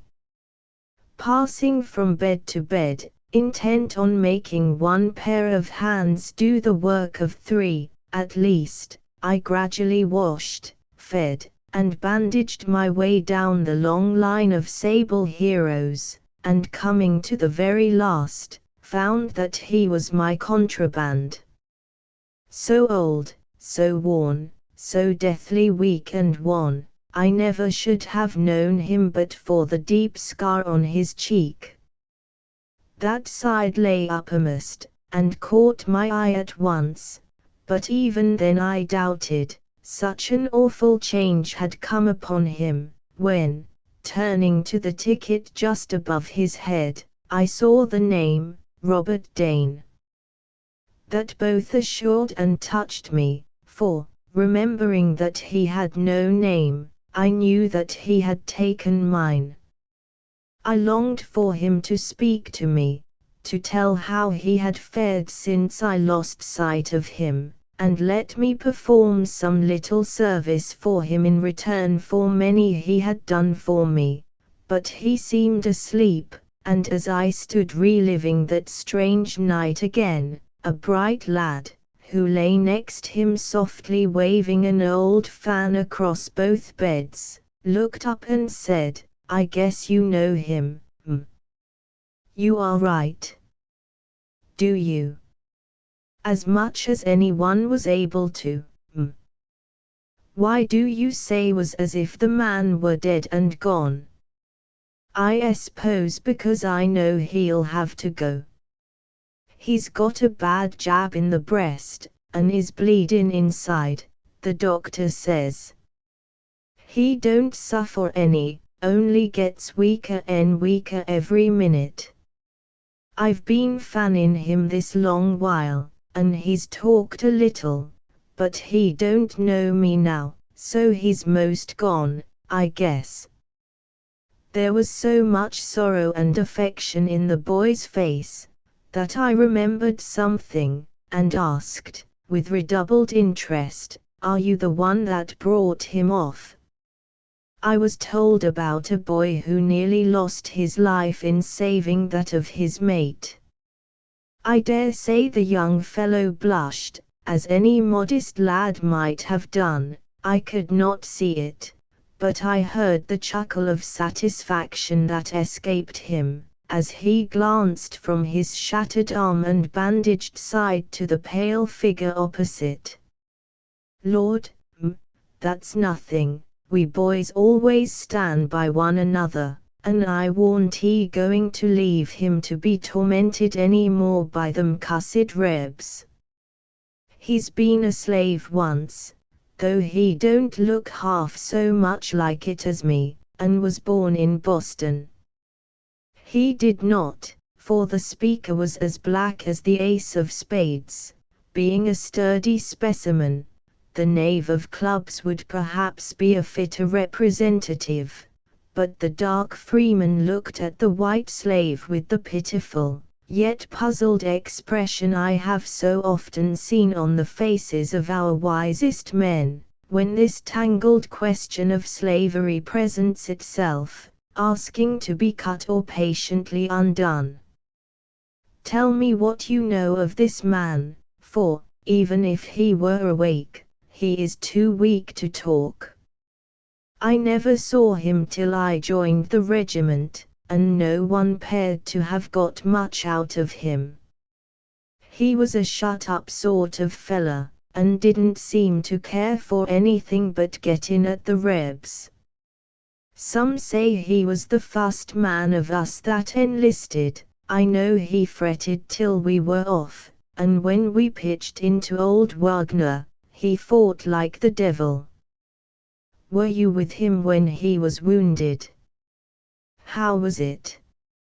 "Yes, There was something queer about it, for he 'peared to know the chap that killed him, and the chap knew him. I don't dare to ask, but I rather guess one owned the other some time, for, when they clinched, the chap sung out, 'Bob, and Dane, Master Ned.' Then they went at it." I sat down suddenly, for the old anger and compassion struggled in my heart, and I both longed and feared to hear what was to follow. "You see, when the Colonel, Lord Keepan, sent him back to us, it ain't certain yet, you know, though it's 2 days ago we lost him. Well, when the Colonel shouted, 'Rush on, boys, rush on!'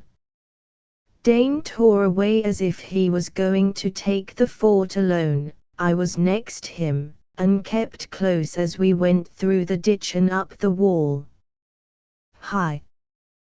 Warn't he that a rusher?" And the boy flung up his well arm with a whoop, as if the mere memory of that stirring moment came over him in a gust of irrepressible excitement. "Were you afraid?" I said, asking the question women often put, and receiving the answer they seldom fail to get. "No, Emphasis on them. I never thought of anything but the damn rebs, that scalp, slash, and cut our ears off, when they git us. I was bound to let daylight into one of them at least, and I did. Hope he liked it." "It is evident that you did, and I don't blame you in the least. Now go on about Robert, for I should be at work." "He was one of the first up, I was just behind, and though the whole thing happened in a minute, I remember how it was, for all I was yellin' and knockin' round like mad. Just where we were, some sort of an officer was wavin' his sword and cheerin' on his men, Dane saw him by a big flash that come by, he flung away his gun, give a leap, and went at that fella as if he was Jeff, Beauregard, and Lee, all in one. I scrabbled after as quick as I could, but was only up in time to see him git the sword straight through him and drop into the ditch.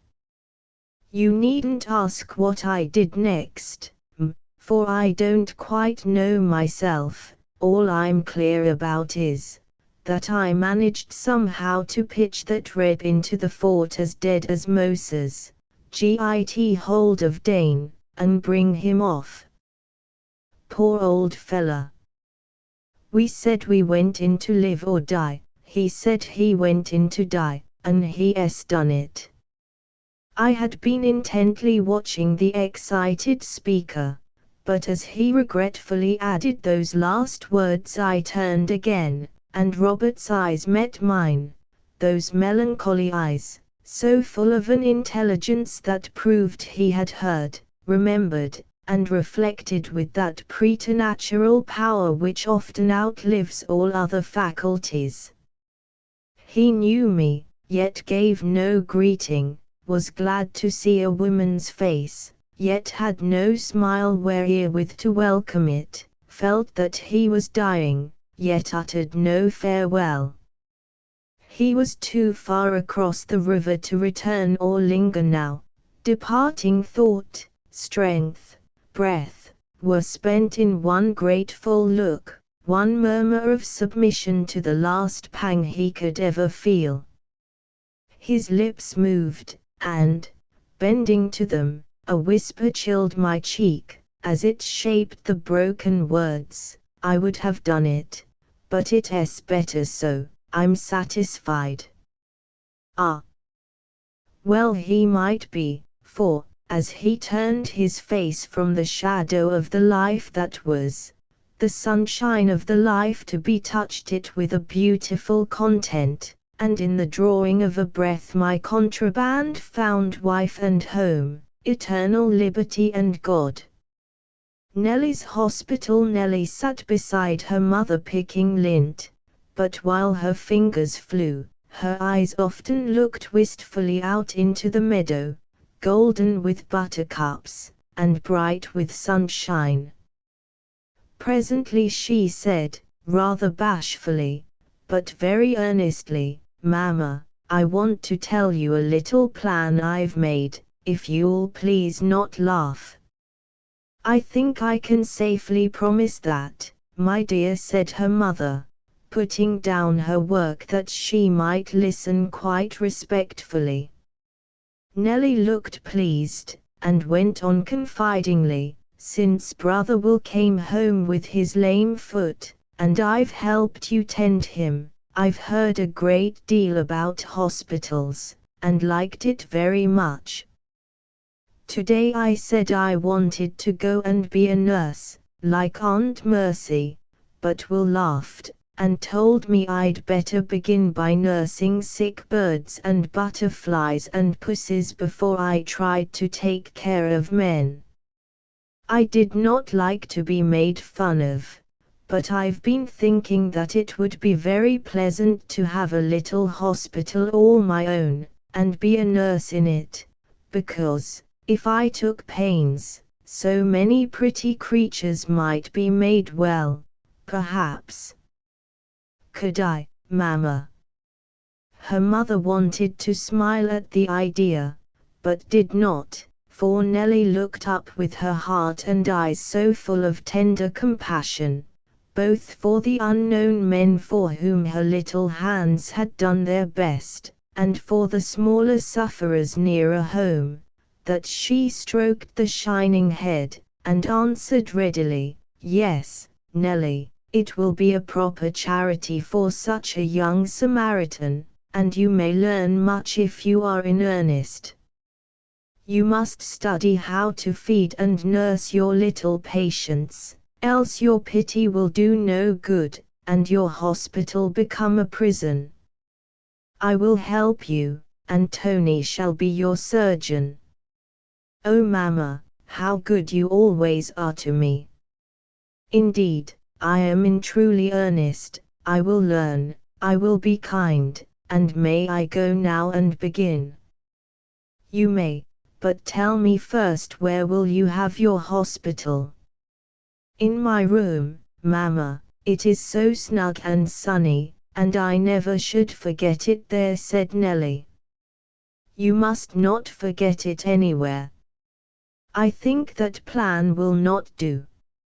How would you like to find caterpillars walking in your bed, to hear sick pussies mewing in the night, to have beetles clinging to your clothes, or see mice, bugs, and birds tumbling downstairs whenever the door was open, said her mother. Nelly laughed at that thought a minute, then clapped her hands, and cried, "Let us have the old summer house. My doves only use the upper part, and it would be so like Frank in the storybook." Please say yes again, Mamma.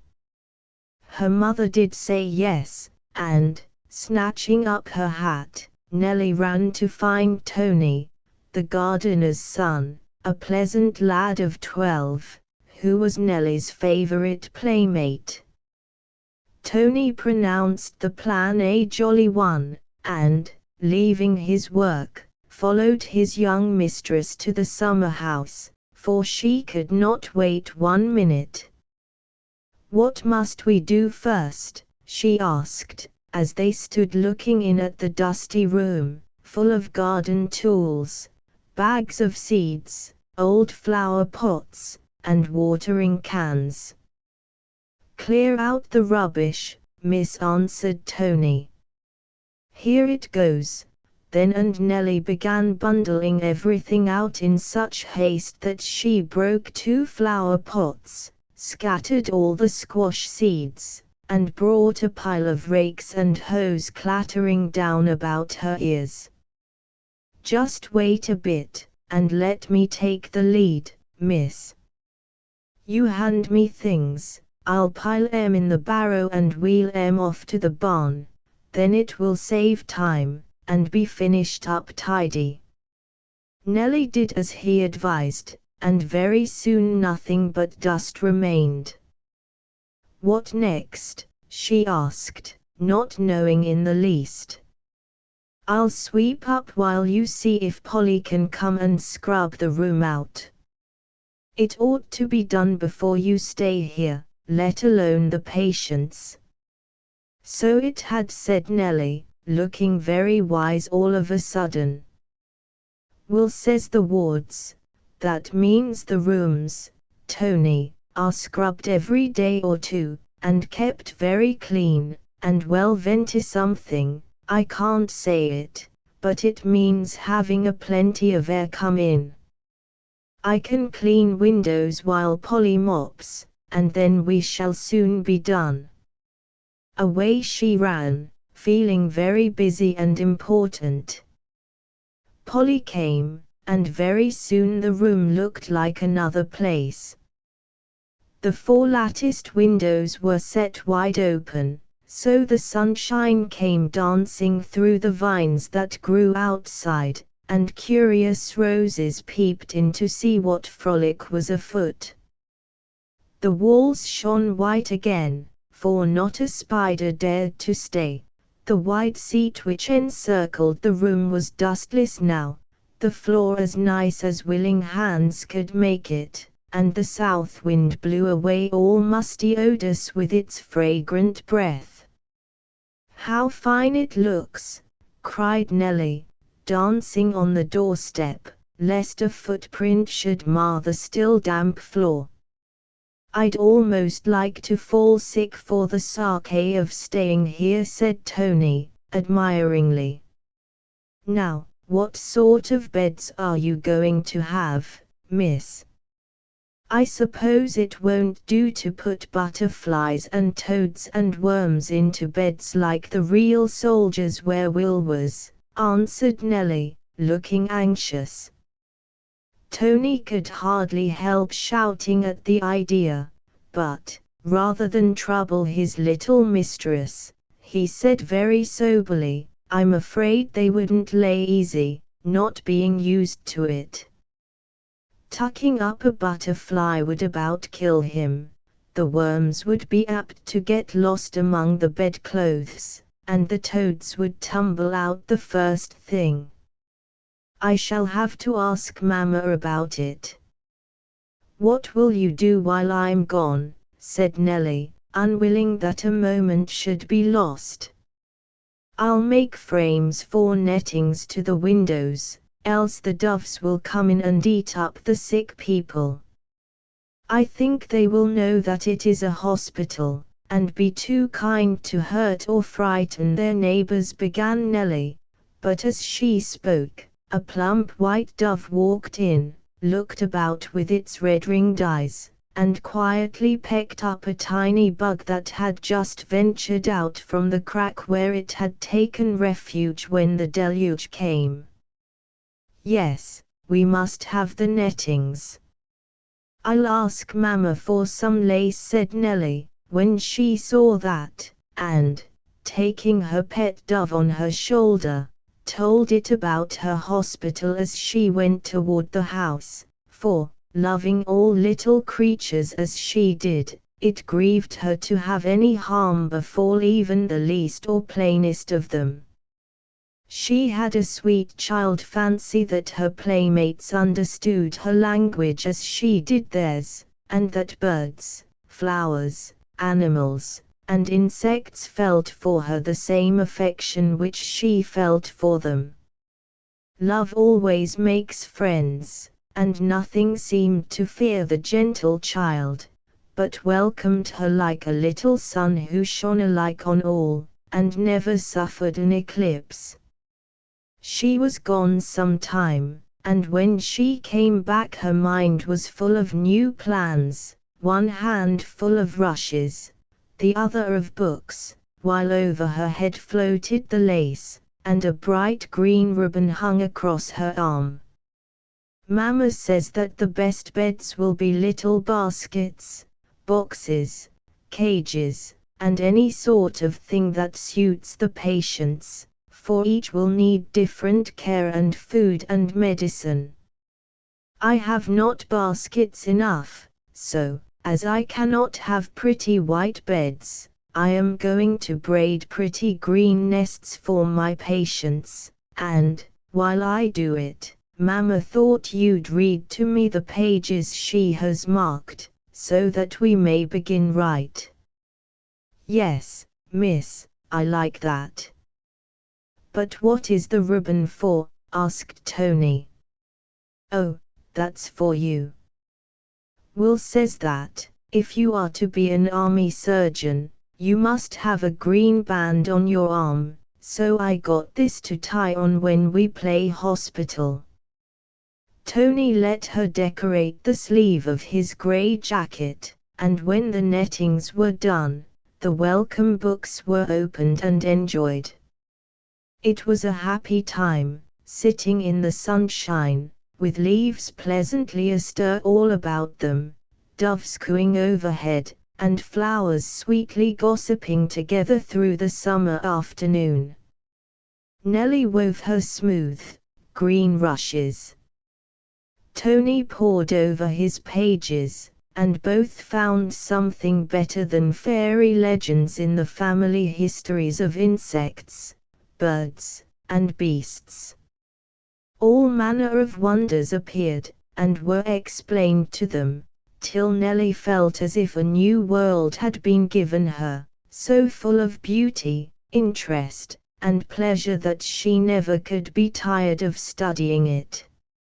Many of these things were not strange to Tony, because, born among plants, he had grown up with them as if they were brothers and sisters, and the sturdy, brown-faced boy had learned many lessons which no poet or philosopher could have taught him, unless he had become as childlike as himself, and studied from the same great book. When the baskets were done, the marked pages all read, and the sun began to draw his rosy curtains round him before smiling good night. Nelly ranged the green beds round the room, Tony put in the screens, and the hospital was ready. The little nurse was so excited that she could hardly eat her supper, and directly afterwards ran up to tell Will how well she had succeeded with the first part of her enterprise. Now brother Will was a brave young officer, who had fought stoutly and done his duty like a man. But when lying weak and wounded at home, the cheerful courage which had led him safely through many dangers seemed to have deserted him, and he was often gloomy, sad, or fretful, because he longed to be at his post again, and time passed very slowly. This troubled his mother, and made Nelly wonder why he found lying in a pleasant room so much harder than fighting battles or making weary marches. Anything that interested and amused him was very welcome, and when Nelly, climbing on the arm of his sofa, told her plans, mishaps, and successes, he laughed out more heartily than he had done for many a day, and his thin face began to twinkle with fun as it used to do so long ago. That pleased Nelly, and she chatted like any affectionate little magpie, till Will was really interested, for when one is ill, small things amuse. "Do you expect your patients to come to you, Nelly?" he asked. "No, I shall go and look for them. I often see poor things suffering in the garden, and the wood, and always feel as if they ought to be taken care of, as people are. You won't like to carry insane bugs, lame toads, and convulsive kittens in your hands, and they would not stay on a stretcher if you had one. You should have an ambulance and be a branch of the Sanitary Commission," said Will. Nelly had often heard the words, but did not quite understand what they meant. So Will told her of that great never-failing charity, to which thousands owe their lives, and the child listened with lips apart, eyes often full, and so much love and admiration in her heart that she could find no words in which to tell it.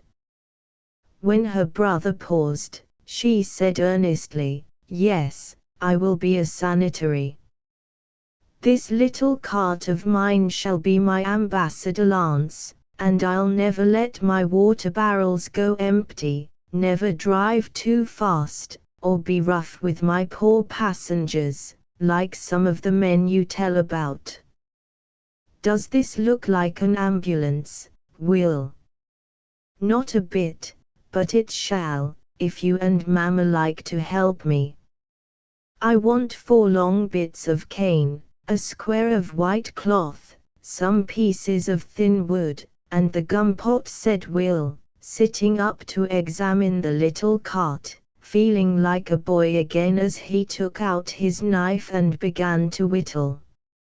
Upstairs and downstairs ran Nelly till all necessary materials were collected, and almost breathlessly she watched her brother arch the canes over the cart, cover them with the cloth, and fitten up a shelf of small compartments, each lined with cotton wool to serve as beds for wounded insects, lest they should hurt one another or jostle out. The lower part was left free for any larger creatures which Nelly might find. Among her toys she had a tiny cask which only needed a peg to be watertight. This was filled and fitted in before, because, as the small sufferers needed no seats, there was no place for it behind, and, as Nelly was both horse and driver, it was more convenient in front. On each side of it stood a box of stores. In one were minute rollers, as bandages are called, a few bottles not yet filled, and a wee doll's jar of cold cream, because Nelly could not feel that her outfit was complete without a medicine chest. The other box was full of crumbs, bits of sugar, bird seed, and grains of wheat and corn, lest any famished stranger should die for want of food before she got it home. Then Mama painted U.S. Sun Commander in bright letters on the cover, and Nelly received her charitable plaything with a long sigh of satisfaction. 9 o'clock already. "Bless me, what a short evening this has been," exclaimed Will, as Nelly came to give him her good-night kiss. "And such a happy one," she answered. "Thank you very, very much, dear Will. I only wish my little Ambassador Lance was big enough for you to go in. I'd so like to give you the first ride. Nothing I should like better, if it were possible, though I've a prejudice against ambulances in general. But as I cannot ride, I'll try and hop out to your hospital tomorrow, and see how you get on," which was a great deal for Captain Will to say, because he had been too listless to leave his sofa for several days. That promise sent Nelly happily away to bed, only stopping to pop her head out of the window to see if it was likely to be a fair day tomorrow, and to tell Tony about the new plan as he passed below. "Where shall you go to look for your first load of sick folks, miss?" he asked. "All round the garden first, then through the grove, and home across the brook." "Do you think I can find any patients so?" said Nelly. "I know you will. Good night, miss," and Tony walked away with a merry look on his face, that Nelly would not have understood if she had seen it. Up rose the sun bright and early, and up rose Nurse Nelly almost as early and as bright. Breakfast was taken in a great hurry, and before the dew was off the grass this branch of the SC was all astir. Papa, Mama, big brother and baby sister, men and maids, all looked out to see the funny little ambulance depart, and nowhere in all the summer fields was there a happier child than Nelly, as she went smiling down the garden path, where tall flowers kissed her as she passed and every blithe bird seemed singing a good speed. "How I wonder what I shall find first," she thought, looking sharply on all sides as she went. Crickets chirped, grasshoppers leaped, ants worked busily at their subterranean houses, spiders spun shining webs from twig to twig, bees were coming for their bags of gold, and butterflies had just begun their holiday. A large white one alighted on the top of the ambulance, walked over the inscription as if spelling it letter by letter, then floated away from flower to flower, like one carrying the good news far and wide. "Now everyone will know about the hospital and be glad to see me coming," thought Nelly. And indeed it seemed so, for just then a blackbird, sitting on a garden wall, burst out with a song full of musical joy. Nelly's kitten came running after to stare at the wagon and rub her soft side against it. A bright-eyed toad looked out from his cool bower among the lily leaves, and at that minute Nelly found her first patient. In one of the dewy cobwebs hanging from a shrub nearby sat a fat black and yellow spider, watching a fly whose delicate wings were just caught in the net. The poor fly buzzed pitifully, and struggled so hard that the whole web shook, but the more he struggled, the more he entangled himself, and the fierce spider was preparing to descend that it might weave a shroud about its prey, when a little finger broke the threads and lifted the fly safely into the palm of a hand, where he lay faintly humming his thanks.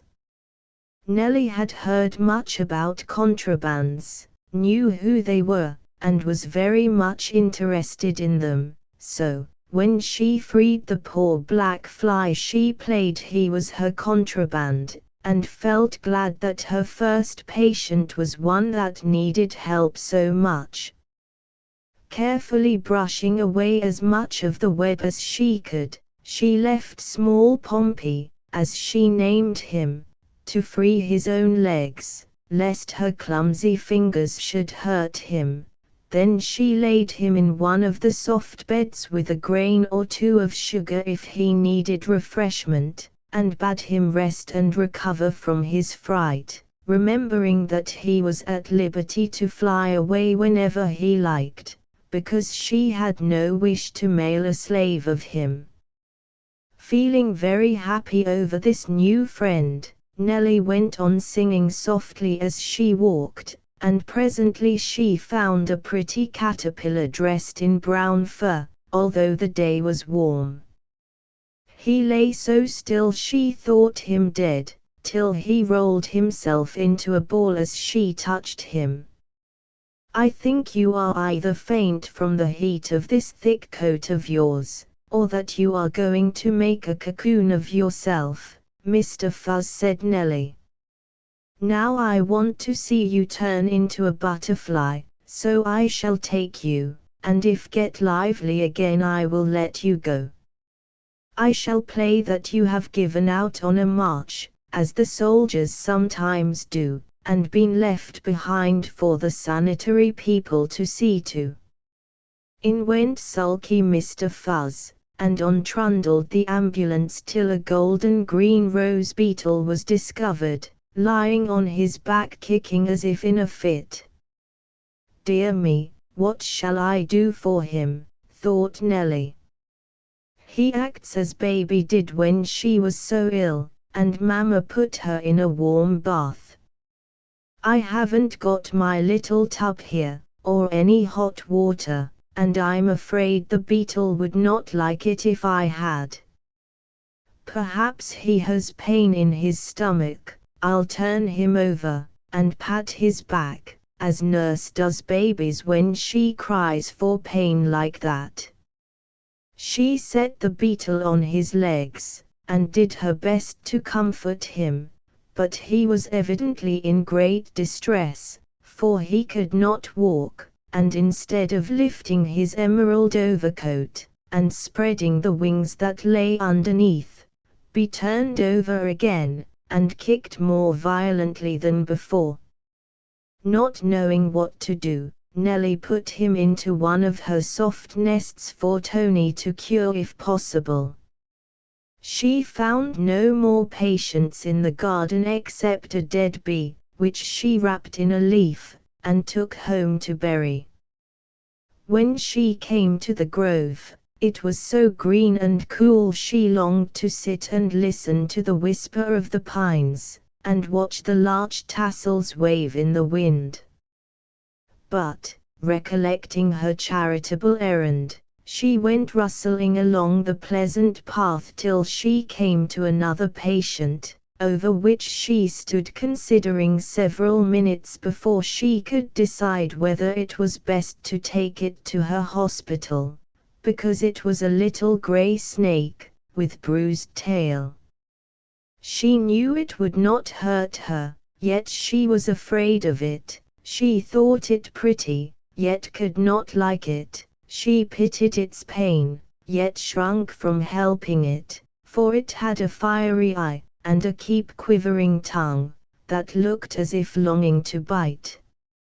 "He is a rebel, I wonder if I ought to be good to him," thought Nelly, watching the reptile writhe with pain. Will said there were sick rebels in his hospital, and one was very kind to him.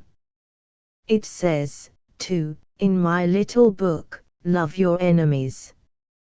I think snakes are mine, but I guess I'll try and love him because God made him.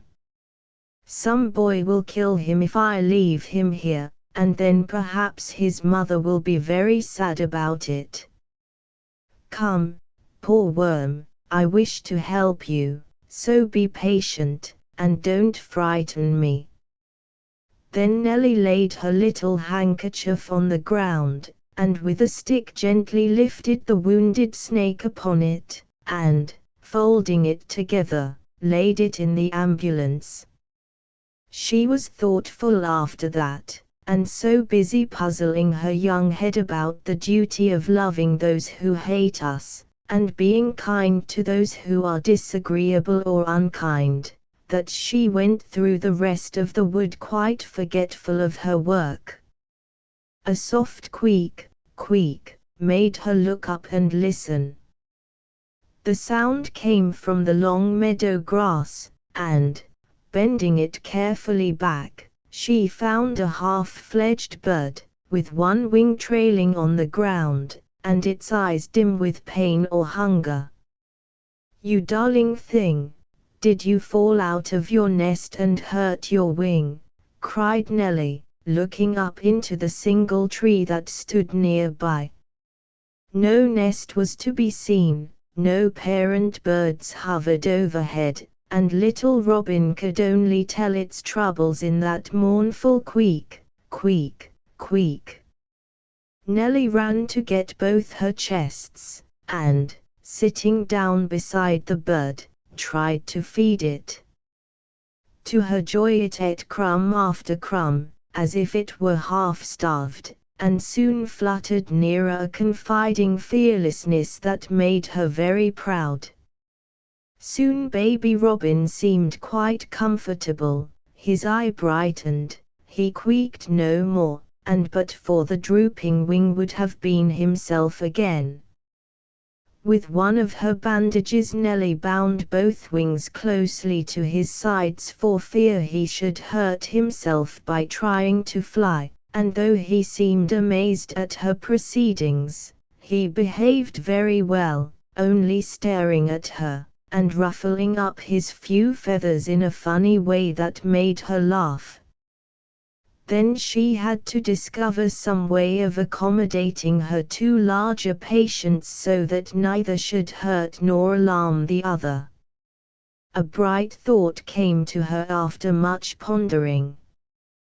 Carefully lifting the handkerchief, she pinned the two ends to the roof of the cart, and there swung little forked tongue, while Rob lay easily below. By this time, Nelly began to wonder how it happened that she found so many more injured things than ever before. But it never entered her innocent head that Tony had searched the wood and meadow before she was up, and laid most of these creatures ready to her hands, that she might not be disappointed.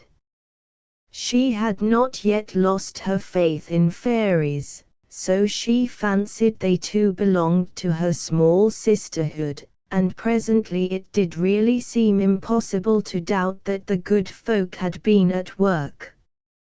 Coming to the bridge that crossed the brook, she stopped a moment to watch the water ripple over the bright pebbles, the ferns bend down to drink, and the funny tadpoles frolic in quieter nooks, where the sun shone, and the dragonflies swung among the rushes. When Nelly turned to go on, her blue eyes opened wide, and the handle of the ambulance dropped with a noise that caused a stout frog to skip into the water heels overhead. Directly in the middle of the bridge was a pretty green tent, made of two tall burdock leaves. The stems were stuck into cracks between the boards, the tips were pinned together with a thorn, and one great buttercup nodded in the doorway like a sleepy sentinel. Nelly stared and smiled, listened, and looked about on every side. Nothing was seen but the quiet meadow and the shady grove, nothing was heard but the babble of the brook and the cheery music of the bobolinks. "Yes," said Nelly softly to herself, "that is a fairy tent, and in it I may find a baby elf sick with whooping cough or scarlet fever. How splendid it would be! Only I could never nurse such a dainty thing." Stooping eagerly, she peeped over the buttercup's drowsy head, and saw what seemed a tiny cock of hay. She had no time to feel disappointed, for the haycock began to stir, and, looking nearer, she beheld two silvery grey mites, who wagged wee tails, and stretched themselves as if they had just waked up. Nelly knew that they were young field mice, and rejoiced over them, feeling rather relieved that no fairy had appeared, though she still believed them to have had a hand in the matter. "I shall call the mice my babes in the wood, because they are lost and covered up with leaves," said Nelly, as she laid them in her snuggest bed, where they nestled close together, and fell fast asleep again. Being very anxious to get home, that she might tell her adventures, and show how great was the need of a sanitary commission in that region, Nelly marched proudly up the avenue, and, having displayed her load, hurried to the hospital, where another applicant was waiting for her. On the step of the door lay a large turtle, with one claw gone, and on his back was pasted a bit of paper, with his name, Commodore Waddle, U.S.N. Nelly knew this was a joke of Will's, but welcomed the ancient mariner, and called Tony to help her get him in. All that morning they were very busy settling the newcomers, for both people and books had to be consulted before they could decide what diet and treatment was best for each. The winged contraband had taken Nelly at her word, and flown away on the journey home. Little Rob was put in a large cage, where he could use his legs, yet not injure his lame wing. Forked Tongue lay under a wire cover, on sprigs of fennel, for the gardener said that snakes were fond of it. The babes in the wood were put to bed in one of the rush baskets, under a cotton wool coverlay. Greenback, the beetle, found ease for his unknown aches in the warm heart of a rose, where he sunned himself all day. The Commodore was made happy in a tub of water, grass, and stones, and Mr. Fuzz was put in a well-ventilated glass box to decide whether he would be a cocoon or not. Tony had not been idle while his mistress was away, and he showed her the hospital garden he had made close by, in which were cabbage, nettle, and mignonette plants for the butterflies, flowering herbs for the bees, chickweed and hemp for the birds, catnip for the pussies, and plenty of room left for whatever other patients might need.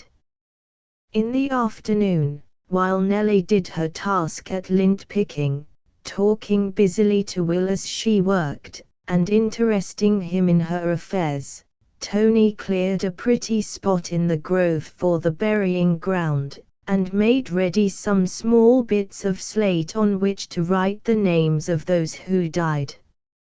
He did not have it ready an hour too soon, for at sunset 2 little graves were needed, and Nurse Nelly shed tender tears for her first losses as she laid the motherless mice in one smooth hollow, and the grey-coated rebel in the other. She had learned to care for him already, and when she found him dead, was very glad she had been kind to him, hoping that he knew it, and died happier in her hospital than all alone in the shadowy wood. The rest of Nelly's patients prospered, and of the many added afterward few died, because of Tony's skillful treatment and her own faithful care. Every morning when the day proved fair, the little ambulance went out upon its charitable errand. Every afternoon Nellie worked for the human sufferers whom she loved, and every evening Brother will read aloud to her from useful books, showed her wonders with his microscope, or prescribed remedies for the patients, whom he soon knew by name and took much interest in. It was Nellie's holiday, but, though she studied no lessons, she learned much, and unconsciously made her pretty play both an example and a rebuke for others. At first it seemed a childish pastime, and people laughed. But there was something in the familiar words sanitary hospital and ambulance that made them pleasant sounds to many ears. As reports of Nellie's work went through the neighborhood, other children came to see and copy her design. Rough lads looked ashamed when in her wards they found harmless creatures hurt by them, and going out they said among themselves, "We won't stone birds, chase butterflies, and drown the girls' little cats any more, though we won't tell them so." And most of the lads kept their word so well that people said there never had been so many birds before as all that summer haunted wood and field. Tender-hearted playmates brought their pets to be cured, even busy farmers bade a friendly word for the small charity, which reminded them so sweetly of the great one which should never be forgotten. Lonely mothers sometimes looked out with wet eyes as the little ambulance went by, recalling thoughts or absent sons who might be journeying painfully to some far-off hospital, where brave women waited to tend them with hands as willing, hearts as tender, as those the gentle child gave to herself. Appointed task. At home the charm worked also. No more idle days for Nellie, or fretful ones for Will, because the little sister would not neglect the helpless creatures so dependent upon her, and the big brother was ashamed to complain after watching the patience of these lesser sufferers, and merrily said he would try to bear his own wound as quietly and bravely as the Commodore bore his. Nellie never knew how much good she had done Captain Will till he went away again in the early autumn. Then he thanked her for it, and though she cried for joy and sorrow she never forgot it, because he left something behind him which always pleasantly reminded her of the double success her little hospital had won. When Will was gone and she had prayed softly in her heart that God would keep him safe and bring him home again, she dried her tears and went away to find comfort in the place where he had spent so many happy hours with her. She had not been there before that day, and when she reached the door she stood quite still and wanted very much to cry again. For something beautiful had happened.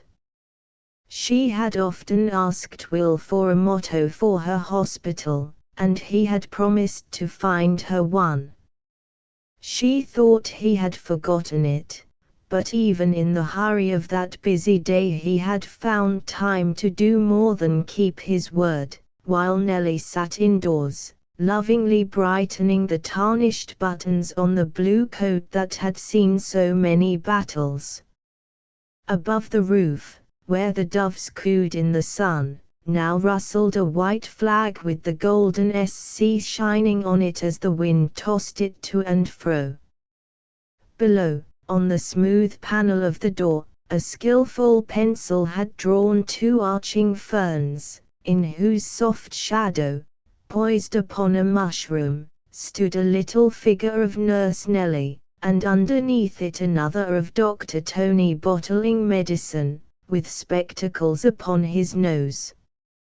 Both hands of the miniature Nelly were outstretched, as if beckoning to a train of insects, birds and beasts, which was so long that it not only circled round the lower rim of this fine sketch, but dwindled in the distance to mere dots and lines. Such merry conceits as one found there. A mouse bringing the tail it had lost in some cruel trap, a doorbug with a shade over its eyes, an invalid butterfly carried in a tiny litter by long-legged spiders, a fat frog with gouty feet hopping upon crutches, Jenny Wren sobbing in a nice handkerchief, as she brought dear dead Cock Robin to be restored to life. Rabbits, lambs, cats, calves, and turtles, all came trooping up to be healed by the benevolent little maid who welcomed them so heartily.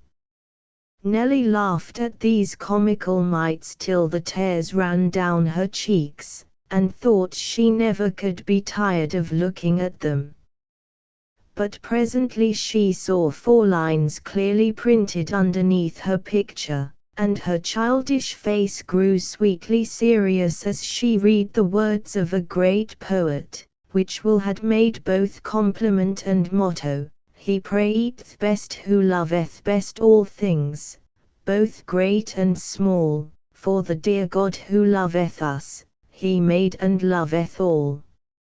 Asterisk asterisk asterisk End of the Project Gutenberg ebook A Modern Cinderella, or The Little Old Shoe, and Other Stories asterisk asterisk asterisk Updated editions will replace the previous one, the old editions will be renamed. Creating the works from print editions not protected by U.S. copyright law means that no one owns a United States copyright in these works, so the Foundation, and you, can copy and distribute it in the United States without permission and without paying copyright royalties. Special rules, set forth in the general terms of use part of this license, apply to copying and distributing Project Gutenberg trademark symbol electronic works to protect the Project Gutenberg trademark symbol concept and trademark. Project Gutenberg is a registered trademark, and may not be used if you charge for an ebook, except by following the terms of the trademark license, including paying royalties for use of the Project Gutenberg trademark. If you do not charge anything for copies of this ebook, complying with the trademark license is very easy. You may use this ebook for nearly any purpose such as creation of derivative works, reports, performances and research. Project Gutenberg ebooks may be modified and printed and given away. You may do practically anything in the United States with ebooks not protected by U.S. copyright law. Redistribution is subject to the trademark license, especially commercial redistribution. Start. Full license. The full Project Gutenberg license. Please read this before you distribute or use this work to protect the Project Gutenberg trademark symbol mission of promoting the free distribution of electronic works. By using or distributing this work, or any other work associated in any way with the phrase Project Gutenberg, you agree to comply with all the terms of the full Project Gutenberg trademark symbol license available with this file or online at www.gutenberg.org/license. Section 1. General Terms of Use and Redistributing Project Gutenberg Trademark Symbol Electronic Works 1.0. By reading or using any part of this Project Gutenberg trademark symbol electronic work, you indicate that you have read, understand, agree to and accept all the terms of this license and intellectual property, trademark/copyright, agreement. If you do not agree to abide by all the terms of this agreement, you must cease using and return or destroy all copies of Project Gutenberg trademark symbol electronic works in your possession. If you paid a fee for obtaining a copy of or access to a Project Gutenberg trademark symbol electronic work and you do not agree to be bound by the terms of this agreement, you may obtain a refund from the person or entity to whom you paid the fee as set forth in paragraph 1.e.8. 1.b Project Gutenberg is a registered trademark. It may only be used on or associated in any way with an electronic work by people who agree to be bound by the terms of this agreement. There are a few things that you can do with most Project Gutenberg trademark symbol electronic works even without complying with the full terms of this agreement. See paragraph 1.c below. There are a lot of things you can do with Project Gutenberg trademark symbol electronic works if you follow the terms of this agreement and help preserve free future access to Project Gutenberg trademark symbol electronic works. See paragraph 1.e below. 1.c. The Project Gutenberg Literary Archive Foundation, the Foundation or PGLAF, owns a compilation copyright in the collection of Project Gutenberg trademark symbol electronic works. Nearly all the individual works in the collection are in the public domain in the United States. If an individual work is unprotected by copyright law in the United States and you are located in the United States, we do not claim a right to prevent you from copying, distributing, performing, displaying or creating derivative works based on the work as long as all references to Project Gutenberg are removed. Of course, we hope that you will support the Project Gutenberg trademark symbol mission of promoting free access to electronic works by freely sharing Project Gutenberg trademark symbol works in compliance with the terms of this agreement for keeping the Project Gutenberg trademark symbol name associated with the work.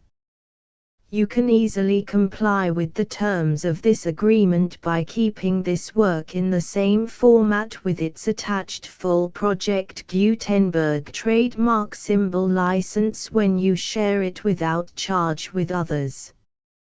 1.d. The copyright laws of the place where you are located also govern what you can do with this work. Copyright laws in most countries are in a constant state of change. If you are outside the United States, check the laws of your country in addition to the terms of this agreement before downloading, copying, displaying, performing, distributing or creating derivative works based on this work or any other Project Gutenberg trademark symbol work. The Foundation makes no representations concerning the copyright status of any work in any country other than the United States. 1.e Unless you have removed all references to Project Gutenberg. 1.e.1. The following sentence, with active links to, or other immediate access to, the full Project Gutenberg trademark symbol license must appear prominently whenever any copy of a Project Gutenberg trademark symbol work, any work on which the phrase Project Gutenberg appears, or with which the phrase Project Gutenberg is associated, is accessed, displayed, performed, viewed, copied or distributed. This ebook is for the use of anyone anywhere in the United States and most other parts of the world at no cost and with almost no restrictions whatsoever. You may copy it, give it away or reuse it under the terms of the Project Gutenberg license included with this ebook or online at www.gutenberg.org. If you are not located in the United States, you will have to check the laws of the country where you are located before using this ebook. 1.e.2 If an individual Project Gutenberg trademark symbol electronic work is derived from texts not protected by U.S. copyright law, does not contain a notice indicating that it is posted with permission of the copyright holder, the work can be copied and distributed to anyone in the United States without paying any fees or charges.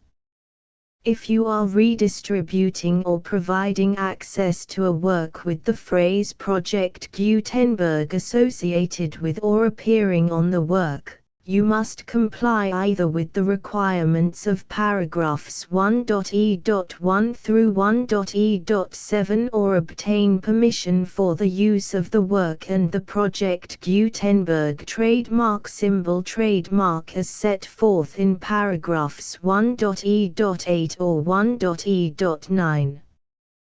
1.e.3 If an individual Project Gutenberg trademark symbol electronic work is posted with the permission of the copyright holder, your use and distribution must comply with both paragraphs 1.e.1 through 1.e.7 and any additional terms imposed by the copyright holder.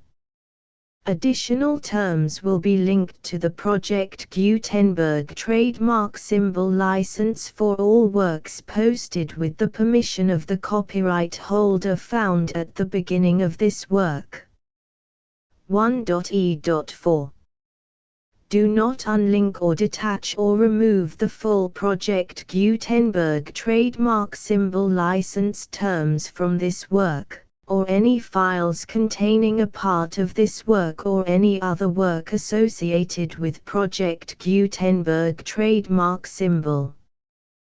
1.e.5 Do not copy, display, perform, distribute or redistribute this electronic work, or any part of this electronic work, without prominently displaying the sentence set forth in paragraph 1.e.1 with active links or immediate access to the full terms of the Project Gutenberg trademark symbol license. 1.e.6 You may convert to and distribute this work in any binary, compressed, marked up, non-proprietary or proprietary form, including any word processing or hypertext form. However, if you provide access to or distribute copies of a Project Gutenberg trademark symbol work in a format other than plain vanilla ASCII or other format used in the official version posted on the official Project Gutenberg trademark symbol website, www.gutenberg.org, you must, at no additional cost, fee or expense to the user, provide a copy, a means of exporting a copy, or a means of obtaining a copy upon request, of the work in its original plain vanilla ASCII or other form. Any alternate format must include the full Project Gutenberg trademark symbol license as specified in paragraph 1.e.1. 1.e.7 Do not charge a fee for access to, viewing, displaying, performing, copying or distributing any Project Gutenberg trademark symbol works unless you comply with paragraph 1.e.8 or 1.e.9. 1.e.8.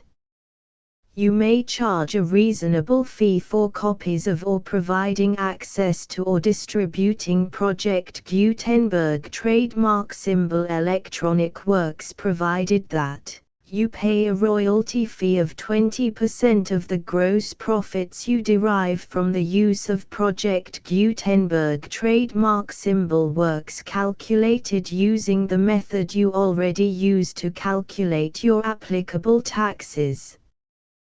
The fee is owed to the owner of the Project Gutenberg trademark symbol trademark, but he has agreed to donate royalties under this paragraph to the Project Gutenberg Literary Archive Foundation.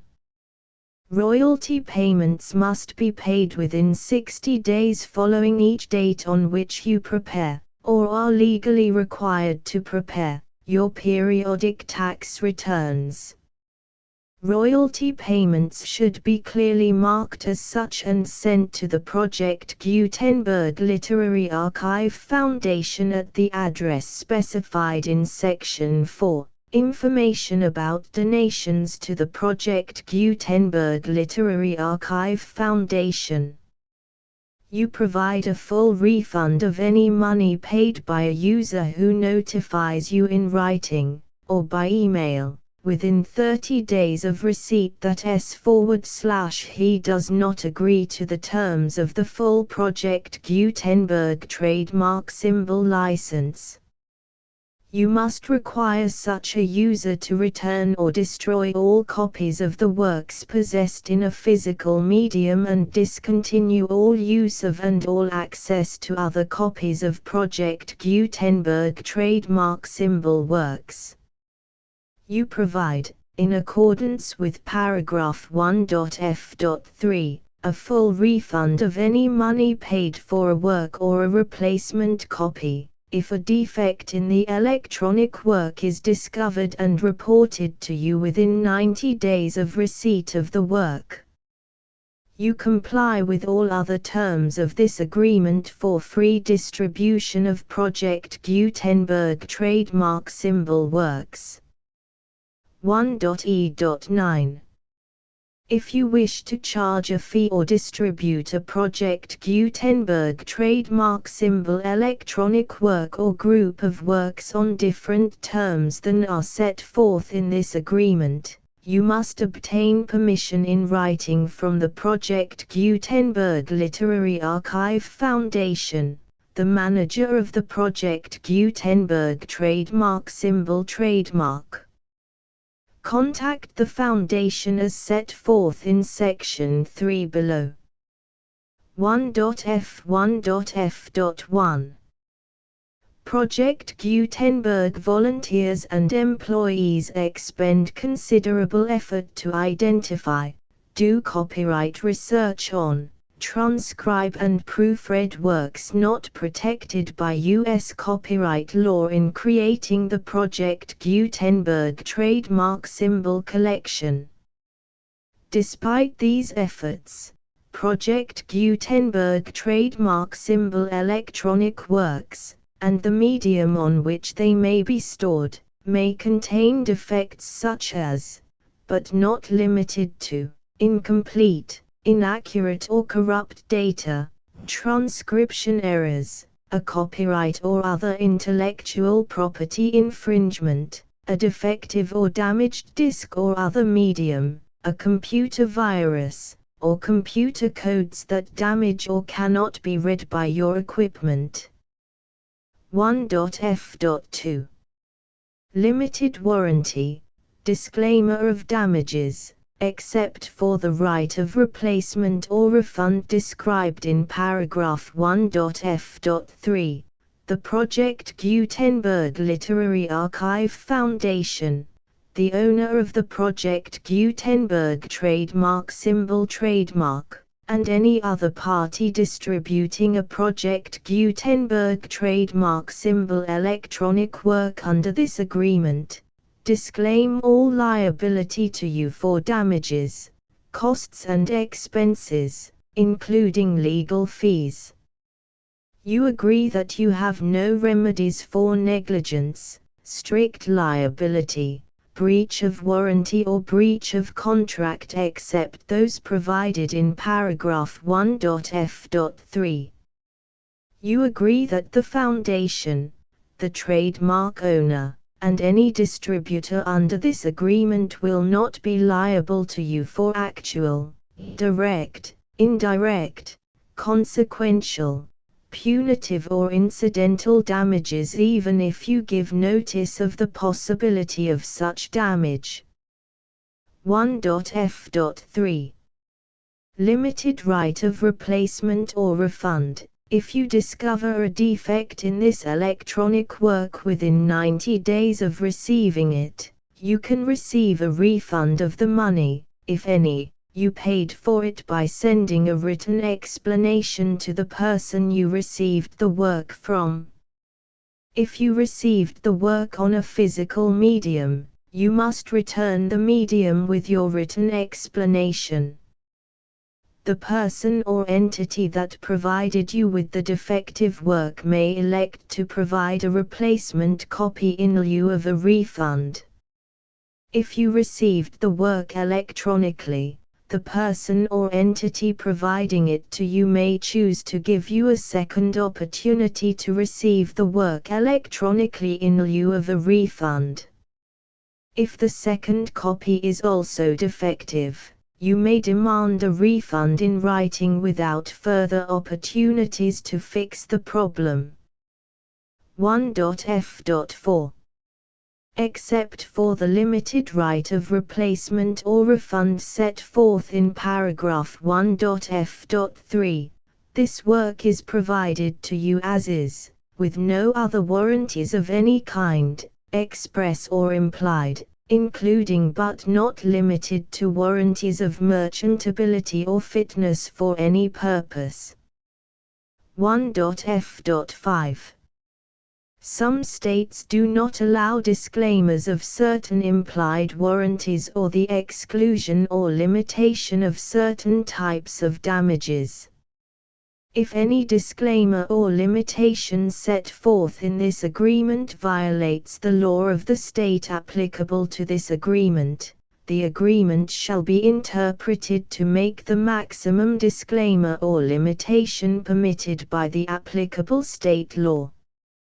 The invalidity or unenforceability of any provision of this agreement shall not void the remaining provisions. 1.f.6. Indemnity. You agree to indemnify and hold the foundation, the trademark owner, any agent or employee of the foundation, anyone providing copies of Project Gutenberg trademark symbol electronic works in accordance with this agreement, and any volunteers associated with the production, promotion and distribution of Project Gutenberg trademark symbol electronic works, harmless from all liability, costs and expenses, including legal fees, that arise directly or indirectly from any of the following which you do or cause to occur. A. Distribution of this or any Project Gutenberg trademark symbol work.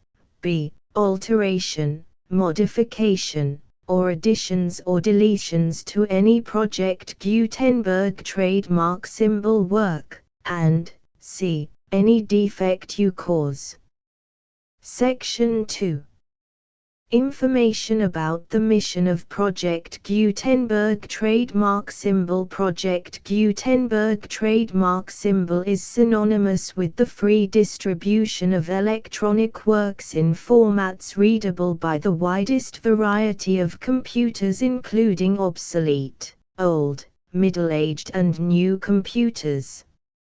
It exists because of the efforts of hundreds of volunteers and donations from people in all walks of life.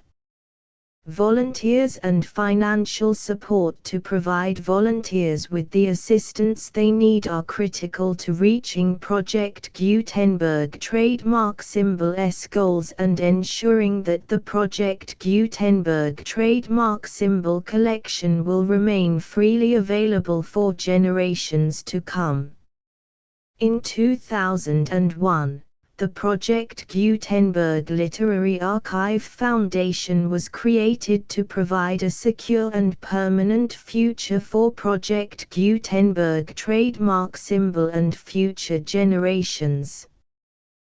To learn more about the Project Gutenberg Literary Archive Foundation and how your efforts and donations can help, see sections 3 and 4 and the Foundation information page at www.gutenberg.org.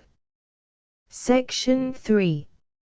Information about the Project Gutenberg Literary Archive Foundation. The Project Gutenberg Literary Archive Foundation is a non-profit 501(c)(3) educational corporation organized under the laws of the state of Mississippi and granted tax-exempt status by the Internal Revenue Service.